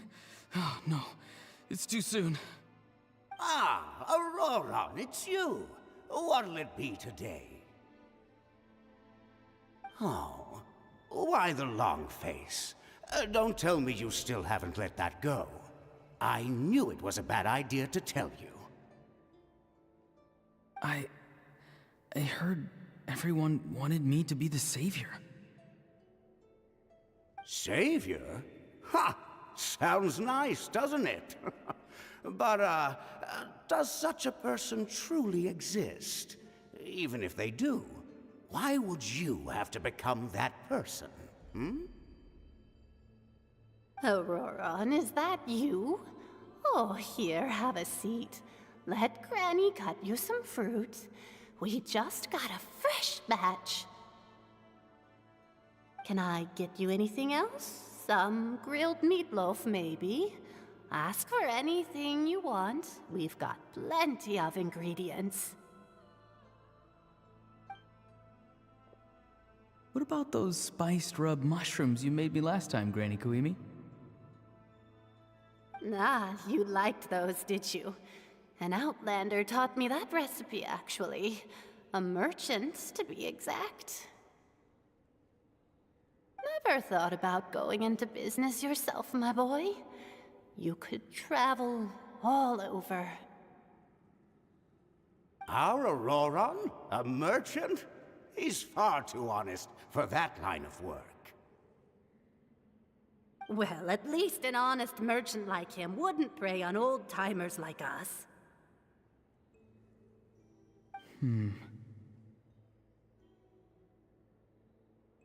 Everyone said a true savior does not really exist, but then why did my birth open the door to the possibility? Why give people false hope? Maybe I don't need to sacrifice myself, but surely everyone is born for a purpose. So, what's mine? If I had succeeded back then, would the world have become a better place? What's the meaning of my existence? Done spacing out, Auroron? Did you finish your homework? Yes, Granny, it's just... Will learning all this really make me as strong as you?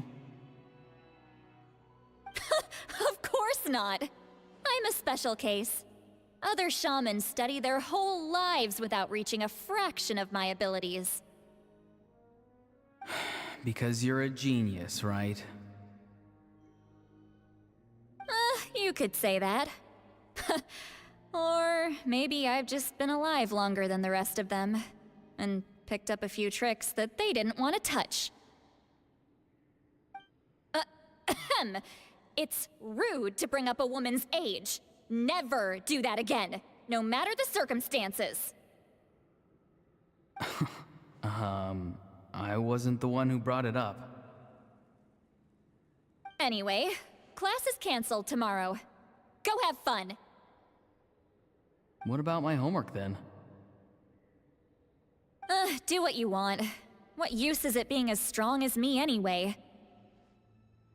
You've seen how the tribe treats me. They're all afraid. I try to go about my business, and they practically tremble in fear. Not the most fun way to go about living one's life, I'd say. Take it from me. The happiest people are the ones who do their own thing. So do what you want, Auroron. No matter what anyone else has to say. Granny didn't say it outright, but I think she was trying to comfort me. Don't force yourself. Don't beat yourself up over the past. That's what she always says. But I never forced myself. I never even got the chance to try before it was all over. Hey, you zoning out over here again? There's such a thing as overwatering the radishes, you know. I was just looking at the aphids. Something interesting about them today? I noticed some on the ground. Maybe it got too cold yesterday and they couldn't handle it. Bummer. Guess that means less honey this year. Aoife, do you think being a vet is fun? Fun? I'm not sure about that. Do you think planting vegetables is fun? Fun enough, I guess. I don't have anything else to do. Exactly.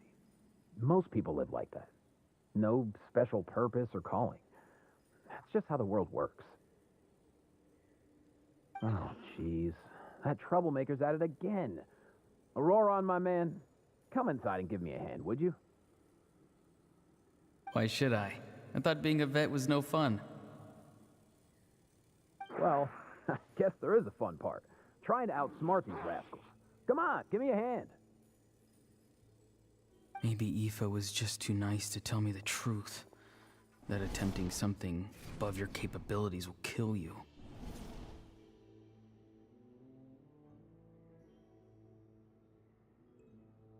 My soul is unstable. I only survived because I had people to help keep me in one piece. A part of me has always been missing. That's why the other spirits said I was close to death, but... Why struggle? It's a miracle you were even born.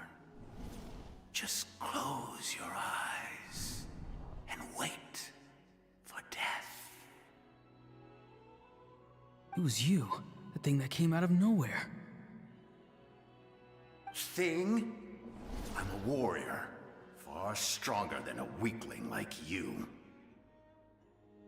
I'm not weak. There's just a limit to what I can do. And that's exactly why your fantasy is so ridiculous. You really think a useless thing like you can save the world? Useless? Savior? Ha! Sounds nice, doesn't it? But, does such a person truly exist? Even if they do, why would you have to become that person? Hmm? Exactly. Most people live like that. No special purpose or calling. That's just how the world works.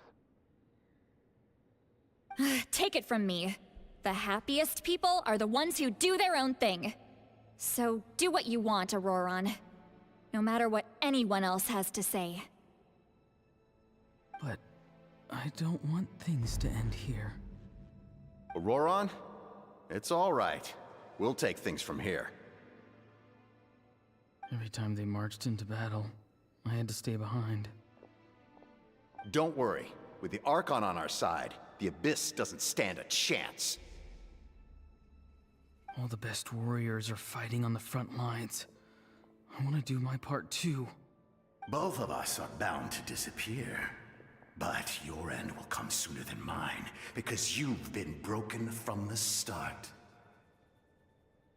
Once your soul shatters into pieces and dissipates into the wind, I will take temporary control over this body. I will serve my commander until the end. No. No, this isn't right. My life can't end like this. I still haven't done anything important with my life. My end will not come first, and I'm not giving up. I can't die here, no! I won't die here!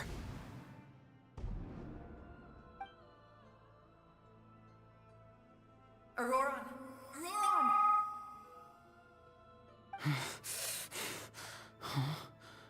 That voice. Control your mind. Feel the ground beneath your feet. This is not your end.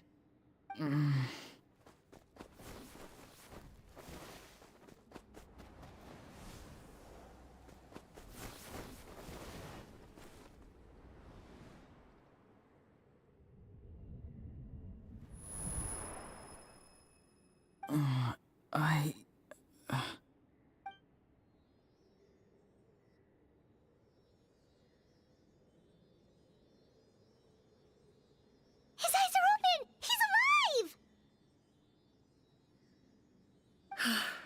Well done.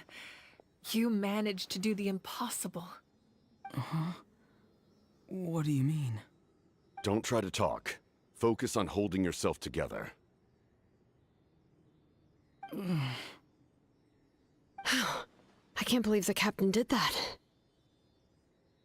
Maybe he thinks of Auroron as a comrade.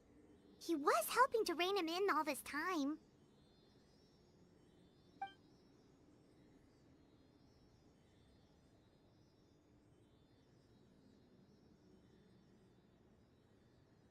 I'm fine now. Damage to the soul is a tricky thing. The pain almost consumed you for a moment, but you managed to hold on to yourself. That's no easy feat. The worst appears to be over. I'm sorry for causing so much trouble. We can talk about that later. Our plan, it failed, didn't it? I'm sorry. We were so close. You saved my life, and now the debt is repaid. Auroron, I never thought you actually wanted to sacrifice yourself in that ceremony. But you never gave up. Have you come to a conclusion on what it is that you truly want? I just want an answer. A reason why I exist and why everyone always did so much for me.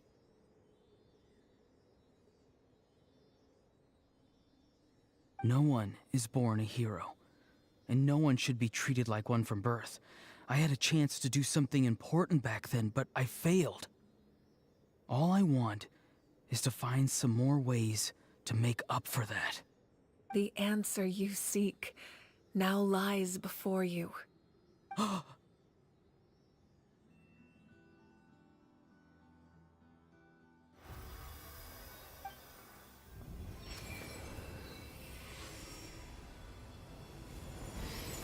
You are the inheritor of my name. The hero from the Masters of the Nightwind, who shall fight for this generation. Fascinating. You're not the person that the others thought you were. And yet, you're also not the kind of person that you thought you were. It can take a lifetime to truly discover who we really are. Like you, I never thought I had what it took to be a hero. I was too cunning, too self-absorbed. But in the end, I sacrificed my life for this nation. Now, remember your name. Even if others will see a different meaning, it still symbolizes your nobility and yearning. My ancient name. BD. It means devotion. You will give your all, not for the sake of a heroic death, but to do justice by the answer you found for your life.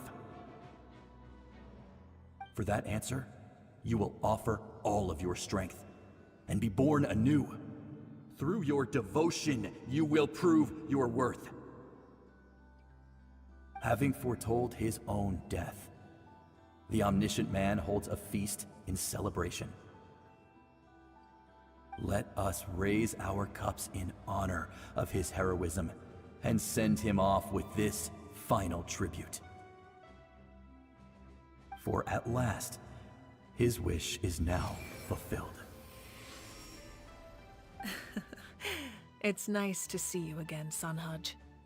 With your recognition, we now have the fifth hero of this era.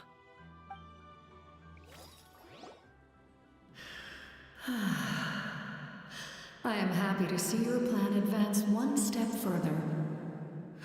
It seems that my cry did not cause irreversible damage. What is that voice? Just as I thought. The Lord of the Night has awakened.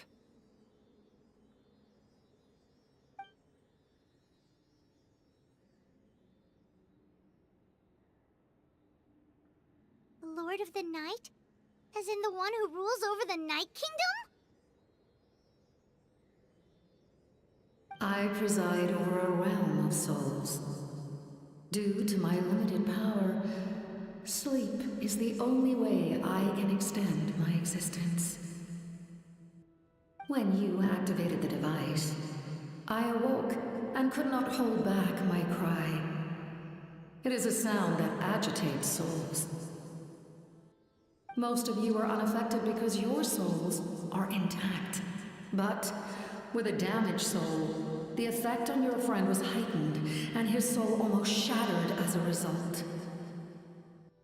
And yet, His soul remains in one piece.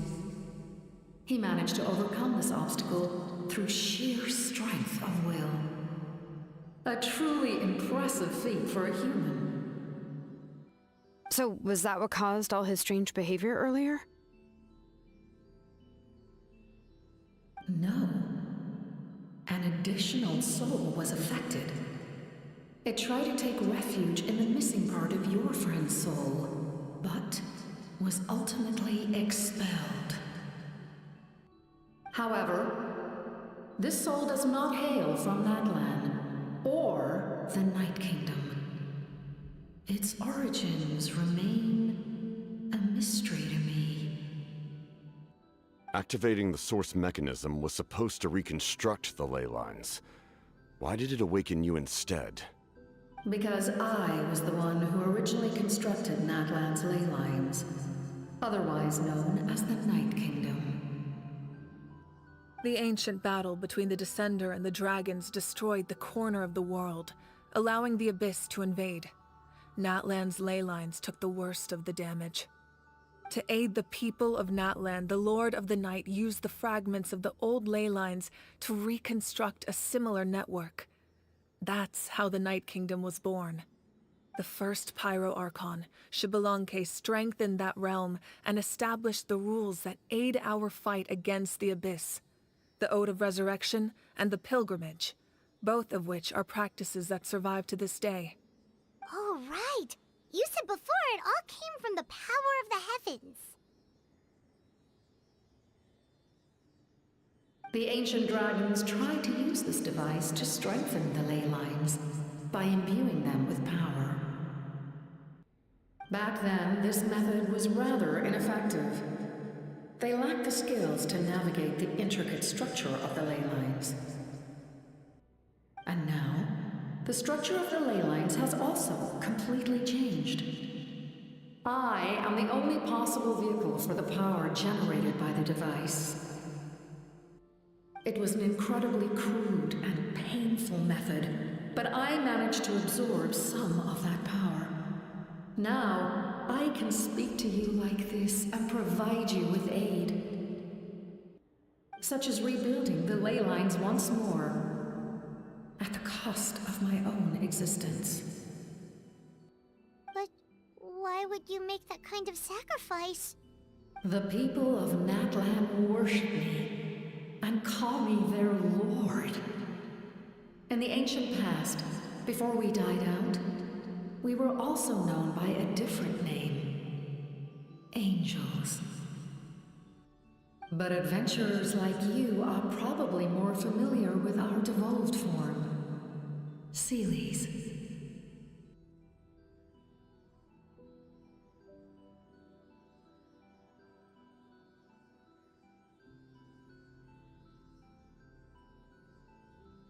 No wonder there are Seelies around here. A Seelie also helped us in the Night Kingdom! Few angels remain in Natlan, so the same is true of Seelies. Everyone rallied around me and offered their power to humanity to reconstruct the ley lines. Now, I have witnessed your determined pursuit for survival, and I have become your faith. I am very pleased. Moika, inheritor of Xbalanque's will, and leader of Natlan. Despite all the obstacles and misunderstandings, I have awoken, and the efforts of this harbinger and the young hero have imbued me with power. Say the word, and I will once again work to fulfill my mandate, just as I did thousands of years ago. You need only nod your head. For the sake of your people and your nation, for the sake of overcoming the invasion from the Abyss, give me your orders. I will not. After reconstructing new ley lines, you will cease to exist. The rules of Natlan are founded in the Night Kingdom. If you disappear, so do they. Not to mention, all the memories and legends recorded within the old ley lines will disappear along with you. The people of Natlan will face memory loss, mental disorders, and cognitive issues. Just like the consequences of using the Gnosis, that is a price I refuse to accept. Humanity's survival is worth any price. Once the Abyss runs rampant, all that remains will be a land of corpses and ruin. And when the new ley lines are invaded again by the Abyss? What then? How are future generations supposed to survive? A land without the Lord of the Night, without the protection of the rules, is doomed from the start. You presume too much. If you cannot ensure survival in the present, you have no right to think about the future. What will it take for you to realize that? How many hundreds or thousands will have to die? The situation hasn't gotten that dire yet, has it?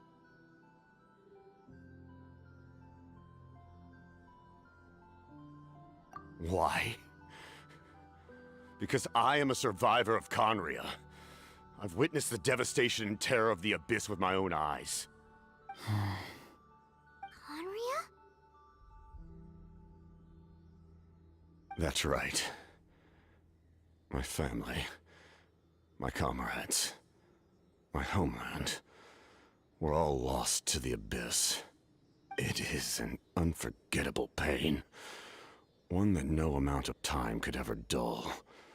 Not even 500 years. You've experienced something similar, Mawika. You should know exactly what I mean. You're right. The pain, the regret, the catastrophe. They all haunt my dreams to this day. If I could go back, I would reject all false hope. I would do whatever it took to ensure their survival. You have that chance before you now. Why do you refuse to take it? Because we don't have the right to make that decision. We love this world because it contains everything we hold dear. Everything that has happened here has moved us, shaped us, and turned us into who we are today. Giving up our memories and history would mean rewriting everything. The people of this world would then become fundamentally different beings, their physical bodies the only connection to their former selves. Even so, given enough time, a new civilization would inevitably flourish. If you believe in humanity, you should trust in their ability to create a new future. Or, history could repeat itself. The Abyss could invade once more, and it would all be for nothing.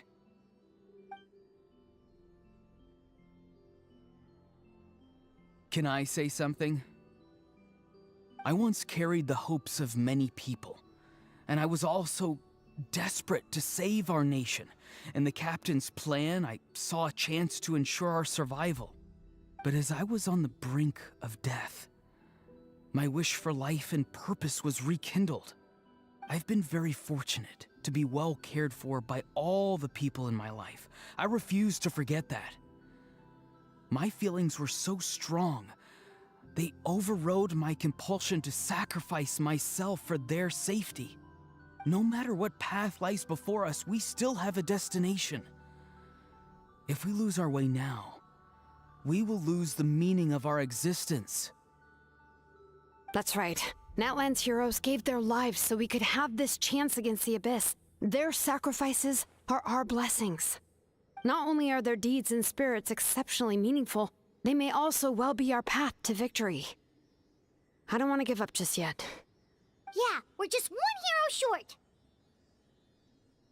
The power from the device will allow me to remain awake for some time. I stand at the ready should you change your mind. Even if you fail, you need only send someone my way. My offer still stands. Humanity is truly remarkable. Even the gods in the heavens hold you to be special. Even now, you stand before me, dazzling like the sun. You must have a profound connection to this land since you're so determined to save it. But what are you really trying to protect?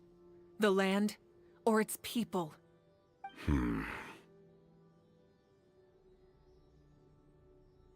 Pretty sure he wants to hear what you have to say, Traveler.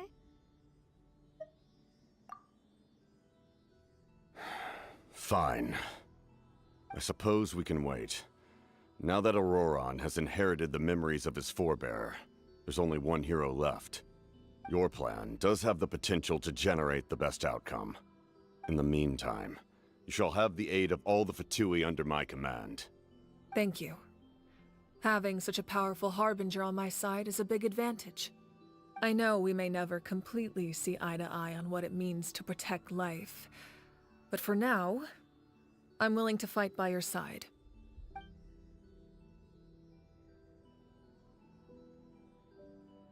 All right, we should let everyone else know about the plan. They're probably still at each other's throats outside. Good idea. We need to explain the situation. Oh, guess we'll stick around then. I'll update everyone outside. Let's meet back up at the stadium.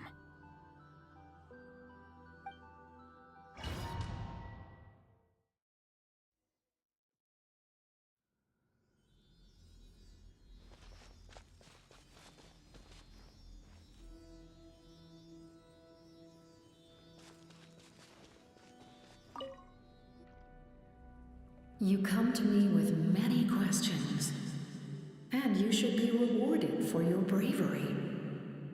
Ask, and you shall have the knowledge you seek. They do not like being mentioned by name by any living being, be it an ordinary human or one of the seven.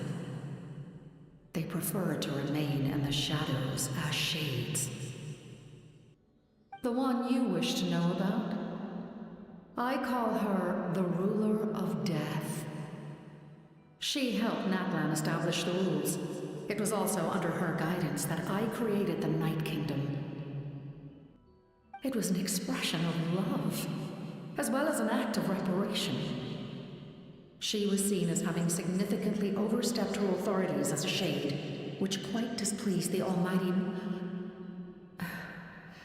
heavenly principles. She succumbed to self-pity as a result, and no longer cared if others discussed her identity. Even so, her existence remains unknown to all but a select few. Self-pity? Please don't tell anyone I use that word. I'm just trying to speak plainly to conserve energy. You come to me with many questions, and you should be rewarded. I'm not familiar with that concept. The device is capable of weaving and creating ley lines, you say? Even I cannot create something from nothing. I can only reconstruct the ley lines by reassembling the yet intact components into a new structure. If that power were available to the people of Natlan, they might have a new option against the Abyss. You come to me with many questions, and you should be rewarded for your bravery. Ask, and you shall have the knowledge you seek.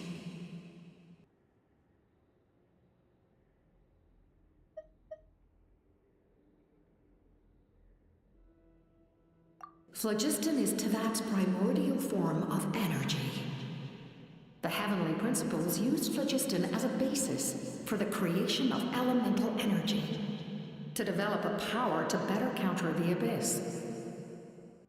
Have you heard of the concepts of the light realm and the human realm? That explanation might take too long. Light refracts into 7 different colors, which we collectively refer to as a rainbow. Elemental energy is a similar concept. It's essentially the modern counterpart of phlogiston. You come to me with many questions, and you should be rewarded for your bravery. Ask, and you shall have the knowledge you seek. Ah, yes, yes.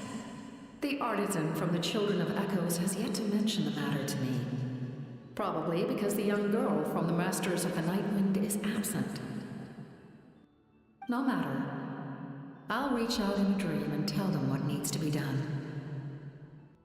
Young girl? What? Did I say something wrong? You come to me with many questions, and you should be rewarded for your bravery.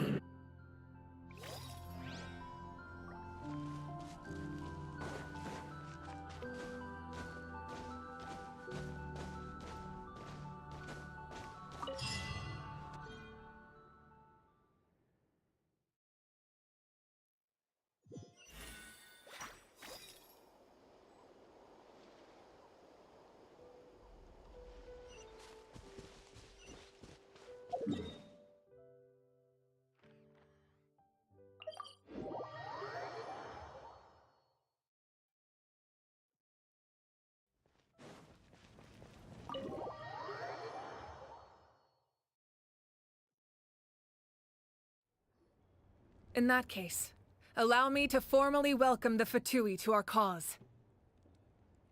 We now face a common enemy. It's time to put our differences behind us and look to the future.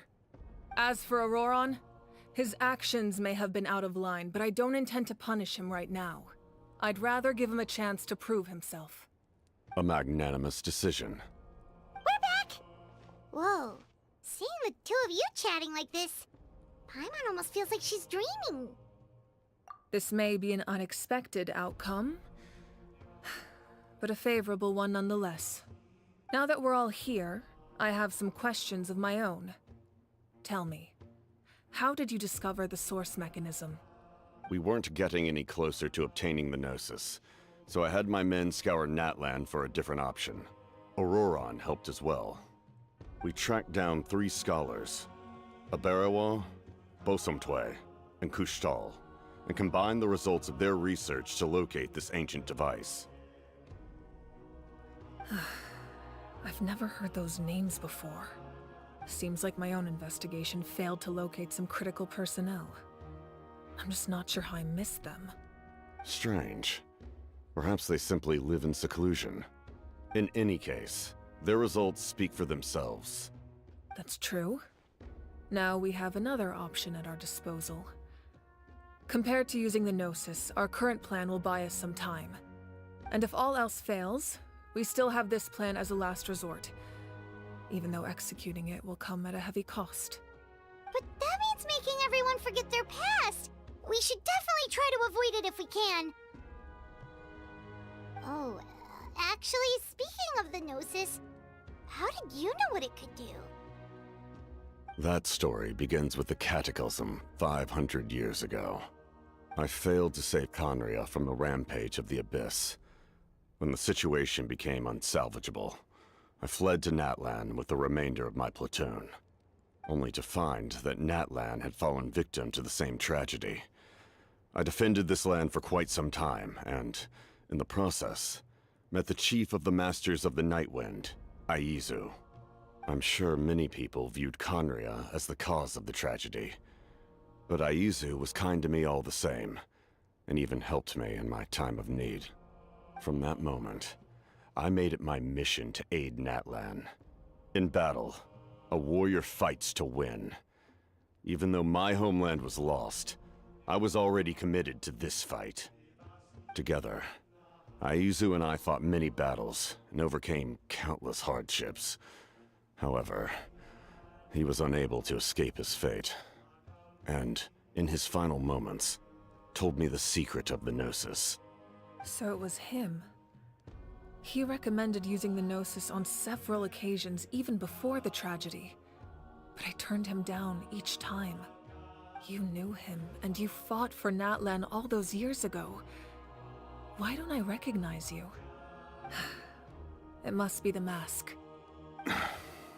Even without the mask, my past appearance is long gone.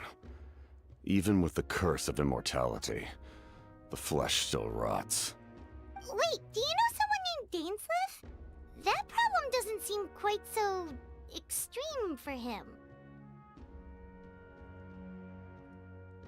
You've met him already? Yeah, a bunch of times. Sounds like you know him too. During the age of Conria, all I knew was his name.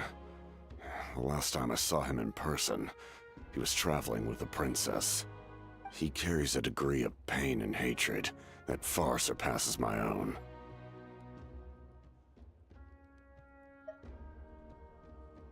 Yes. You're the brother of the princess. Given the role I held in Conria, I would prefer not to harm you.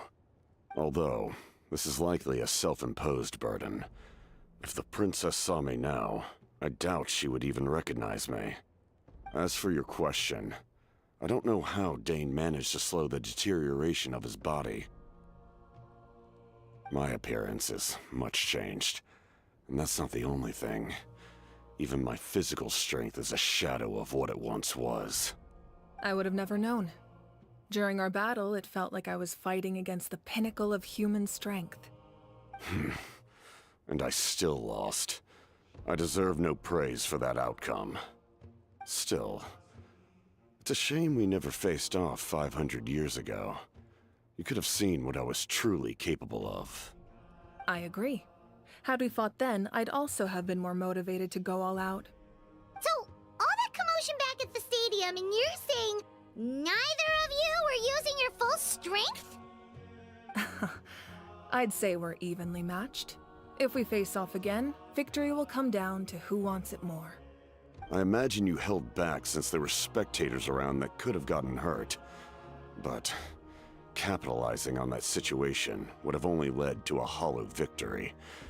It would have been no different than taking hostages. My goal was the Gnosis, and I failed to obtain it. That means I lost, plain and simple.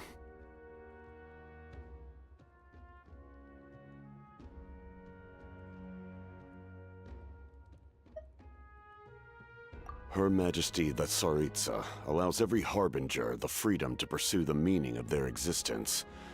When the time comes, that freedom can take precedence over her orders. That's why our methods can be so radically different, despite sharing the same goal and the same sovereign. I needed the Gnosis because I came here to save Natlan. That was my primary motive. Once Natlan is saved, if the Gnosis still remained in my possession, I could bring it back to Snezhnaya. My decision regarding the Gnosis will not change. So let's focus on the Abyss for now. Right! What happens when all 6 heroes are together?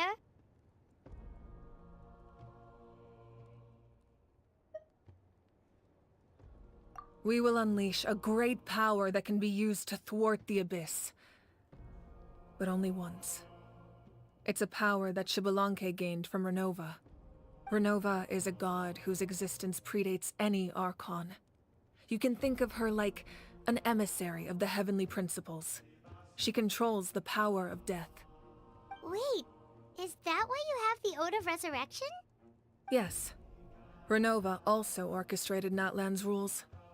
As for the Divine Throne, like I said before, when a human ascends to the Divine Throne, their inner flame will awaken. The size of the flame depends on the person's potential. The same principle applies to the ruler of Death's power, with one notable distinction. The amount of power inherited will not change depending on your ability to tolerate it. In other words, it's a kind of power that not everyone can withstand. But if you survive the trial, you will gain unprecedented strength, and the ability to harness powers more formidable than any Archon. That still sounds really risky. We cannot walk this path without accepting risk. Mualani charged into the Night Kingdom despite the abyssal contamination. Auroron fought back from the brink of death. In the face of their bravery, I must respond in kind. That is my duty. Spoken like a true leader. All right, that's enough for one day. You should head back and get some rest. I'm sure you're exhausted. The Abyss will likely sense the change in Auroron. It's possible the frequency of the attacks will increase. There are many challenges to come, so we need to be prepared.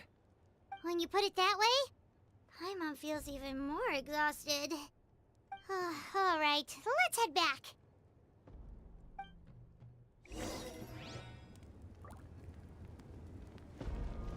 Now that we're working together, we'll need to coordinate our efforts. I'll leave a portion of my forces for you to command. That will definitely help relieve some pressure. You're sure they won't object? It's an order. I will make that clear. Excellent. I appreciate your trust.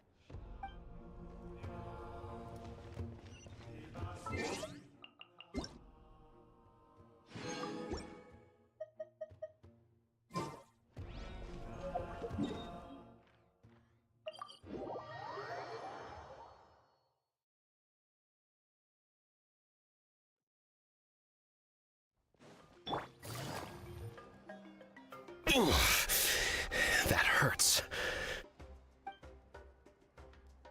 The monsters keep increasing in number. It's like something changed. It's definitely unusual, and we should all be careful. But don't worry too much. You have us by your side. If there's one thing the Abyss fears, it's strength. If they think we're easy prey, they've got another thing coming. Oh, someone's calling us.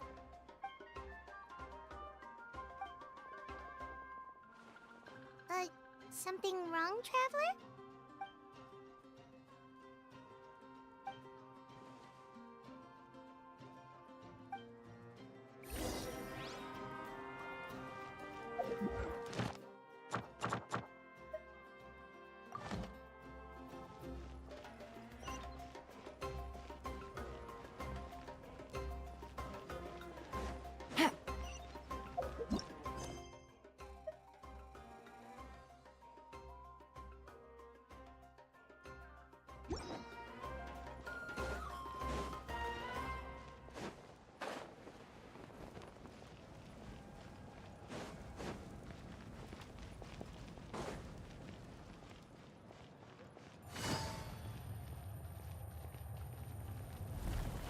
Take it easy.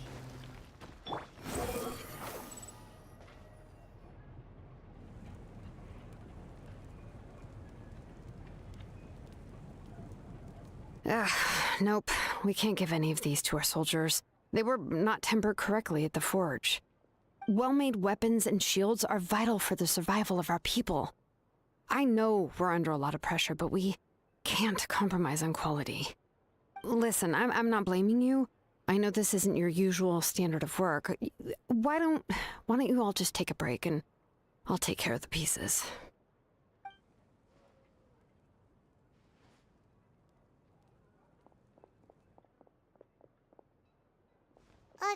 Hey, Shilonen? Is something wrong?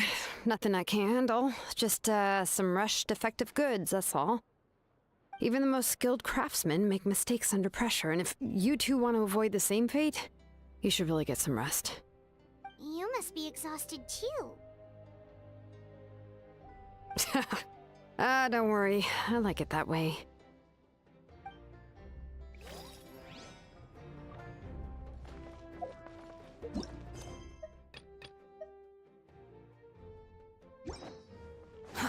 Too slow.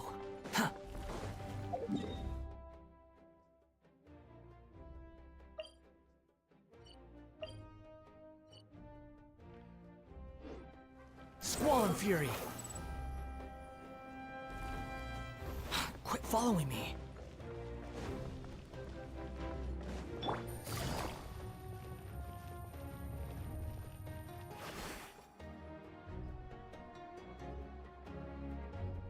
Kanich! You made it back in one piece! Oh, these must be friends of yours. Well, head out then. See you later.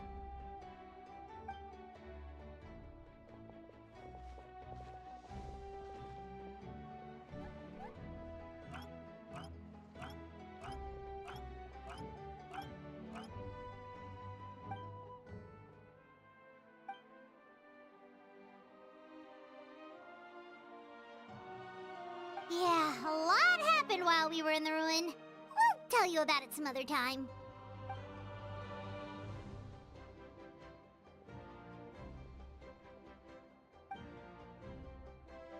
We won't keep you then. Let's talk later.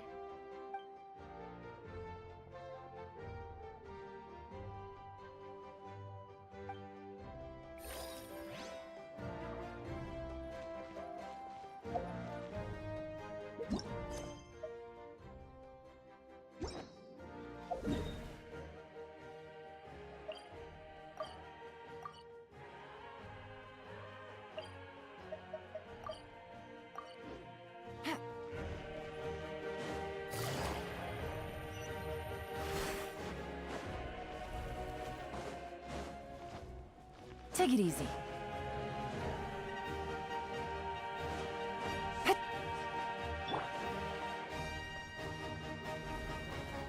The wind rises.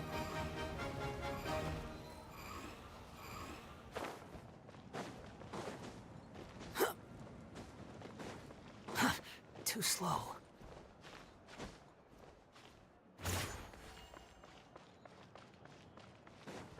Squall and Fury.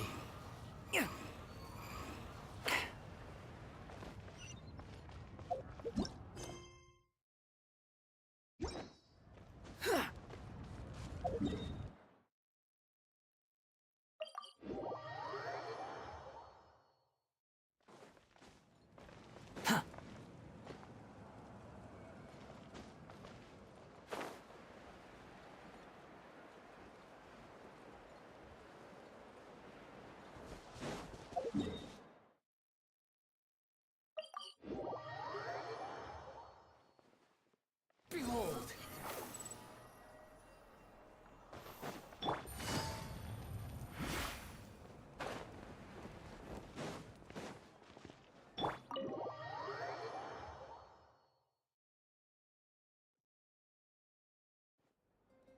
Auroron. Granny? What's wrong, Granny? It looks like you have something to say. You know exactly what you did. You need some sense knocked into you, that's what I think. Now, where do I even begin? I'm sorry. Now that you have nowhere to run, that's when you apologize? You couldn't wait to run off last time, and the time before that. Pretty sure I apologized those times too. What exactly were you thinking? Being a wanted criminal is one thing, but then you also tried to pull off that whole thing in the ancient ruin. I'm not the one who needs an apology. Apologize to yourself for risking your life. Okay. I'm sorry. I don't have anything to say for myself, Granny. Yell at me all you want. I know I messed up. You better be sincere. This is an incredibly serious matter. I'm being sincere, I promise. I've seriously reflected on my actions. I know what I did was risky, and I know I made some bad choices. But I don't regret it. I just had to do something. Not because I thought I was special, but because I wanted to help Natlan as much as I can. Of course, in the end, I just ended up causing more trouble, so you're right. My apology doesn't mean much, but I don't know what else I can say. You even had Aoife bring me that gem. A simple thank you isn't enough, but still. Thank you, Granny. You're welcome. Just make sure to thank Aoife sometime. I will. Anyway, don't feel too grateful. I tampered with the bag to copy a portion of your memories. Oh, I didn't notice. Of course you didn't. You forget how many years I have on you. Like you could uncover one of my tricks. Anyway, I have something else to tell you. The Pyro Archon has discussed your case with the others. Many of your actions violated the rules of Natlan, and you should understand you'll have to take responsibility for that. I understand. But your efforts weren't entirely meaningless in the end. In addition to giving us another failsafe, you saved yourself with sheer force of will and managed to become a hero. Huh. Not too shabby, grandson. Did the Traveler in Paimon tell you to say that? What? No! I said that because I mean it! I can't believe you're complimenting me at a time like this. You normally let your fist do the talking. You're not off the hook just yet. I told the Traveler I was going to break your legs, and I meant every part of it. Could you not? I still need them to walk. Trying to negotiate, are you? All right. Make me an offer. Given all the good things that I managed to accomplish, can you let me off the hook this one time? I promise to do better in the future. Fine. I can let this slide for now. But I'll be watching. We'll see if I change my mind. Oh, a traveler, Paimon. Didn't expect to see you here. Hello! Yes. Looking after these little rascals is rather exhausting. Taking care of the traveler isn't easy either. Paimon's life is an uphill battle. Traveler, Paimon, I want to thank you for your help back at the ruin. I won't. Let's get together sometime.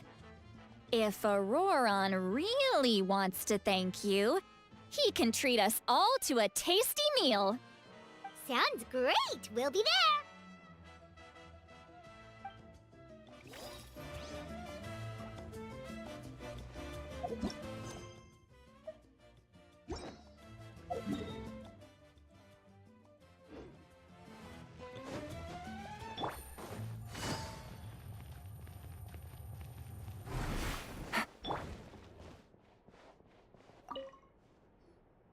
If you're done for the day, we should get some rest. Paimon has a feeling we'll need it for tomorrow.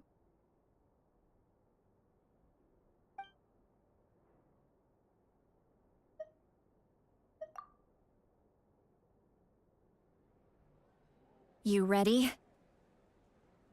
Yep. Let's go meet the Lord of the Night.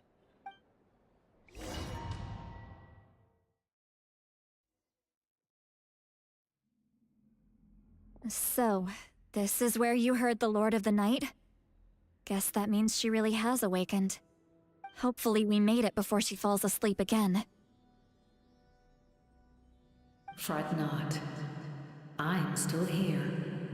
For a weak life form, falling asleep is no less taxing an exercise than staying awake. I'm sorry for disturbing your rest, but there's something we didn't have the chance to ask you earlier. We need to forge a new ancient name for the Traveler. But we ran into a problem. He's not from Natlan, so there are no records of him in the Night Kingdom. I see. Mawika must hold him in high regard. It would seem the two of you are not simply here on her orders. So, what say you? Do you believe this traveler to be deserving?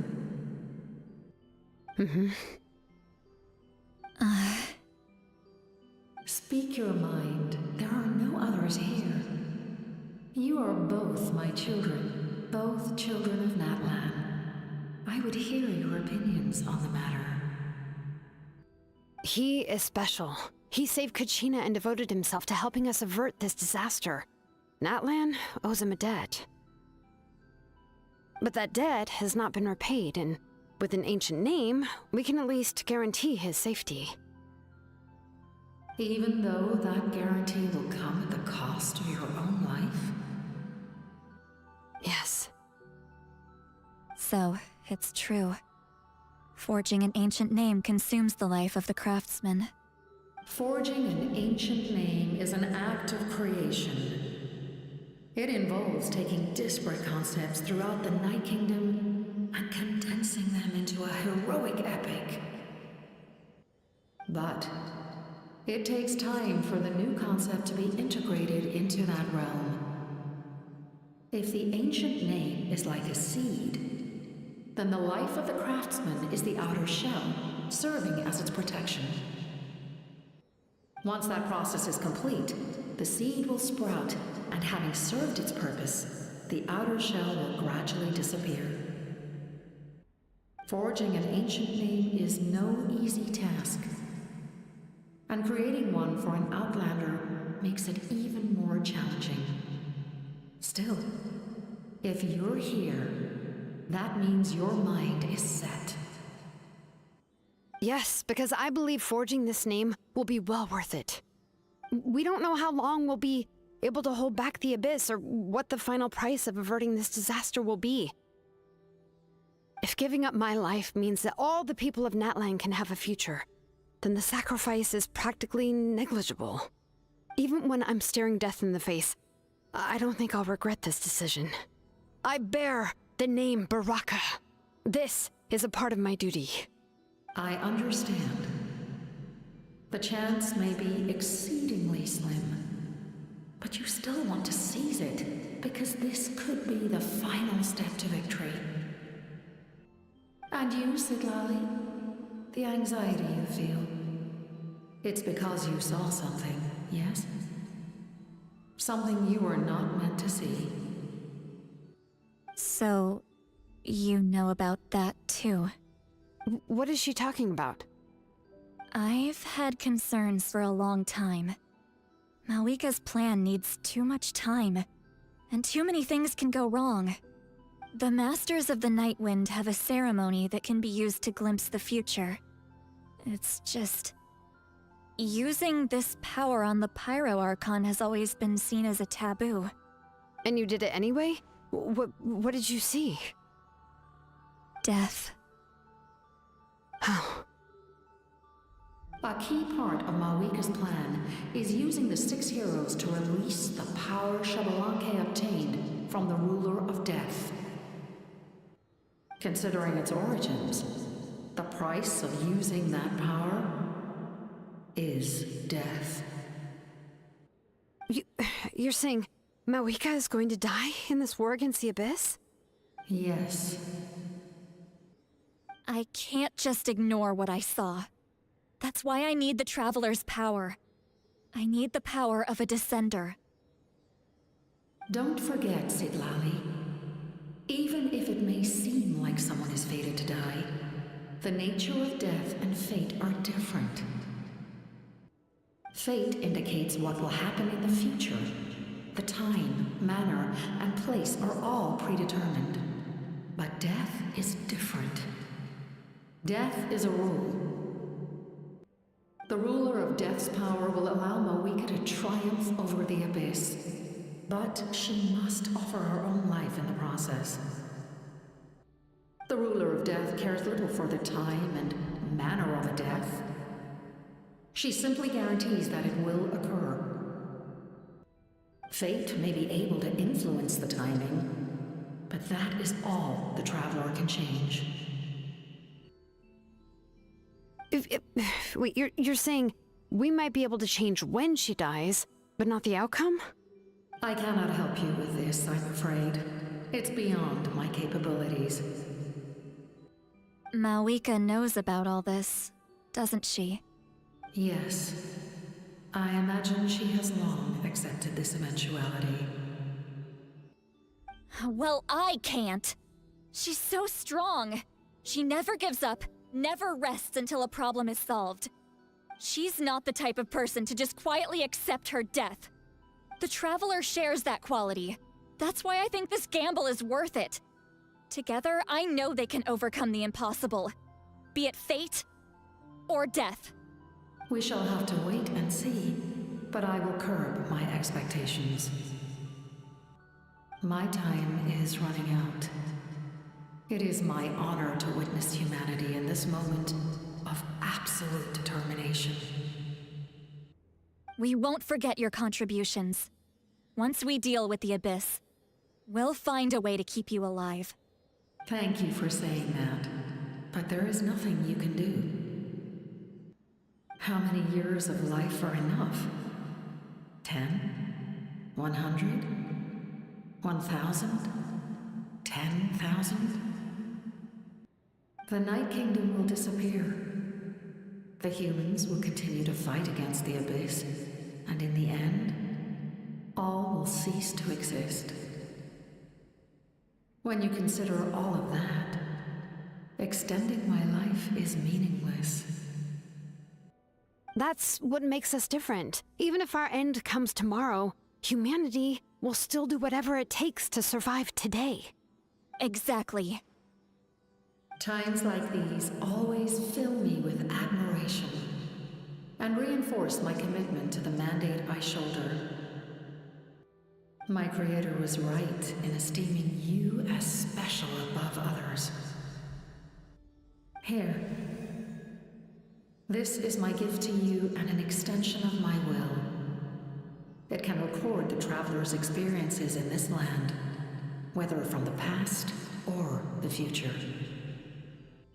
With it, you can forge the ancient name you desire, and the traveler will also become a hero forever recorded in the memory of Natlan.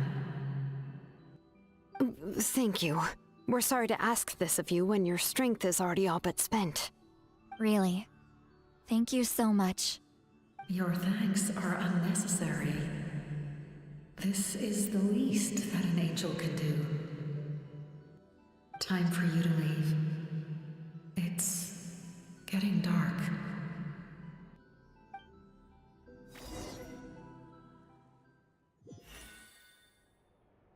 I can't sleep with all the noise outside!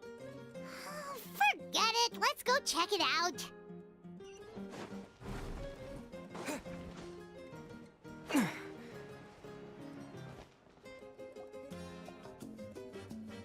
Shilon and Lolly, is there a reason you're up so early? We went to see the Lord of the Night, and she gave us this. Like I said before, I couldn't forge your ancient name because there was no record of you in the Night Kingdom. But with this, we can finally record your deeds. Just keep it with you during your time in Natlan. And eventually, it'll be full of your adventures. Really? Let Paimon see!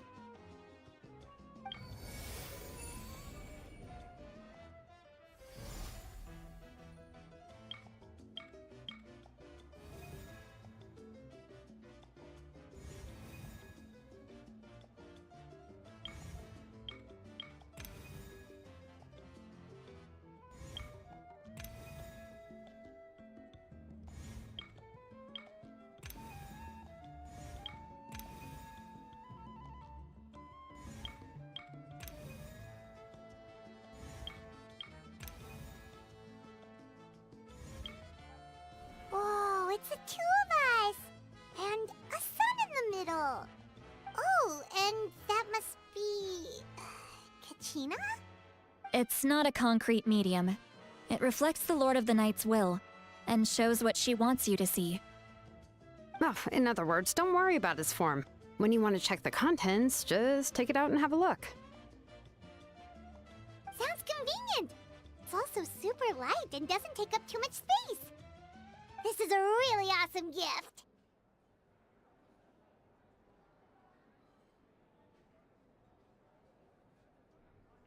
Oh yeah, we'd feel bad accepting something like that. Oh, yeah, don't worry, you two. It's, like you saw yesterday, aiding humanity is the Lord of the Night's mandate.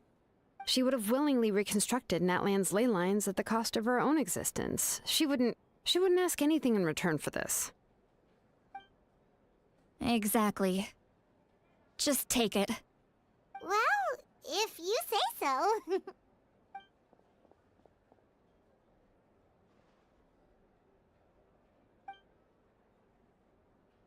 So soon? We just fought them off. We can figure that out later. Let's go!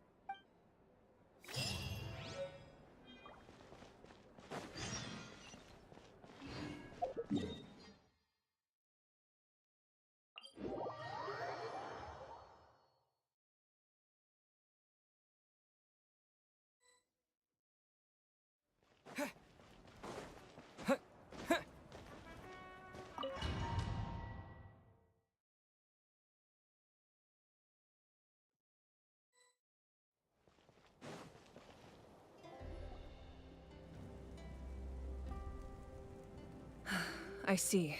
I'll send reinforcements to those two locations. This other one is too dangerous. I'll handle it myself. The remaining locations are remote with no inhabitants. Let's bring our warriors back and make sure they're careful on the retreat. Understood. I'll spread the word.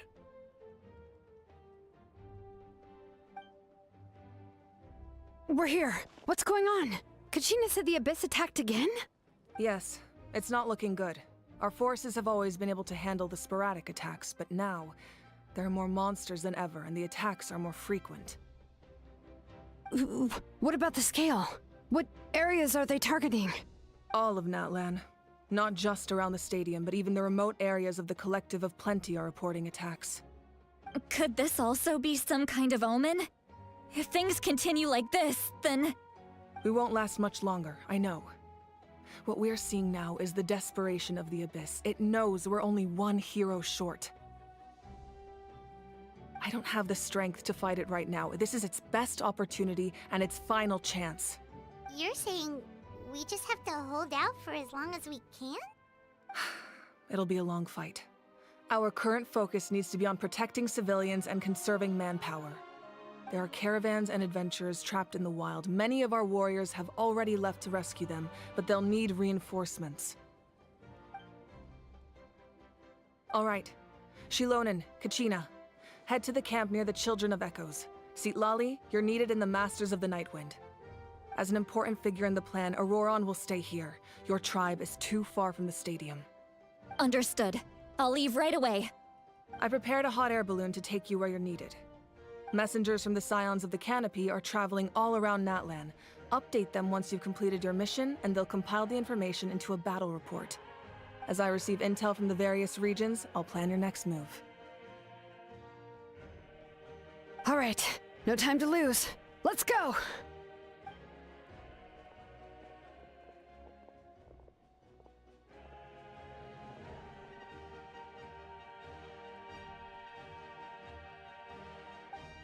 What about us? Where should we go? I received word that a small team escorting civilians back to the stadium was attacked. They won't be able to hold out for long. Can I leave them to you? Thank you. The hot air balloon is over there.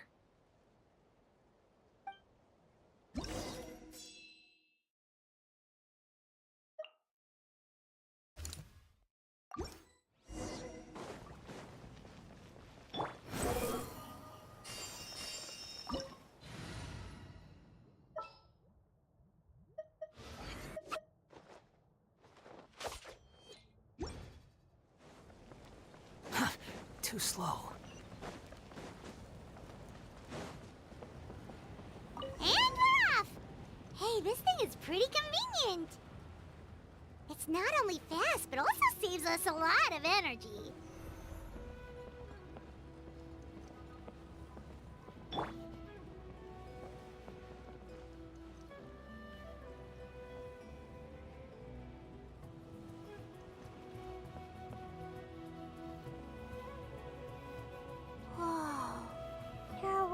Fighting everywhere. Seems like chaos in the making. Good thing for those battle reports.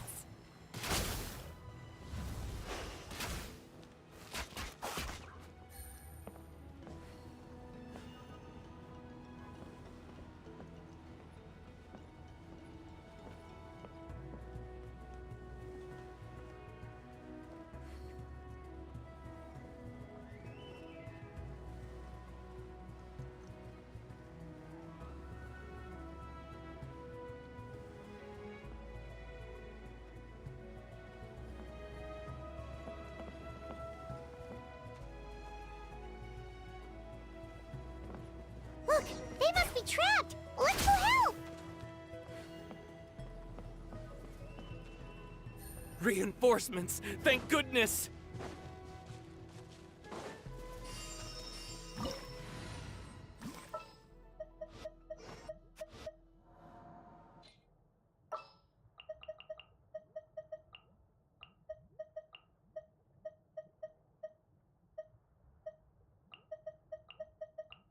Welcome to Chioria Boutique.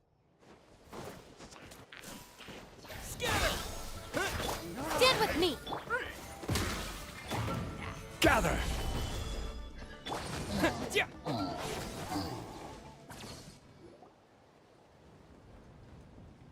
Thank you for coming. We were almost at the breaking point. There were just too many monsters. They just kept coming, wave after wave. I've never seen it this bad. At least we got here in time. You all should get going.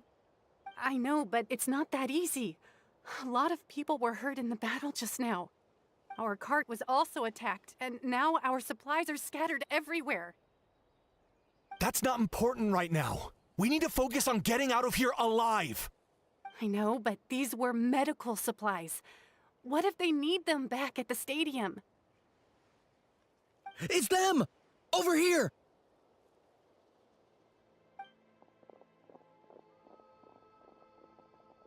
We came to help, but looks like you don't need it. Nice job making it through. Now we can head straight to the next location. What other areas need help? Here, take a look at the latest battle report. Messengers from the Scions of the Canopy are traveling all around Natland to pass along the latest intel. If you see a messenger from the Scions of the Canopy, feel free to ask them about the latest battle situation. Thanks! Now where should we go next? Seems like you can hold your own in a fight, so let's split up. Choose where you want to go and we'll take the rest. Still looks like they could use some help here, though. These supplies are really important. It's all right. Don't delay your rescue efforts on our account. But if we stay here too long, the monsters might come back. What do you think, Traveler? Should we stay and help? Paimon will do whatever you decide.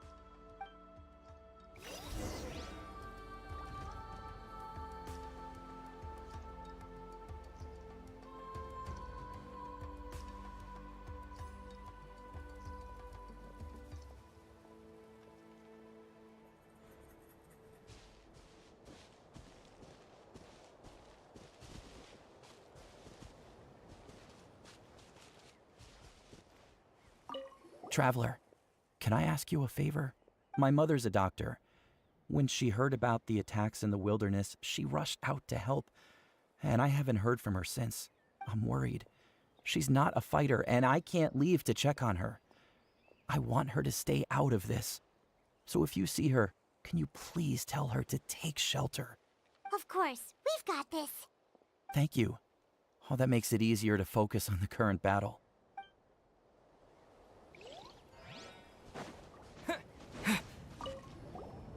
Do you get scared? Normal? You mean I'm not being a coward? Not at all. You're here, aren't you? Ready to fight even despite your fear. That's impressive. Oh, yeah. You're right. Thanks, you two.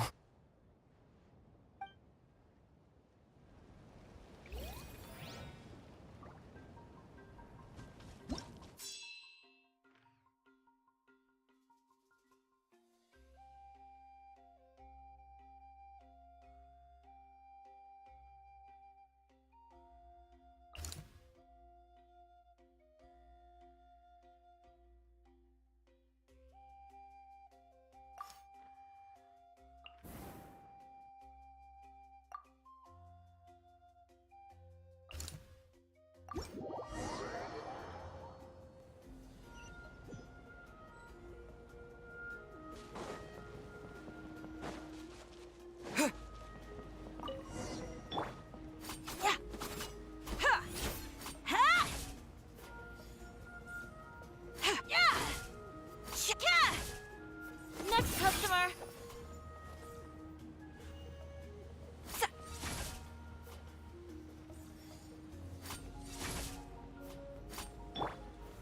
Stabilize!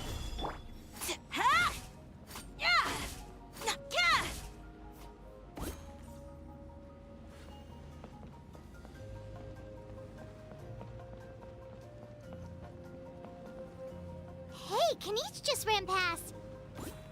He must be busy delivering messages. At least he didn't look hurt.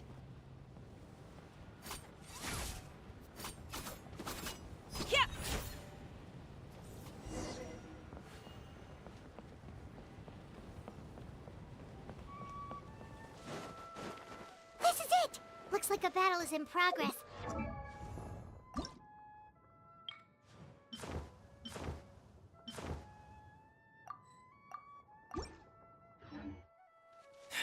How much...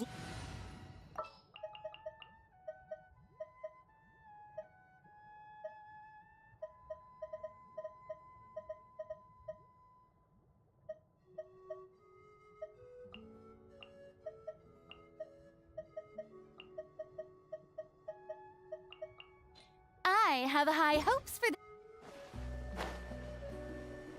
We're reaching the breaking point!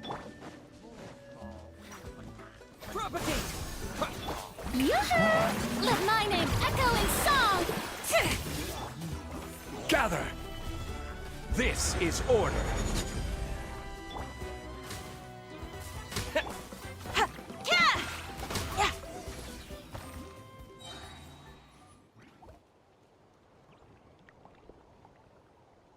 Oh, thank you so much. You came just in time. What's going on? Were other places hit? Yeah, seems like it. The Pyro Archon told us to be ready to evacuate. She warned us something like this could happen. But I never thought there would be this many monsters. You got here just in time. But what should we do about the wounded? The wounded? This area was hit bad. We're housing the wounded in this house for now, but we're short on medicine. It's not easy for them to get around either. We don't know what to do next. We're sitting ducks if we stay here, but we can't just leave them behind. Thank goodness you're here, though. You saved us all. You're right. The monsters are gone, so should be safe for now. Some of my men can escort them. That will take time, though. And some of the wounded can't walk. They might have to stay here. Don't worry. Once we escort the first group, I'll call for reinforcements. That way, everyone can evacuate. Let's help them out here for now. Then we can head to the next area. Oh, there's a messenger over there. Don't forget, we can get the latest intel from them.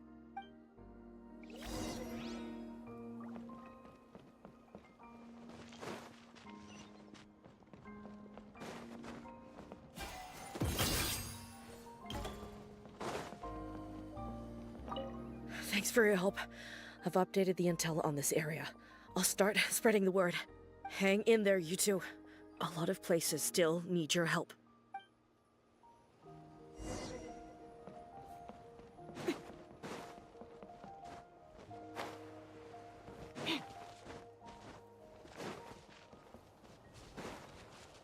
Quick, over here. Follow me. Look, someone's surrounded! Shower me with Stabilize! drops of color. Scatter! Thank you. They really came out of nowhere. Yeah, that was close. Thank you for coming all this way to help us, Doctor. Just doing my part. Doctor? Wait, do you know Tapos? He's my son. Why? Did something happen to him? No, he's fine. He's just worried about you. He asked us to tell you to seek shelter. Ah, I see. I know it's dangerous to be out and about like this, but I just can't sit back and do nothing. How about this? I'll write to him and promise to team up with the next group of warriors I come across. I'll be safer that way. Sounds good. I'm sure he'll be relieved you're okay. Thank you for passing along his message.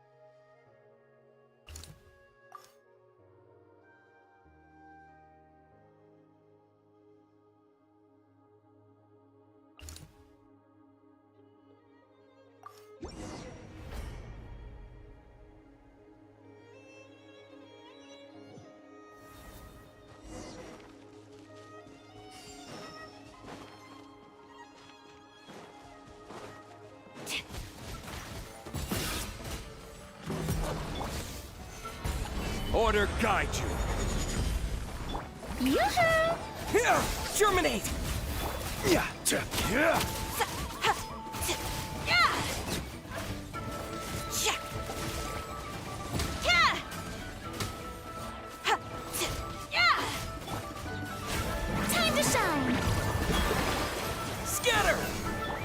This is order. Gather! Delicate as silk. Ha! Shaka! Yeah! Ah, strike a pose. Order guide you. Thanks for the help. Yes, per his order, we're now under the Pyro Archon's command. Not everyone understood his decision, but our Lord's orders take precedence over all. We're alive because of them. They saved us. Well, guess that means we should thank you guys. Agreed. Where are you headed? The people of the Springs? That was the plan, but I don't know if it's safe anymore. I suggest heading to the stadium. Most of the manpower will be focused there, so it'll be safer than staying with the tribes. Once we take care of these monsters, some of our soldiers will escort you. Thank you so much. Guess a little extra help never hurts. People from all over Natlan are heading to the stadium. That area needs to be the center of our defensive efforts. If your other tasks are complete, I'm sure the people there could use your aid. Hearing those words from you also feels quite strange for me, but I can only accept the situation at hand.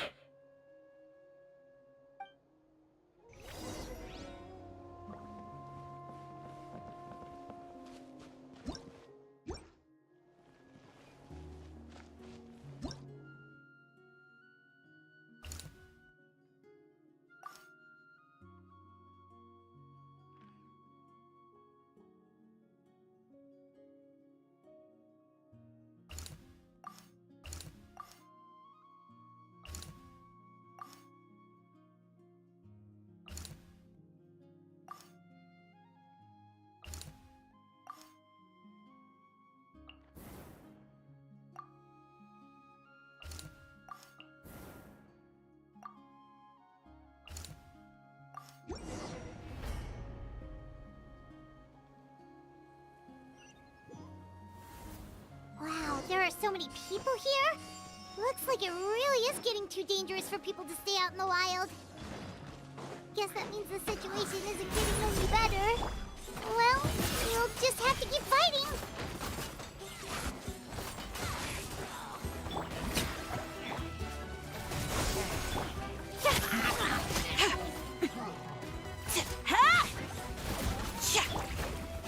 Solidify!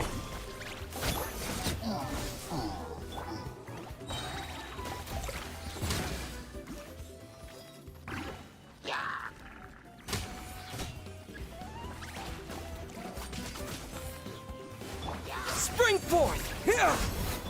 Shower me with praise. Let the world come alive. I will have order. Gather!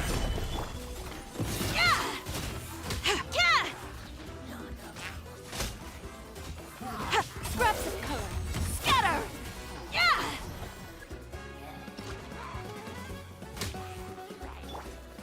Stabilize! This is order! Next customer. Propagate! Ha!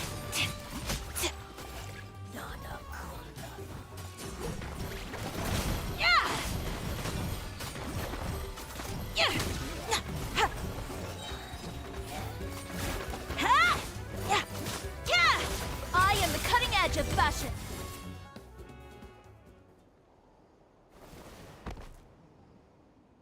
Oh, Kanichi, you're back!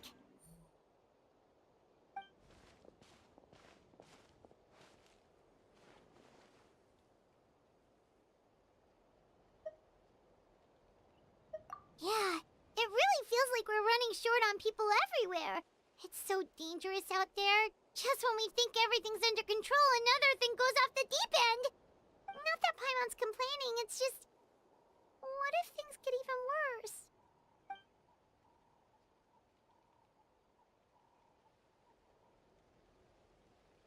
Okay, that's enough out of you!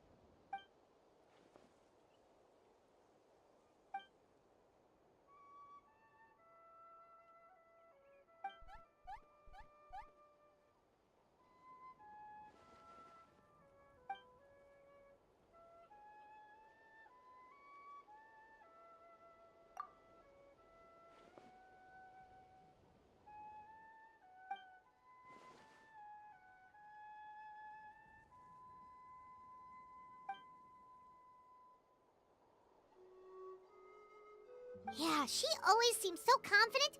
Plus, she told us you can only become the Archon by proving your strength.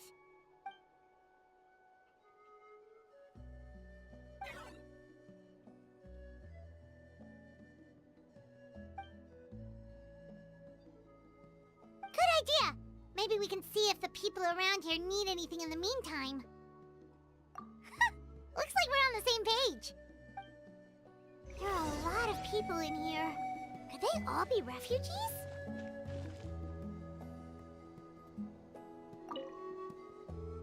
Oh, it's you two.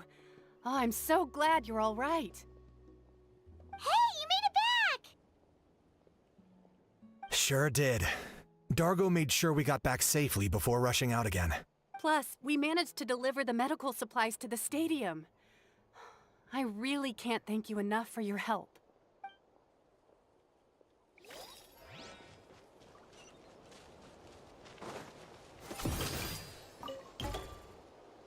I managed to accept my fear, but I still want to ask you one last thing. If I die, do you think anyone will remember me?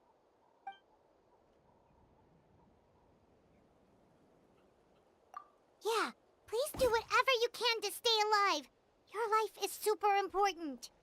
My life is super important. Got it. Thank you again for leading me to the answer.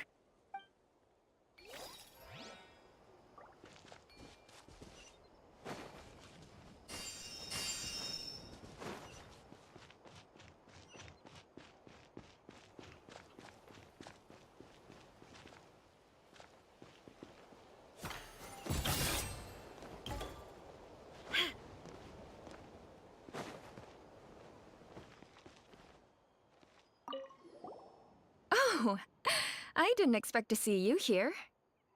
My son wrote back to me and said things are under control on his end. That's one less thing to worry about for now. Anyway, I followed a group of warriors back here when I heard they needed medical personnel at the stadium. My age means I can't charge to the front lines, but I can handle things here. Everything will get better.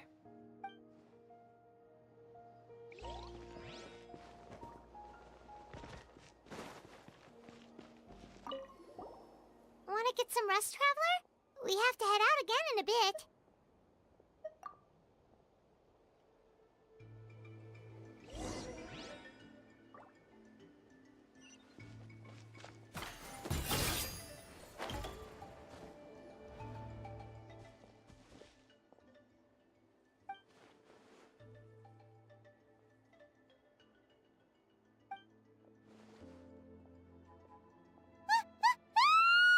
What's going on?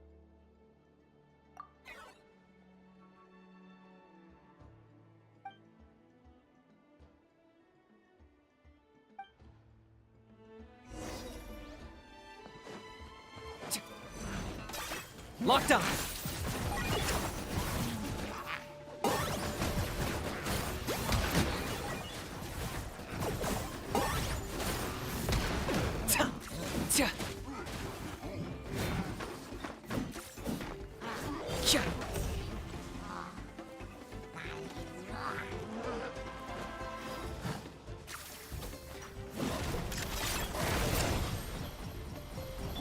Next customer!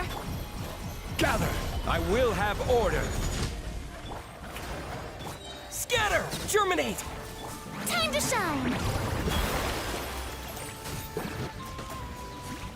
There are too many of them! They just keep coming!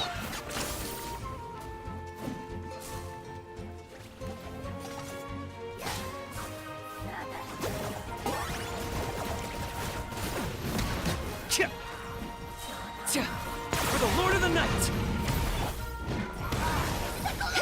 To which none can compare. This is order! Especially not when I'm in a bad mood. Stabilize! Now, must pay. Target acquired!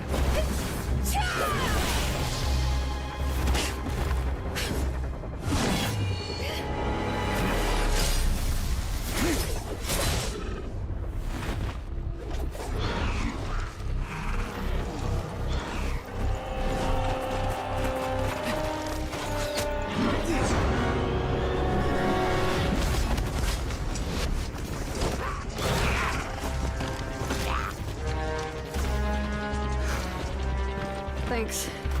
The situation is grave. Hold this position. Keep the people safe.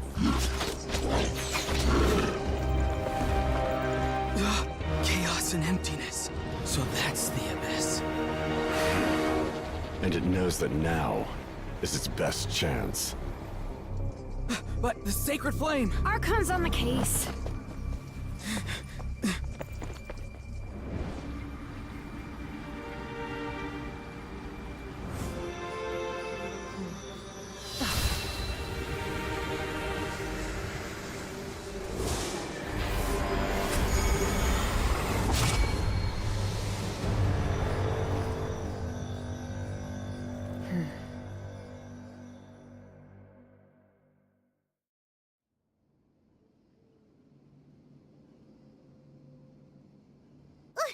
What was that?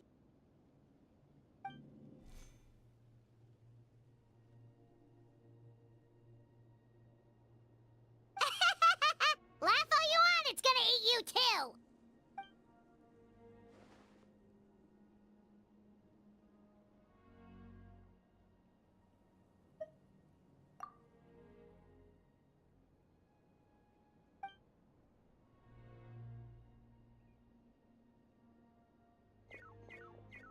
The fact that Deadpan Kaniche is this nervous just goes to show how serious this really is. Oh, let's go. The disaster's really happening.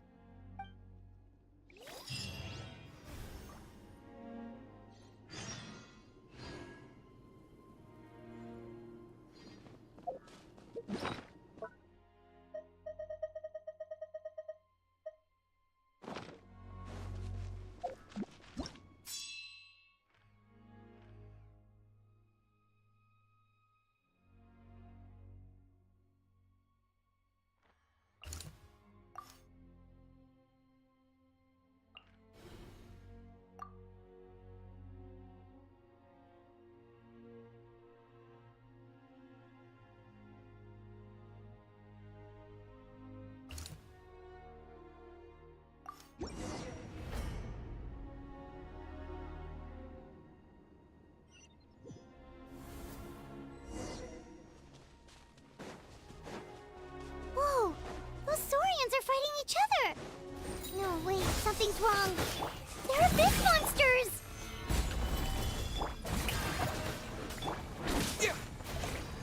Disruptive color. Scatter!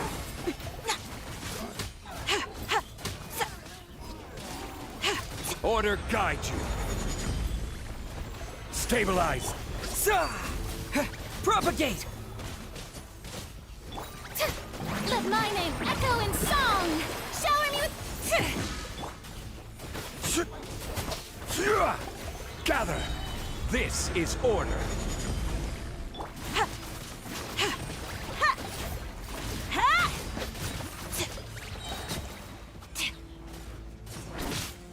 Next customer! Over here! Come on, quick! Hey, wake up! And you, wake up! They're all dead. Oh no! Were we too late? We were on our way to the stadium with our Saurians when that dark entity emerged in the sky. Seconds later, the abyss monsters appeared and changed into Saurian form. They fought till the end to protect us. And now... Right. You need to get to the stadium. Come on, we'll take you. I guess. Thank you. Oh, I'm so sorry. Truly I am. May the Wyab watch over your souls, now and forever. Huh?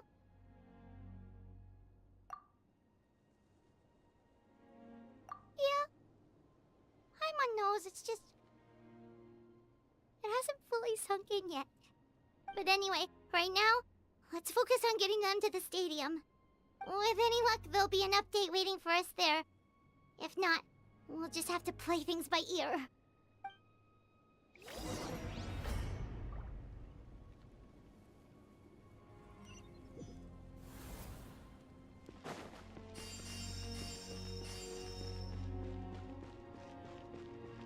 need the latest battle report? We don't have too much information since so few messengers are making it back here. But as I understand, the folks at the Scions of the Canopy outpost suffered a large-scale abyss attack as they were trying to evacuate civilians to the stadium. If you're free, please head there immediately.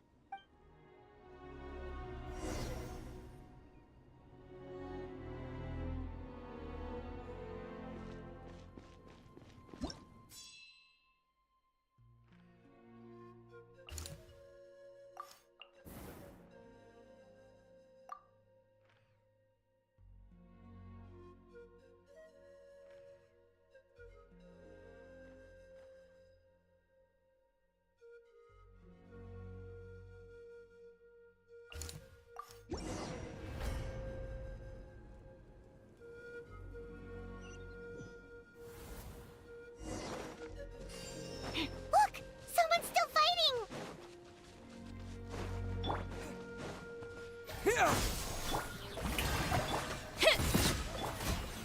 Solidify! I am the cutting edge of fashion. Order guide you.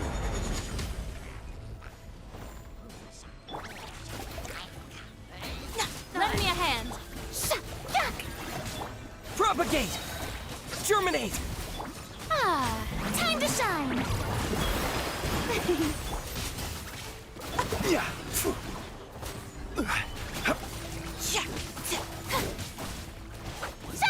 Delicate as silk.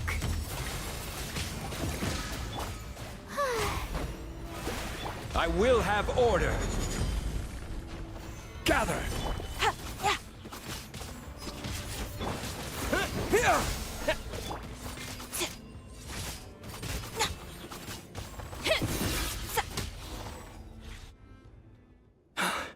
It's you. You came. After you left, some of them started evacuating the civilians, while the rest stayed behind to keep guard, but they're all dead.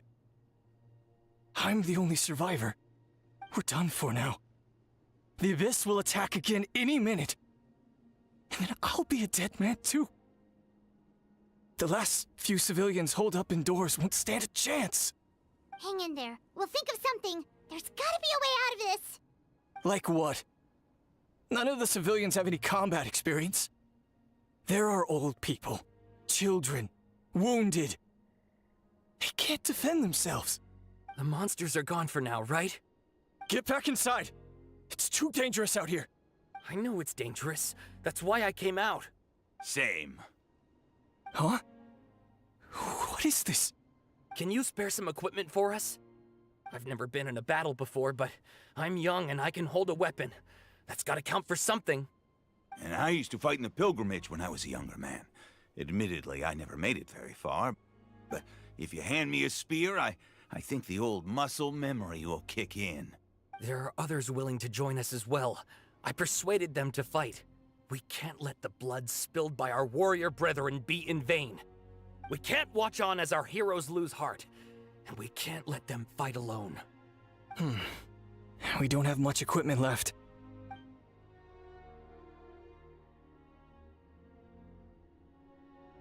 Okay, take these.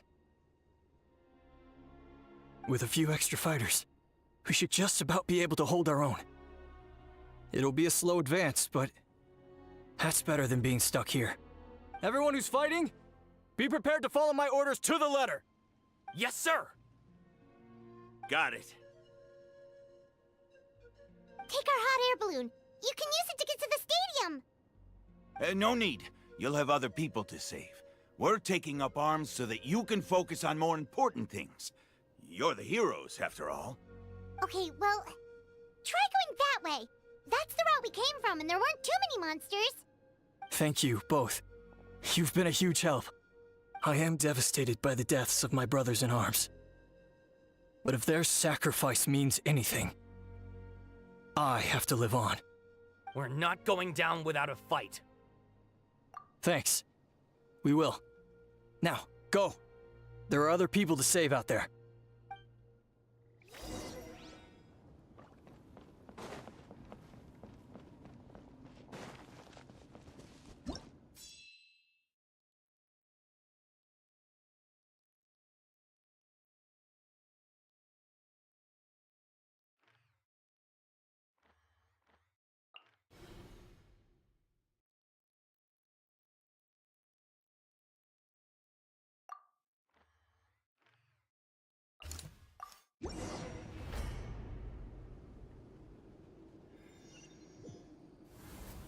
Doesn't look like we'll be able to find anyone here.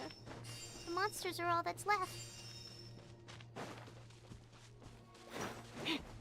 Next customer! Stabilize! How brilliant! Order guide you! Propagate!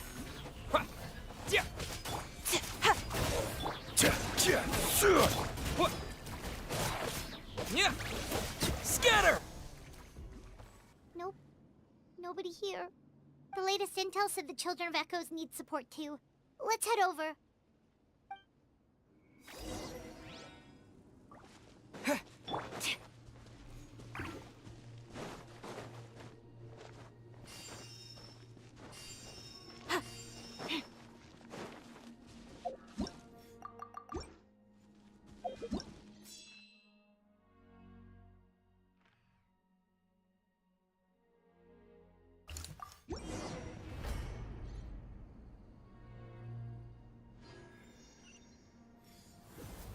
These warriors are struggling! Quick, let's help them!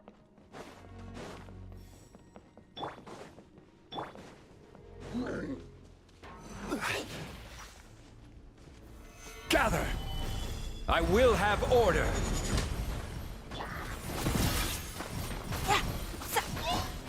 Yoo-hoo! Propagate! Let my name echo in song! I am the cutting edge of fashion.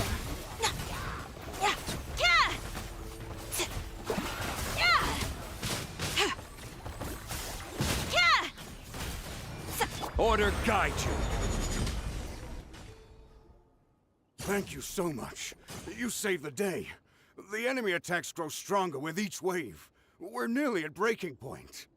Given how few of us are left, I think it's time we cut our losses. This base is as good as gone. Yeah, everyone needs to stick together. Best to regroup somewhere else. Better late than never. Time to evacuate. Warriors, gather round.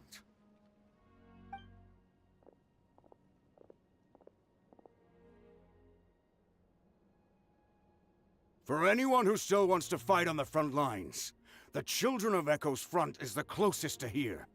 Anyone who wants to leave will likely also see action as they evacuate, but will be afforded safety at the stadium. Those are the options. We're abandoning this base, and you're free to stay with the group or leave. With our limited numbers, I can't promise that we'll be of any real assistance to the Children of Echo's war effort. Even if we do join them, please bear this in mind as you make your decision. Now then, anyone who wishes to keep fighting, show me how serious you are.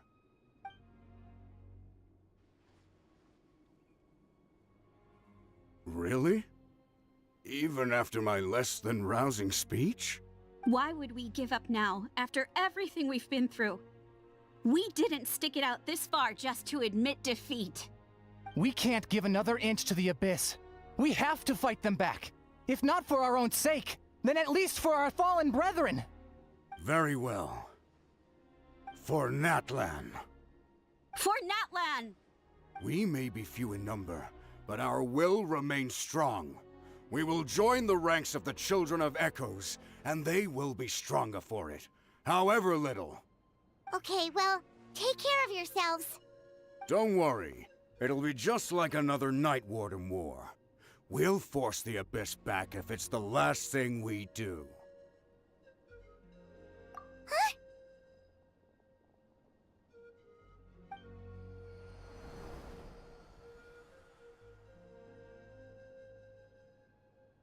Shoot! That creepy Abyss thing is raining down a dangerous-looking substance again! That's over towards people of the Springs territory. From what I've heard, their defenses have been substantially weakened by the Abyss invasion. Then let's head over and check on them!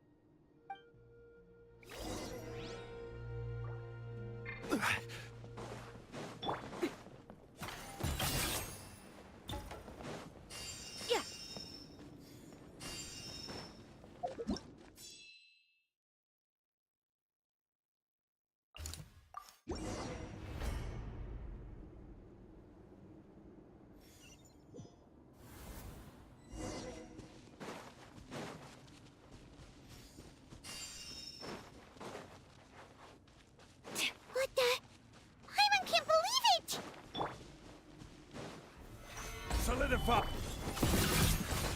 It's too darn strong! Our attacks are useless! Oh, why isn't anything working?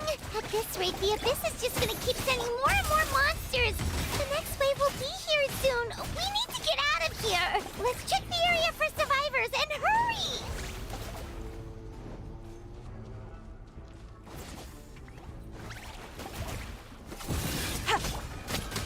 Stabilize! Strike a pose!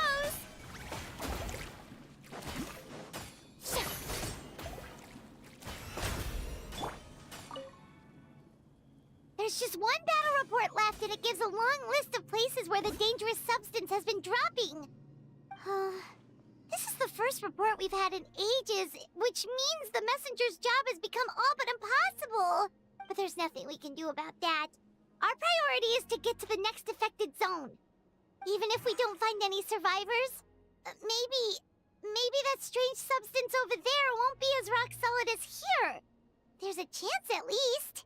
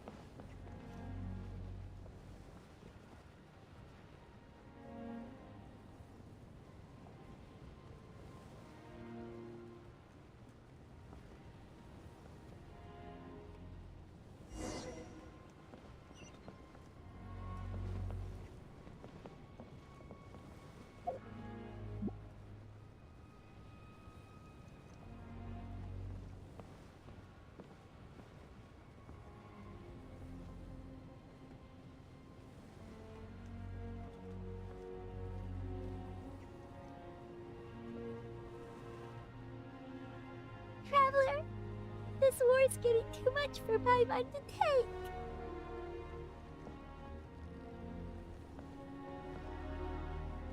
Okay, let's do this!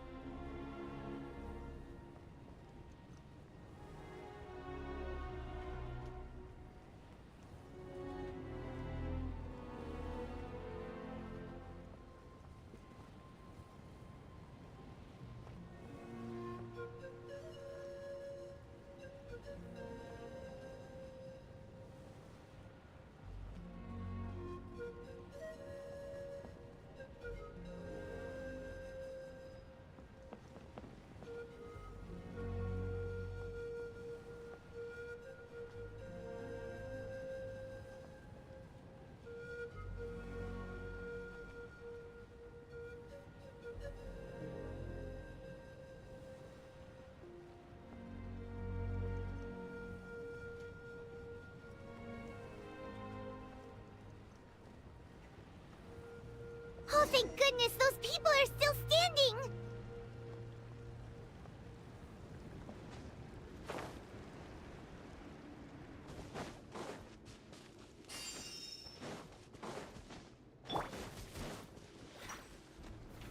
Solidify! I will have order! May I present? Let the world come alive! Here! Spring forth!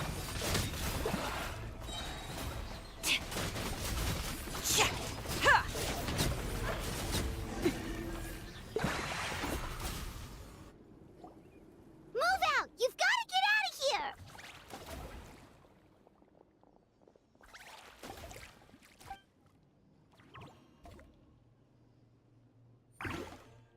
Still no luck, huh? What on earth are these things? How are they invulnerable to attack? Yeah, at least with regular abyssal pylons, anyone with a vision can destroy them. But this thing, no one's seen anything like it before. It's like a part of that sky demon's body or something. Whatever it is, it seems like it can spawn abyssal pylons, and with them, a never-ending stream of abyss monsters. We're just no match for it. At this point, retreat looks like our best option. We're fighting a losing battle here. The stadium is our only hope. That's where the sacred flame is, which seems to be the one thing that well of abyssal energy is afraid of. The Pyro Archon is guarding the flame. As long as that continues, we still have hope. What's this? Water, and some snacks. You look like you need it. I'm guessing you've been supporting the fight all over the map? Sounds like you need a breather. We got enough people to hold our own here, and it's high time you took a break. Why don't you sit down and gather your strength for a minute? It's true. We've been fighting pretty much non-stop. Traveler, you must be exhausted. What do you think? What is it?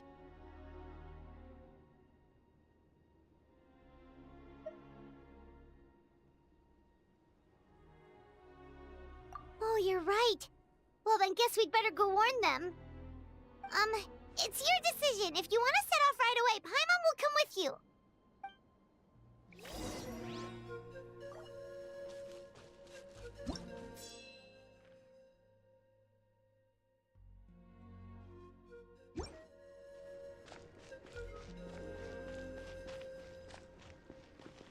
Yoo-hoo!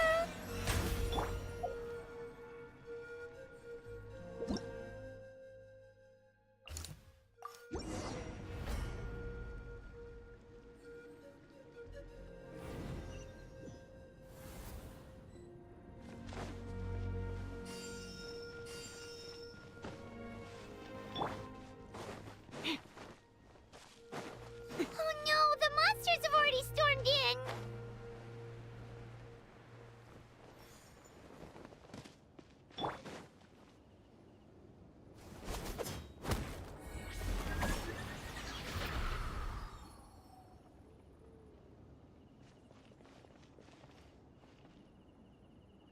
Oh, it's you guys.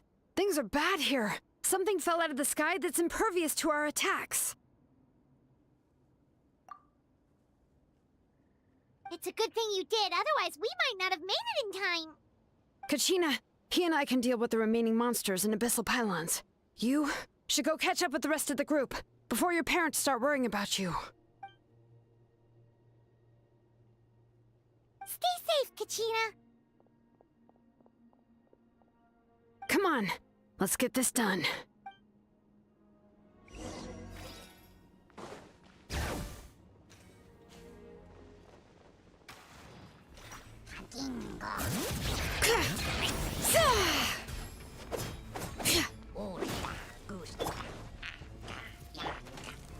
Stabilize!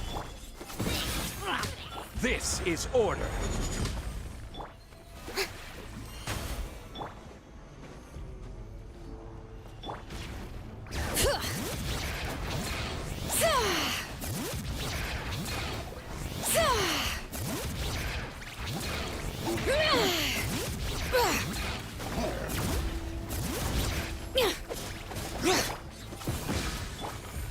Solidify!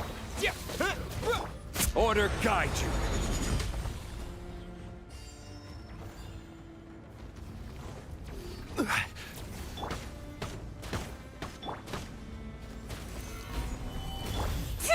Delicate as silk. Strike a pose. Propagate! All right, let engraved names echo! Oh god, that's enough!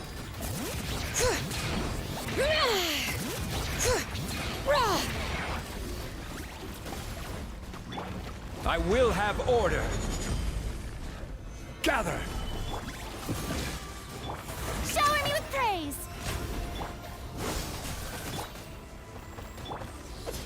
Bring it!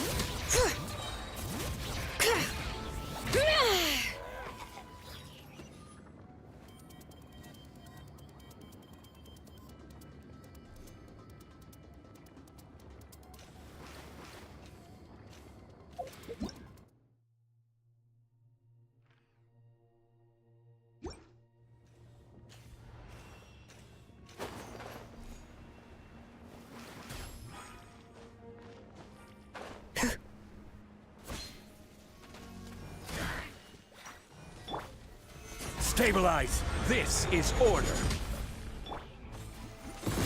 Scraps of code. Scatter! Let my name echo in song. The show begins. Hear the echoes of the valley! Germinate! Scatter! Quake!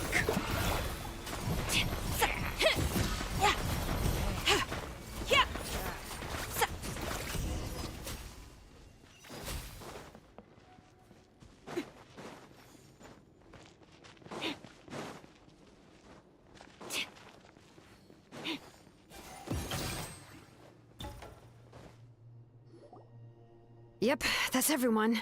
And no more casualties by the look of things. Yeah, this is, good. We can evacuate shortly. I appreciate your help. How are things out there? Pretty dire, I bet.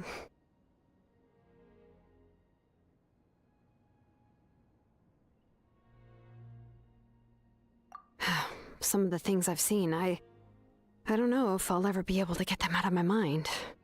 Are we in Natlan doomed to this fate? I've never witnessed a full-scale abyss invasion before. I mean, I'd heard stories about the sky being painted black, but I always thought that was an exaggeration. Mawika has witnessed this all before, so she knew better than anyone the terror and despair an abyss invasion would bring. Yeah, and despite that, she's still facing it head-on. We've had to abandon our homes and chase the dying light of day. And maybe the only time we'll see the dawn again is in our dreams. But as long as there's even a sliver of hope, I am not gonna give up. We should catch up with the group. Let's go!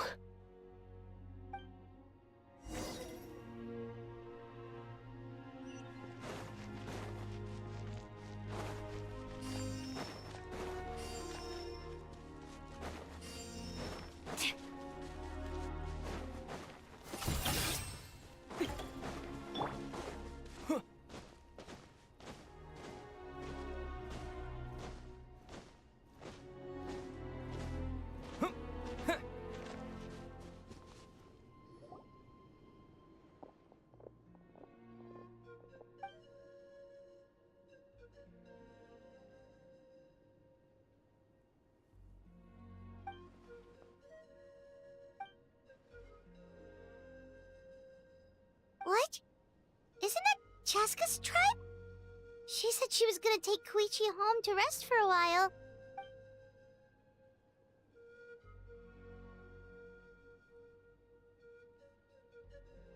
But how, right? Everyone's struggling just to defend themselves. There is no spare manpower. At this rate, it won't be long before even the stadium is indefensible. And with everyone congregating at the stadium, the Abyss forces will start converging there, too. Then there'll be a battle on a scale much larger than anything we've seen so far.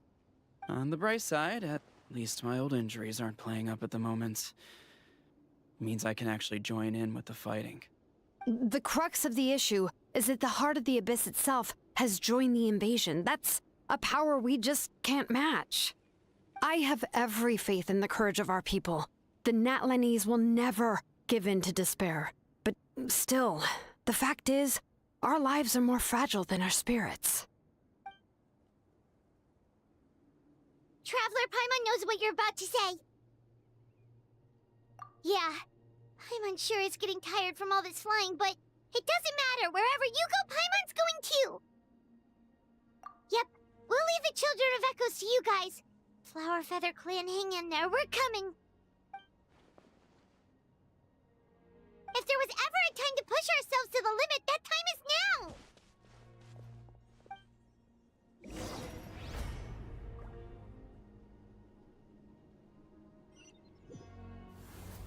Wait! Over there! It's Chaska and Koichi! Traveler! Over here! Hurry!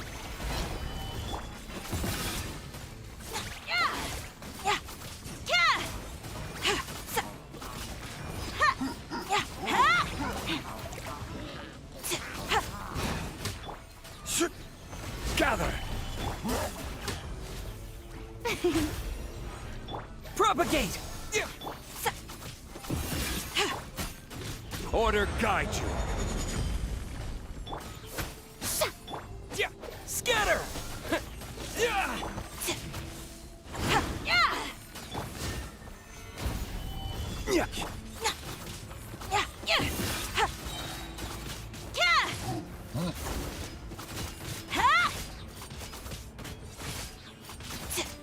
Delicate as silk.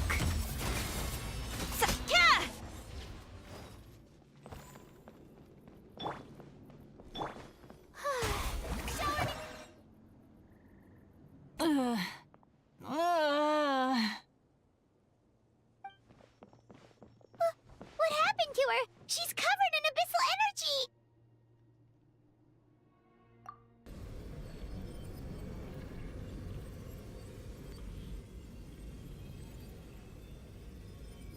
Please, save her.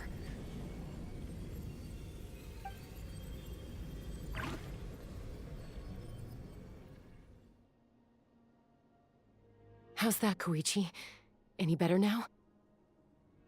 Koichi! Koichi!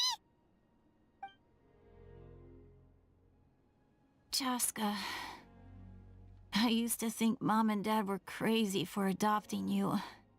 I was the younger sibling, but I always felt like it was my job to help Mom and Dad take care of you. I thought I could set you free from the abyssal energy you struggled with. I guess I was pretty full of myself, huh? Thinking I could fix you when... well, we were always the same. Hush, Koichi. Put those thoughts right out of your mind. We'll be at the stadium in no time, okay? I'll carry you there. The abyssal contamination is gone now. Just rest, and you'll get better. I was always nagging you to slow down. Stop rushing headlong into things. I just didn't want anything to happen to you, or to anyone else because of you. I worried about you so much. But now, I realize I never really understood what it's like for you. The fact that you survived an abyssal contamination was a miracle. But it also left you in a constant state of agitation. The fact that we became family was Another miracle. But with me worrying about you all the time, it feels like I just agitated you even further. No, absolutely not. Nothing could be further from the truth. Do you hear me? All you ever did was love me. Same goes for Mom and Dad. I've always known that. And I feel terrible because I really did want to get along as a family. It might take me some time, but I'll find a way to make it work. I'm so sorry, Koichi. I never meant to make you feel this way.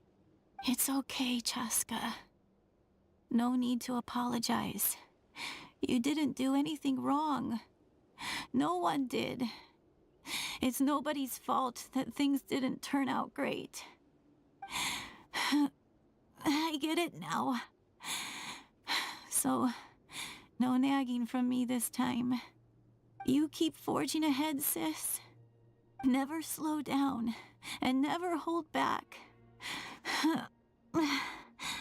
Spread your wings and fly free, like the fiercest kukasaur in the sky.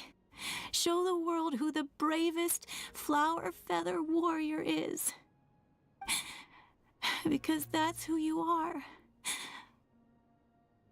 And that's the sister I'm proud of.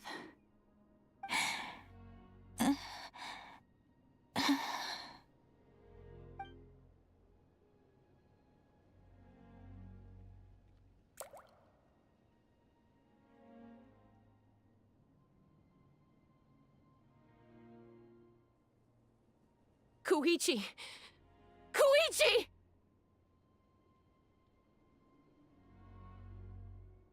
Koichi?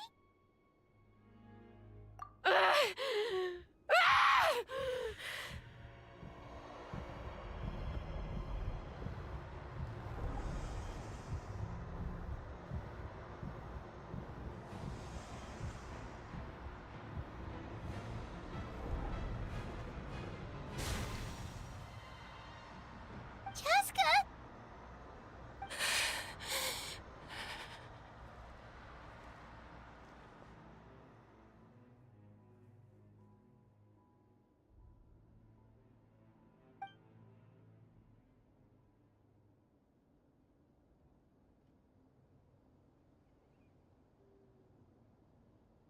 What happened?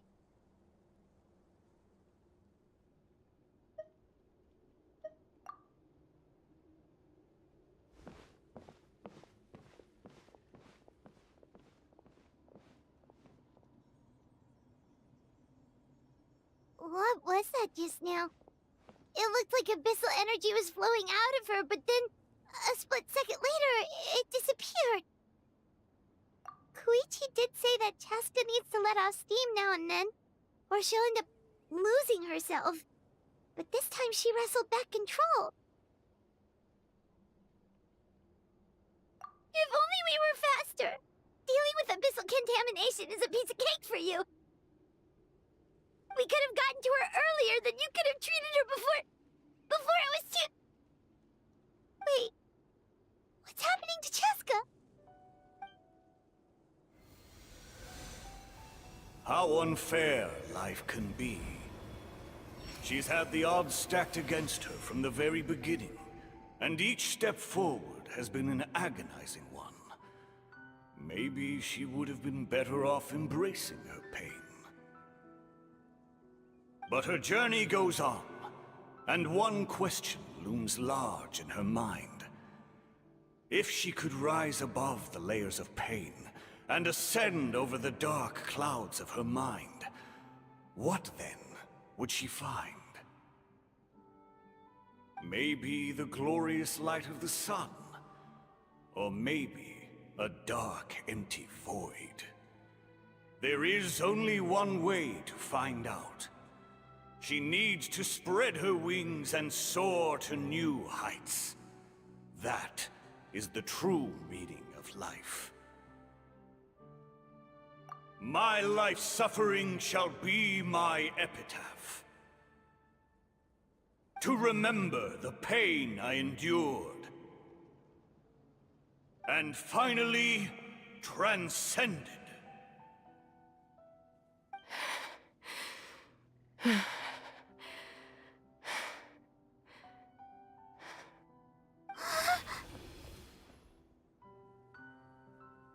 Let's take Koichi somewhere safer.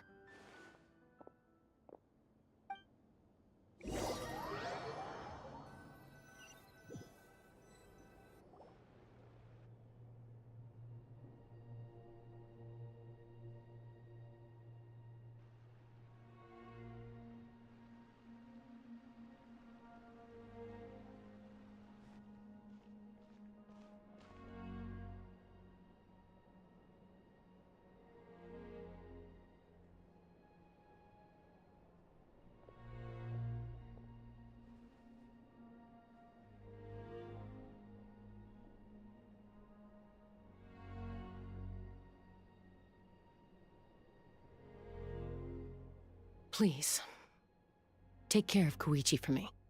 I still have more important things to do. Of course. We are grateful for her service. Yes. She served selflessly. I'm sorry, Chaska.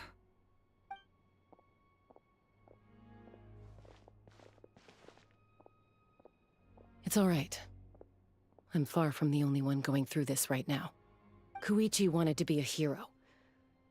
And in my heart, she always will be. If we want to honor what she stood for, not to mention her sacrifice. Archon, we need to hurry. Time for this war to end.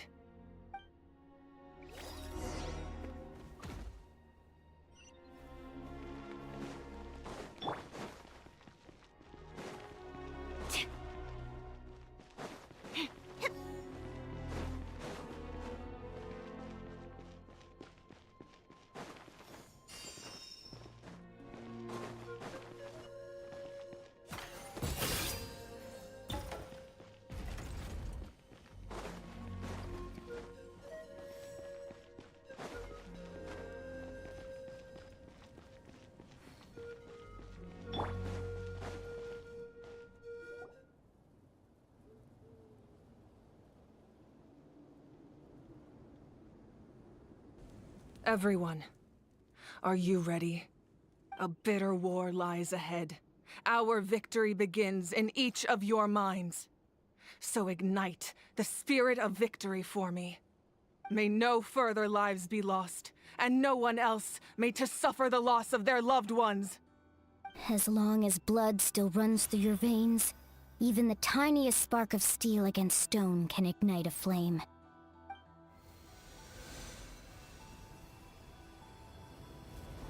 Its blaze will become one with the gaze of all Natlan. Even amid everlasting darkness, our bonds remain eternal.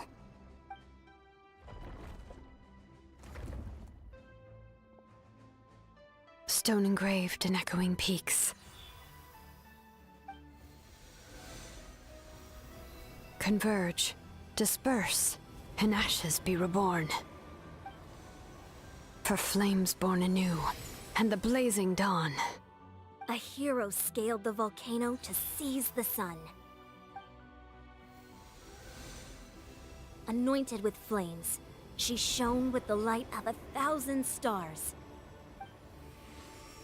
Now, guide me in my first step. Having foretold his own death, the omniscient man holds a feast in celebration. Let us raise our cups in honor of his heroism, and send him off with this final tribute. For at last, his wish is now fulfilled.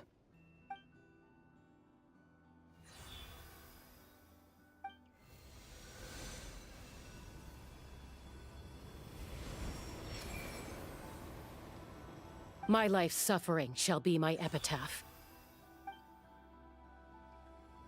To remember the pain I endured, and finally, transcend it. Heroes of the ages! Our moment has finally come!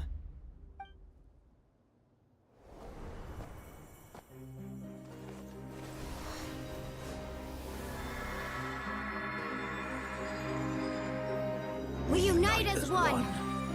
Baptized by the Turnfire. Bearing an ancient blessing. Knowing true power. And accepting a fate of devotion. We embrace the transcendent flame. For Natlan! For Natlan!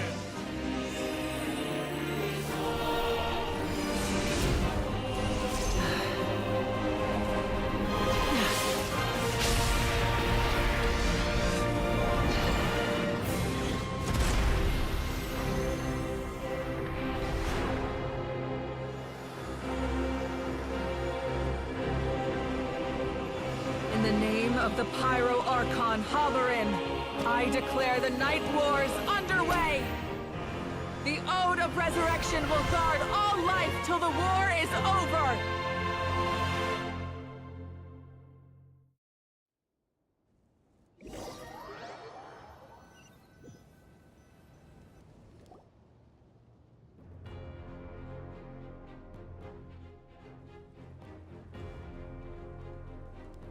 That is an outright scary level of power.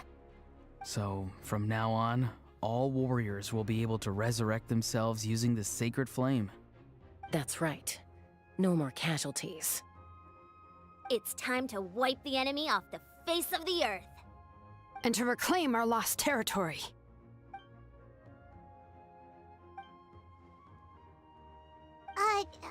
We'll come with you.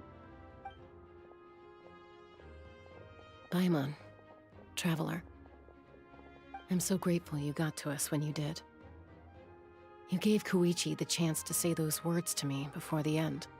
If I'd lost control out there in the wild, this counterattack might never have been possible. Probably best not to think about that. More importantly, how are you feeling now? Any better? Not really. But now's not the time to deal with it. In the spirit of VUCA, I have to rise above it. The conflict and suffering in me are there to test my character. My struggle will make me stronger, and make me the person Koichi believed I can be. Alright, let's go show the Abyss what human beings are made of. They'll be sorry they messed with Natlan after we're through with them.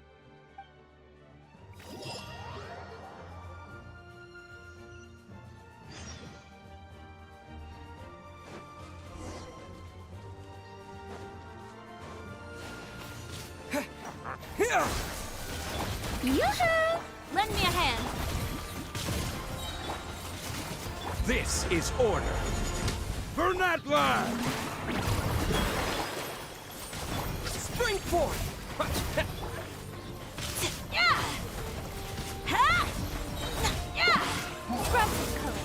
Scatter!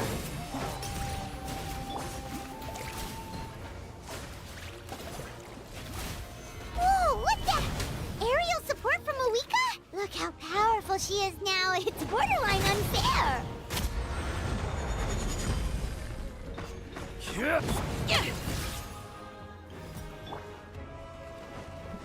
Propagate! Ah, Use my power to destroy the Abyss tumors. got it. Thanks for the backup.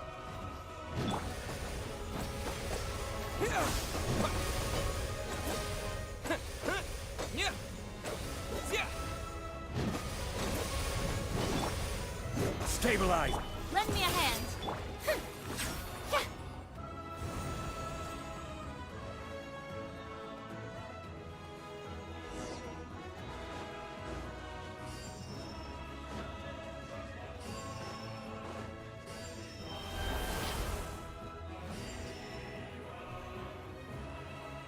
Oh, did you guys see that huge fireball? It exploded right above my head. Sorry, Mualani. I'll adjust my aim. No, you're good, Archon. It didn't hurt at all. Plus, it was freaking cool. Not great for your eyesight, though. Oh yeah, fair point.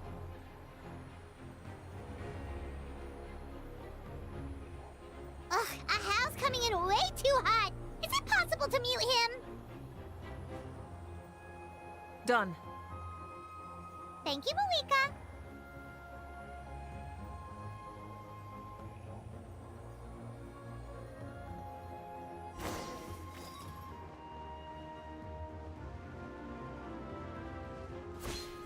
Back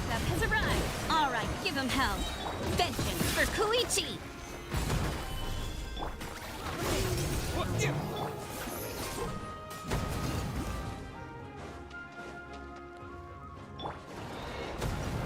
This is order.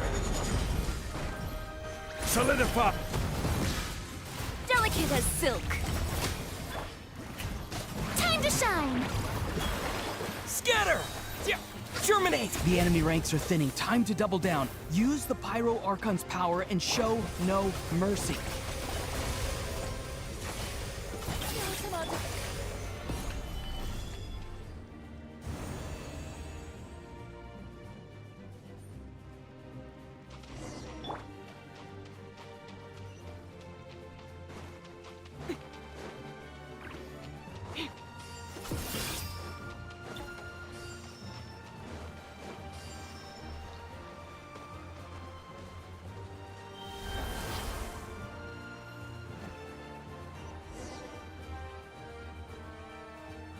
Kachina, over here! I'll send you up, it'll be quicker!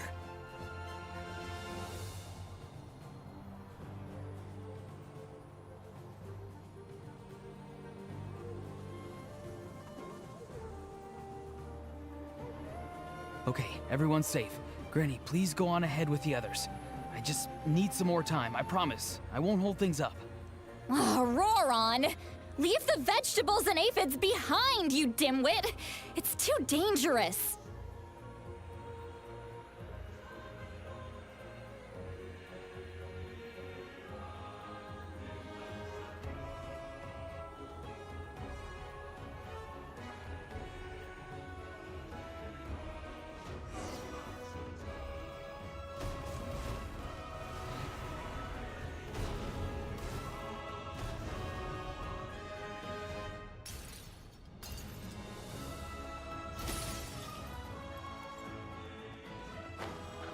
Hey, you're back!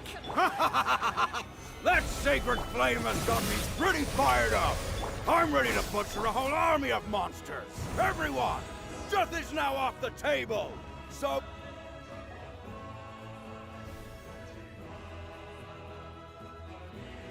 The Children of Echo's territory is secure. All monsters down.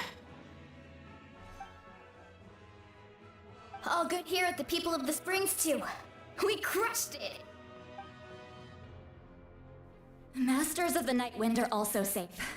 Should I go support the Flower Feather clan? Things are still pretty rough over there. I'm already en route. No need. I just dealt with it. Already? But you were just at the stadium! Yeah, well, you have no idea how long I've been itching to bash some heads in. Oh! Fair enough. Ian-san, what should we do about the Collective of Plenty? Your home's a long ways away from the stadium. Oh, no need to worry. I just heard from Veresa. She says they're safe now. Yeah! Their only game plan was to outnumber us, and that ain't gonna work now that we have the Ode of Resurrection on our side!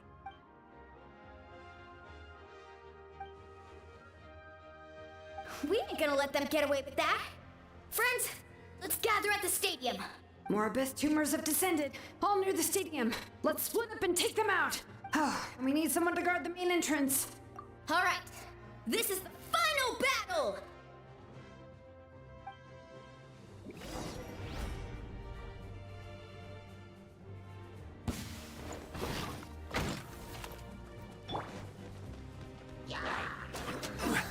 Solidify! Let's go, Tomo. Yoo-hoo! Scatter!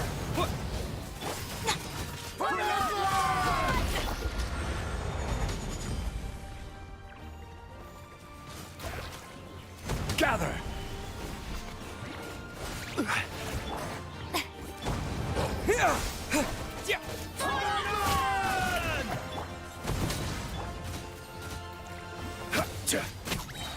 Solidify!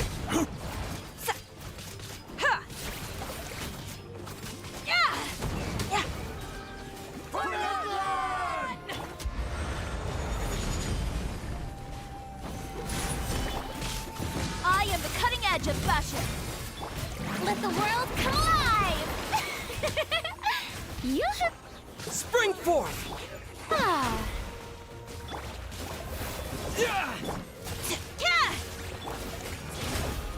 I will have order. Stabilize.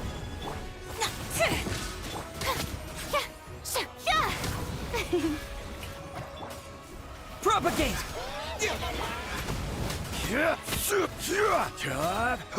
This is order. Gather. Delicate as silk. Let my name echo in song! Scatter!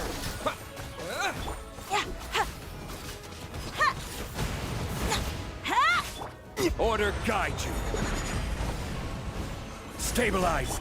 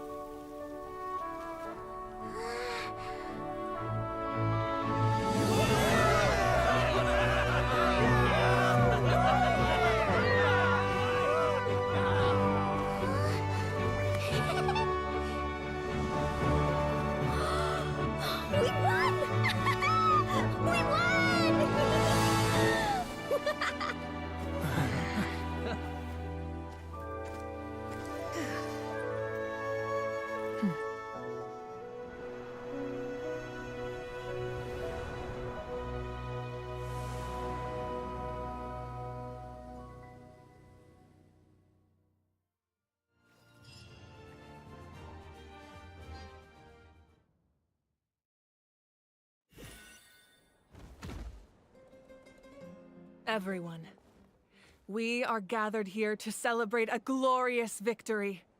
It is a victory forged by each and every one of us, and we should all be proud of what we have accomplished. We emerge victorious from another crisis to declare, our beloved Natlan is saved! Woo! All right! I must caution that this war is not yet over. We have not destroyed our enemy, merely driven them further into the depths of the Night Kingdom. But the Abyss underestimated Natlan's forces, and they have suffered a devastating defeat. It will be a long time before they are able to pose a threat to us again. After making some preparations, I will launch my final counterattack.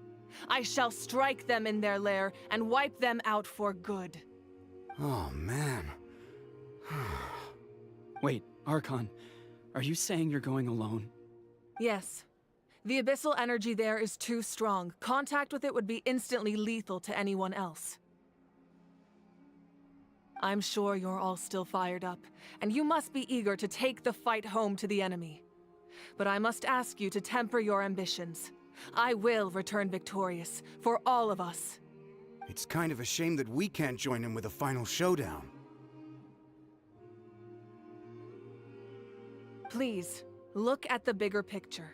Thanks to every one of you, we have already secured an enormous victory. Tonight, we should celebrate to our heart's content. I guess if our lives are no longer at risk, things can basically go back to normal, right? That's good enough for me. Beats having monsters everywhere. When the time comes, I will gather everyone here again. Now, Let us also remember those who gave their lives fighting for our nation. Once the last dregs of the Abyss are wiped out, I intend to give them the grand funeral they deserve. An ancient name could never record the many who we lost. But no hero of Natlan should be forgotten. If I may, let's have a moment of silence for the fallen.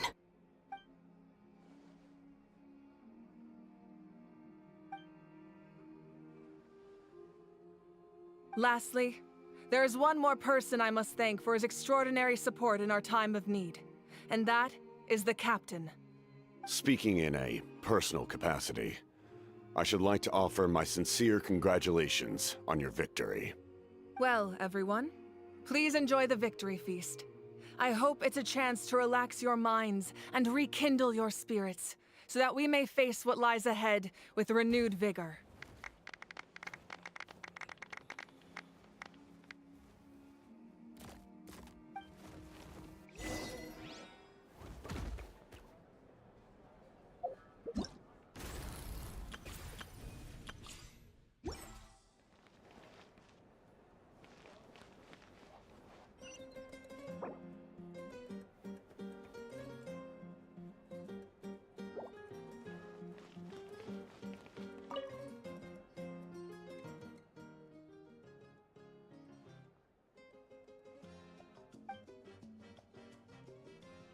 Unless you want to get punched in the face. What is it with you, Ahau? Why are you so incapable of being nice?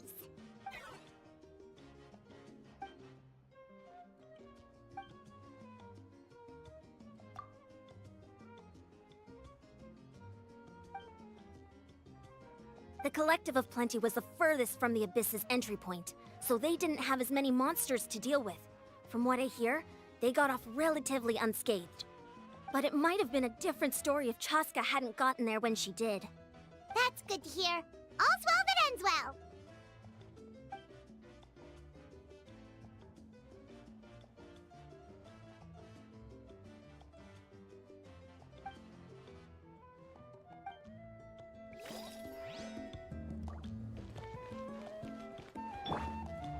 Next customer!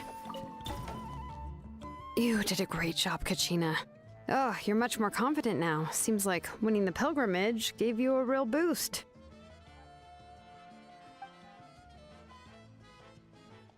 I spoke to your mom and dad. They were singing your praises. They said the world's your oyster now. How are things at the People of the Springs base? There are some casualties, but the overall mood is very positive. I reckon they'll start rebuilding pretty soon. Same situation for the Children of Echoes.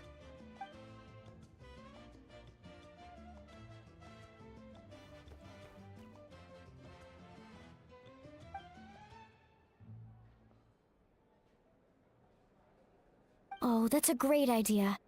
Let's do it together. Let's hope that their sacrifice marks the beginning of a new age for Natlan. An age of unprecedented peace.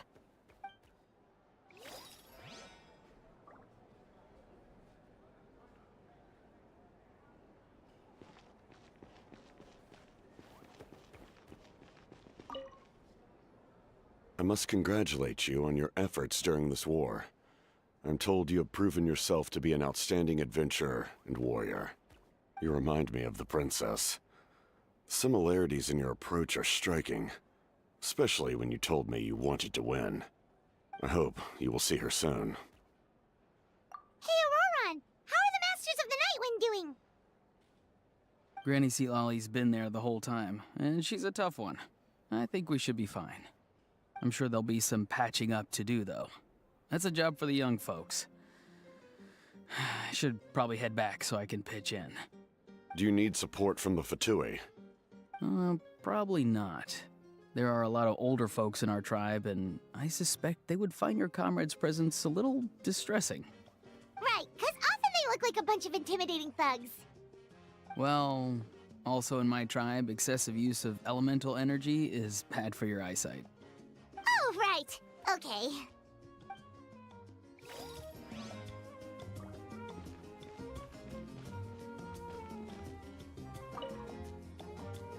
Ah, welcome. You seem a little out of sorts. Are you just tired, or...? I guess I am. You know, when I was up there in the sky, I could see all of Natland stretching out below me. People everywhere, giving everything they had for a chance at victory. I just... If only I'd been quicker. Maybe they wouldn't have... And Koichi. Maybe she'd still... I'm sorry. Now is not the time for that. Fruit juice, right? Make it a large?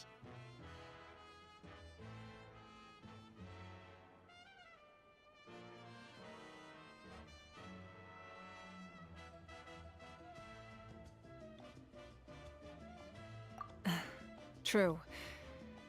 My 500-year plan has almost come to fruition. Just one last step to go. Namely, my final battle against the Abyss. But battle is second nature to me, so I'm not feeling a huge amount of pressure. It was so awesome. The way you exploded that thing in the sky with one almighty punch! Are you always gonna have that kind of power from now on? Oh, that was the Divine Throne unleashing my full potential. And it was only temporary. I can't wield that power for any length of time. My body wouldn't be able to handle it. Likewise, the amplified power of the Ode of Resurrection was also temporary. From now on, it's back to ancient name-bearers only. Correct. We dealt the Abyss a critical blow. So for the time being, it's too weak to sustain regular invasions. I hope the people will be able to enjoy this period of peace. Or rather, assuming all goes to plan, eternal peace. We've had centuries of war with the Abyss, and it's high time we brought that chapter to a close. Anyway, there's something I've been wondering about. I know you've been at the center of some major events in other nations too, and fought many powerful foes. In this war, you were in the thick of it once again, dashing around tirelessly, supporting the fighting on all fronts. So tell me, what drives you to do this as a mere traveler passing through? Why risk life and limb for a cause that's not your own? Wait, what's this gotta do with Paimon? He's just showing how much you mean to him, in his own way. What I'm really trying to say is, I would love for you, with your extraordinary talent and your sense of justice, to join me in this final step. You and I together, finally putting an end to the ever-looming threat of the Abyss. But I also don't want to take advantage of your good nature and readiness to help others. The final battle will be very dangerous, and you have the rest of your journey to consider. I'm sure you must be weary. Sleep well tonight. Let's talk again tomorrow in the Speaker's Chamber. I'll give you more details on the final battle, and then I hope to hear your verdict.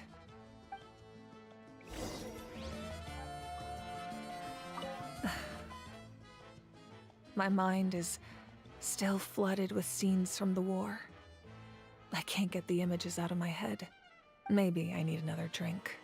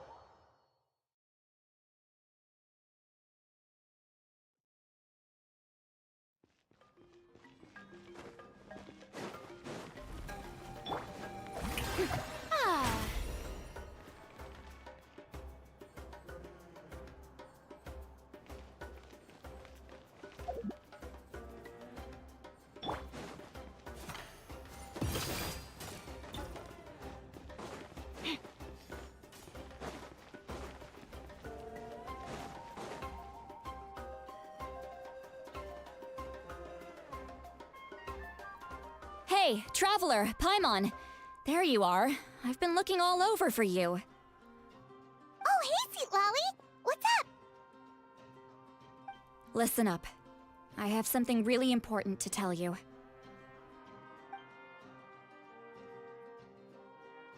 What? Are you serious? Natlan must pay the price for Mawika's use of the Ruler of Death's power. That price is death. And only Mawika's death can clear the debt. I had thought that the Ruler of Death might have a change of heart after seeing the people of Natlan come together and fight so bravely, but... Even now that the war's over and the threat to Natlan is gone, it looks like that death is still set in stone. I had to know your thoughts. I want to save her, but I can't do it alone. Okay, good. That makes me feel a little better. Thank you for standing up for us. There's clearly something special about you, so if anyone has a chance of defying the rules, that would be you.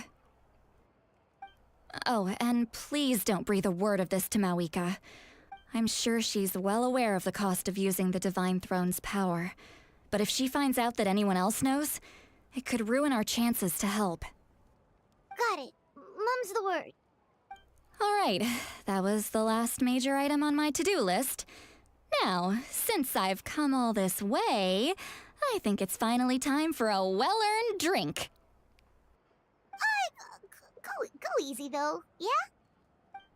Don't worry, I said a drink. That means just one.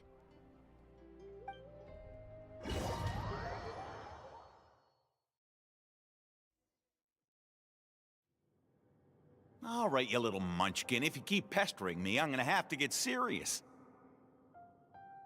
I get 100 kids a day telling me they want to be the next Pyro Archon. Why should I train you? Nagging isn't gonna accomplish anything. No one can predict the future, and unless you have some exceptional jaw-dropping talent I'm unaware of. I can shoot those cornflakes in your kitchen from right here. Don't be ridiculous. You couldn't make that shot from all the way over here? Wait, hold on. You could hurt someone with that. Well, I'll be. You made the shot. The science of the canopy raised him tough. That's some real skill you got there, little lady. Maybe you really will be Pyro Archon one day.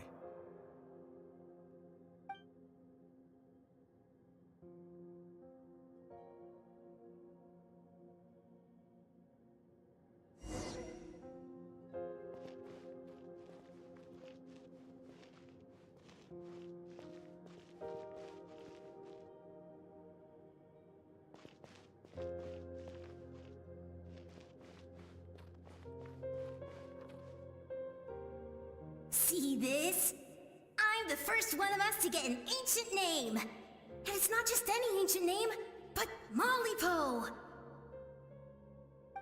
If you ask me nicely, there's still time to join my team for the pilgrimage, you know. No need to scowl. You lost and I won, it's no big deal. You want me to be happy for you when your turn comes, right? So cheer up. I'll get my own ancient name soon enough, and it'll be an even better one than yours. Oh, really? Well, good luck with that. What ancient name could beat Malipo in our tribe? Unless... surely you don't mean Kiangozi?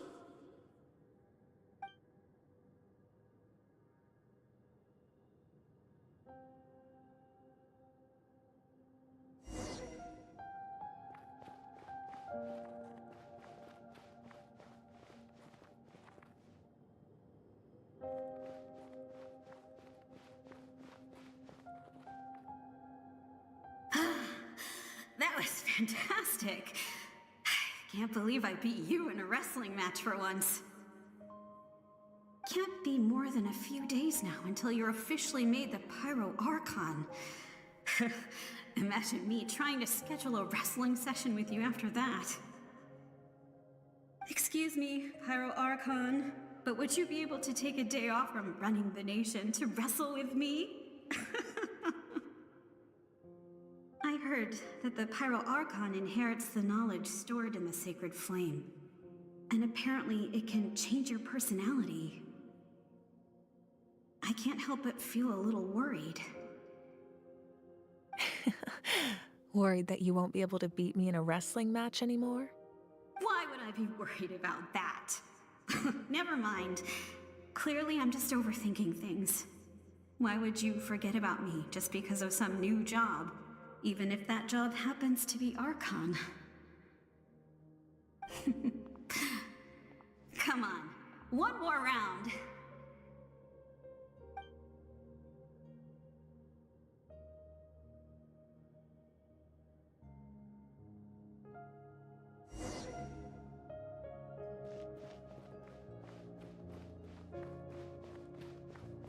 After the darkness will come the dawn.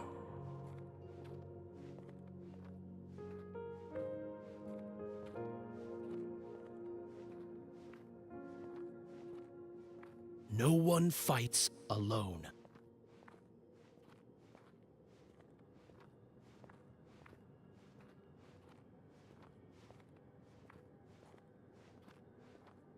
For Natlan!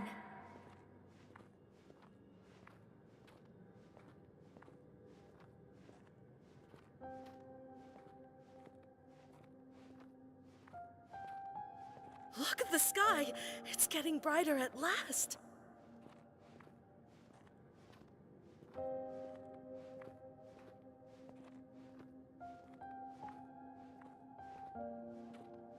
We walk the righteous path, and the Pyro Archon will guide us.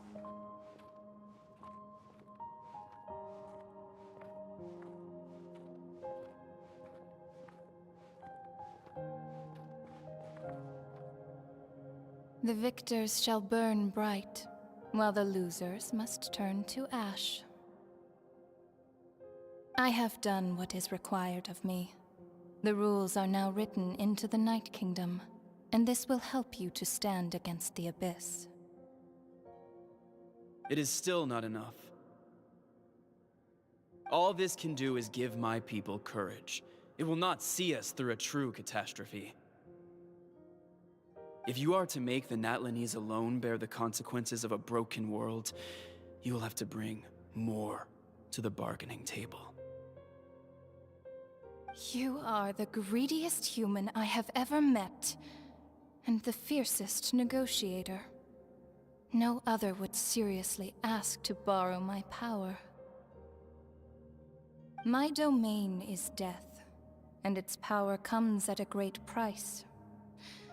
The question is, are you prepared to pay? I need that power. Only a hero can truly wield it, and heroes are not afraid of dying.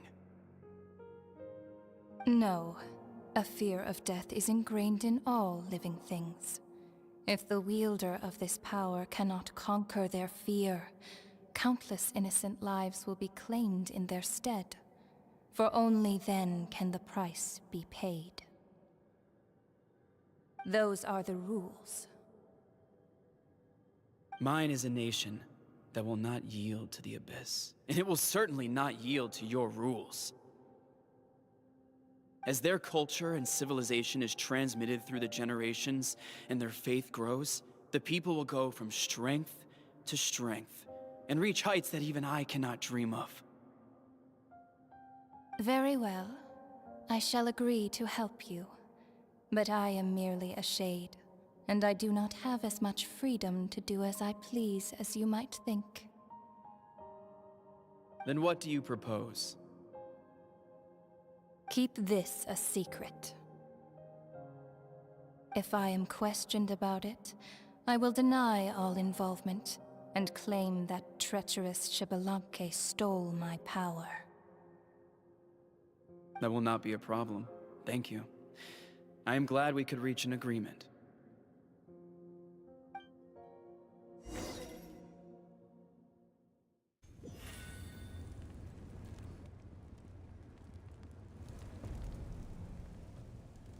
Come in. As you know, I've asked you to come here to discuss the task of wiping out the Abyss. Oh, but first, any progress on the ancient name? I'm surprised she was willing to help you, and by extension, me. I'm very grateful to her. Wait, hold on. Wasn't the whole point of the ancient names for winning that huge battle? Why would the Travelers still need one by this point? That's right. The Abyss has retreated to the depths of the Night Kingdom, a place that has long since been corrupted by abyssal energy. If we don't finish them off and restore the ley lines, the threat they pose to Natlan will remain. The battle we fought yesterday, we may one day have to fight again. This is the fate Natlan has always been resigned to. For thousands of years, we have struggled on the brink of a looming darkness and never known true peace. But this time, I want to break the cycle and free us from this fate for good. With the sacred flame, I can protect myself from the abyssal corruption, but beyond that, you are the only other person who can resist it. If your ancient name can't be forged, I will go alone. But if it can, I'd really love your help.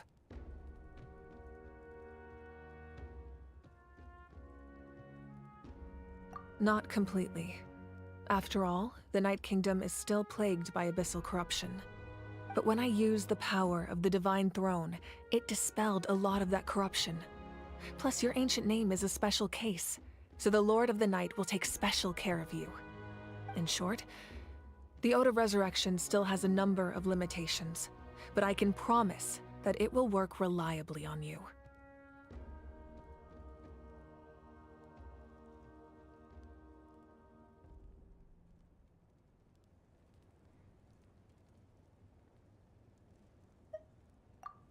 Whoa! Are we forgetting something here? What about Paimon? What's her place in all this? What? You mean we'll be separated? The Abyss is extremely devious. If you two go there together, you can bet they'll make Paimon their primary target just to put us in an impossible position. Paimon wasn't that worried, but now she's petrified. What will you do without me?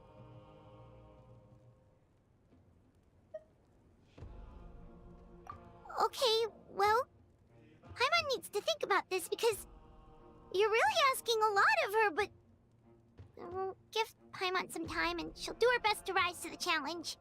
I greatly appreciate it. Everyone in Natlan knows how important this final battle is. You will be remembered and revered long into the future, until the end of time. If you have any other questions, please ask away.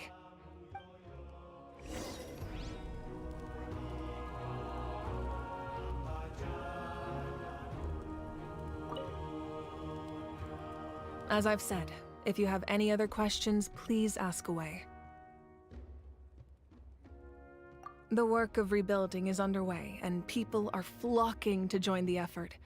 With everyone rallying together, I'm sure it won't be long before there's no trace left of the damage done by this war. The healing process, on the other hand, that's a bigger obstacle to overcome. Many are grieving, and there's simply no replacing the ones we lost. As the sun rises once more and we rediscover the ability to believe in the future, we must never forget their sacrifice. As I've said, if you have any other questions, please ask away.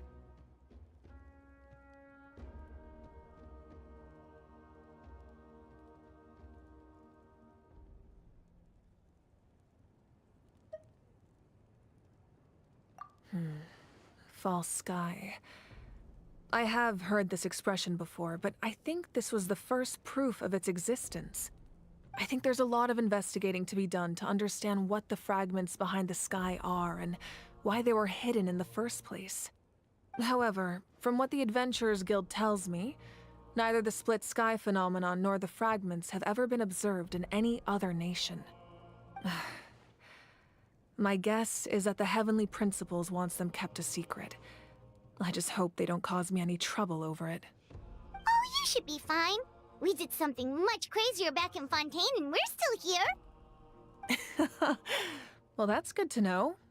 Anyway, the line I'm going with for the masses is astronomical anomaly. And I don't expect much of a backlash. Meanwhile, we can look into it at our own pace. As I've said, if you have any other questions, please ask away. That wasn't their souls we saw, but a snapshot of them in time. All the work of the ancient name engravers 500 years ago, who made some special modifications to their names. Their souls returned to the Night Kingdom long ago, and will have been reborn in Natlan since, albeit in a different form. For all we know, they may have already lived many new lives by now. And so, even though we will never meet again, they will always be by our side in one way or another. I think that gives another layer of meaning to the phrase, "no one fights alone." As I've said, if you have any other questions, please ask away. We have a temporary alliance, but I can tell that saving Natlan is not his only goal. Yeah, Paimon still doesn't get why saving Natlan would be so important to him in the first place. Unless he's just a good guy who wants to avoid another Conria. But somehow Paimon doubts it's that simple. I wouldn't worry too much. Based on all the interactions we've had with him and knowing more about his background, I have a lot of respect for him. I don't think he has any ill intentions. Now, we should focus on the final battle. As I've said, if you have any other questions, please...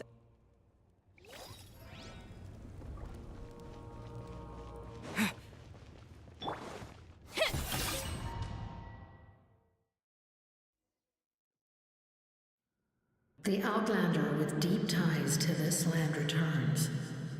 And this time, he is alone.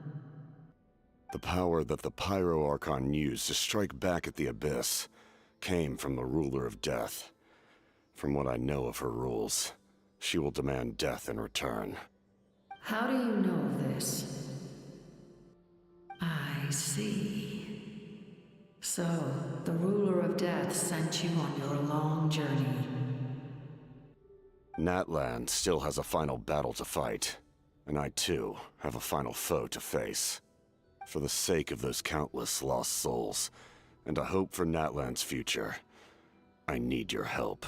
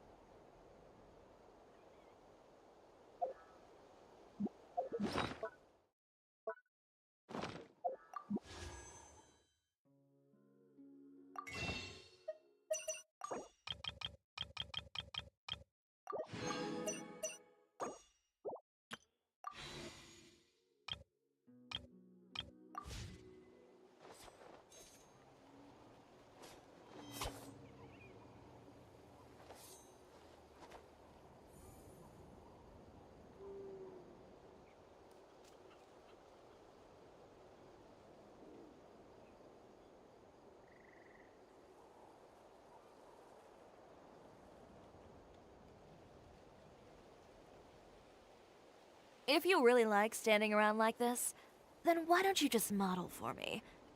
I'll design some wonderful clothes for you.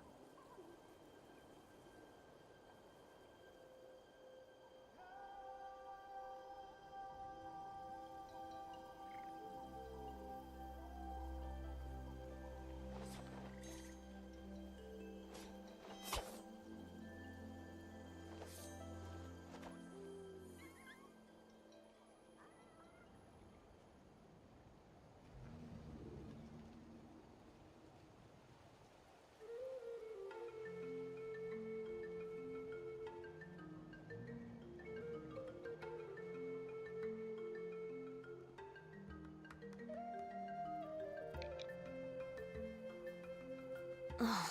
Who says you have to use scissors to cut clothes? Leave those rigid rules behind. I much prefer using my own cutting tools.